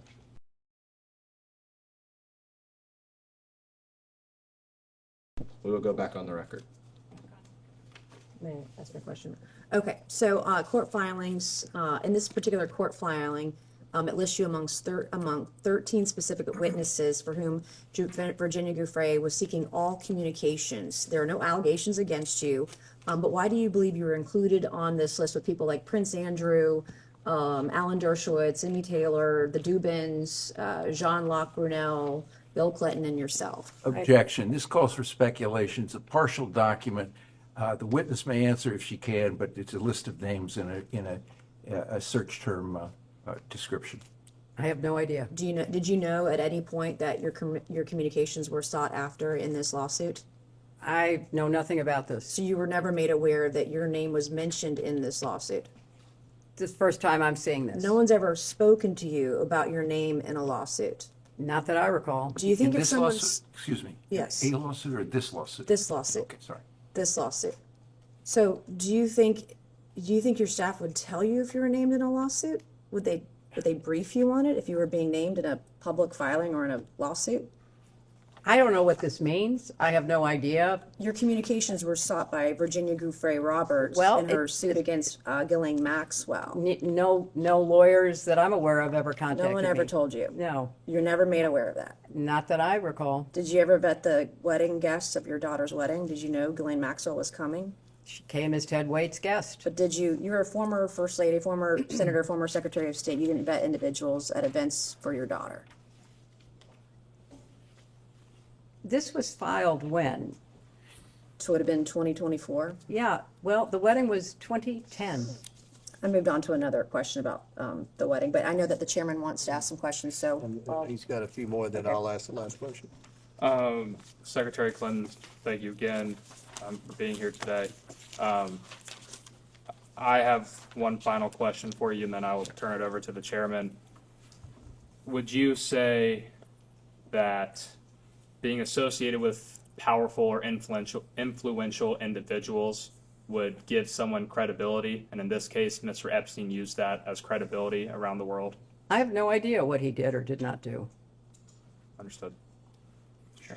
Madam Secretary, what if you're following this, and I'm sure you are, in Britain with the arrest of Prince Andrew and the former ambassador to the British ambassador to the United States, they were arrested, it's my understanding, not for sex crimes, but for potential treason or potential violation of national security protocol.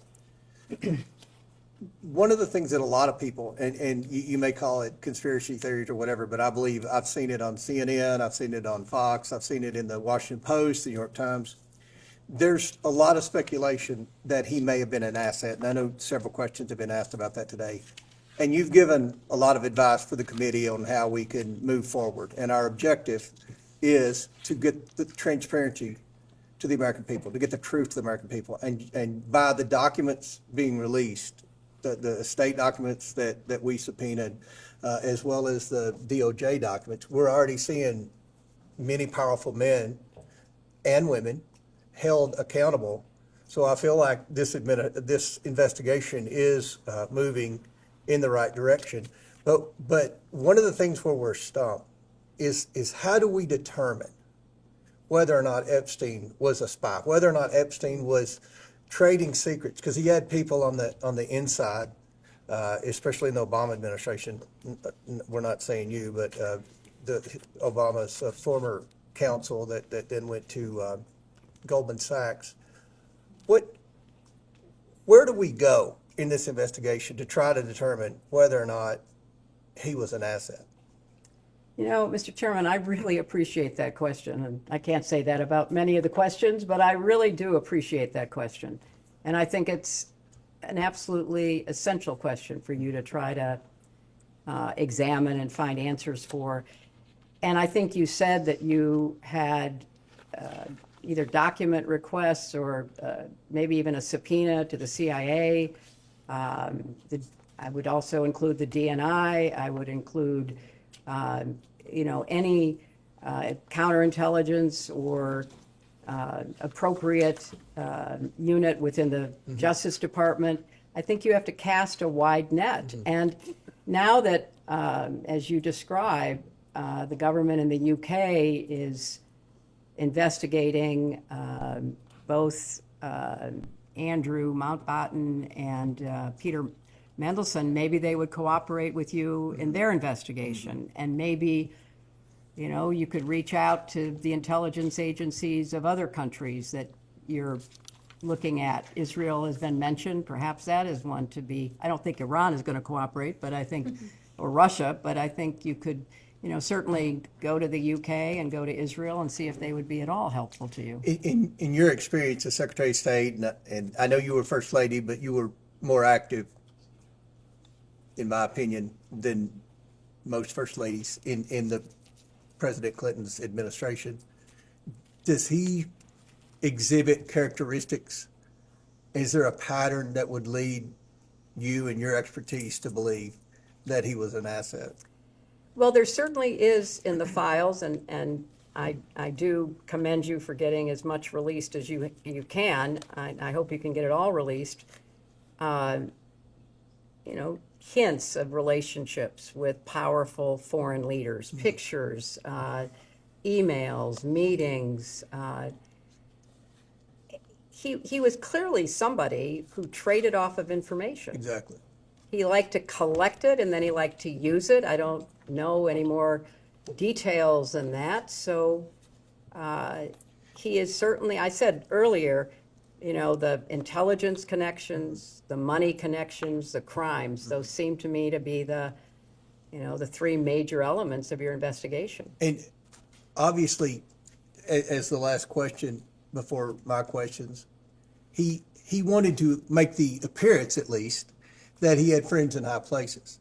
And you've seen the emails that have been released, and I know you've testified today that you've never met Epstein, but he's implied to people that he was very close to the Clintons. He's implied that he was very close with Donald Trump. He's implied that he was close with a lot of people who, even Wexner denied that he was very close. I don't know how many of us believe that, but it's what he said under oath. And it's just amazing to me, and I think most Americans who are following this, how this guy could have Prince Andrew, you know, a frequent visitor, have people from you know, the Saudi royal family, people at the highest levels in several administrations. And that's why we brought you in. We're just trying to get answers. And again, I think that one of the big questions, and it looks like that's the direction Britain's going, is was he a spy? Was he committing treason in any country? So that's why you know, we would welcome any advice if you have any thoughts after this or anything else. You know, Mr. Chairman, I want you to get to the bottom of this to the best of your ability. Mm-hmm. And, you know, I'm more than happy to offer whatever insight I might have, as you say, about the, you know, the framework of this, and also about any further actions to take and on trafficking to strengthen our response. And that's one more question. I think we've got 1 minute left, or 2 minutes left. So you obviously stated in your opening statement that you were involved with human trafficking and trying to you know, prevent that. With what you've seen in the files, what Epstein was doing with those girls, recruiting other girls to come in, does that meet the legal definition of human trafficking, or is it more of prostitution? Because one of the things that we want to do at the end of this investigation, and I think Ms. Mace will play a big role in that, and Ms. Luna and Ms. Simon and all the members in both parties, hopefully, is trying to strengthen the human trafficking laws. And some people have suggested that based on what they've seen, maybe some of that wouldn't have, the government could have prosecuted him on human trafficking because it didn't meet the definition. Do you have anything to add? Well, I don't know all the specifics that you have at your disposal, but I've also read in some of the press that he was importing women from other countries. So I do think there's a distinction probably between what happened in the United States, but also what he was doing in other countries. So I think, but really, Mr. Chairman, you have to study this and analyze it and then advise your other colleagues in the Congress, your colleagues in the administration about laws that need to be changed and strengthened and resources that should be directed. Because at the end of the day, girls and women were abused, whether they were abused through solicitation of prostitution and the lies and the promises that were made to these, you know, young women. And that in itself is just despicable. But then a system that, you know, got close to customs agents, got close to local prosecutors. I mean, this man was a master manipulator, a con artist of the nth degree. And so anything you can do to try to understand the way he operated and how he really misled and duped so many people into thinking that, you know, he was intelligent and he was, you know, interesting and everything they say about him in their in the emails that have come out. So that would be a great public service to try to really understand this and to break it down into the different categories that you're looking at. Hopefully we can do that in a bipartisan manner, I believe. We'll go off the record. Thank you.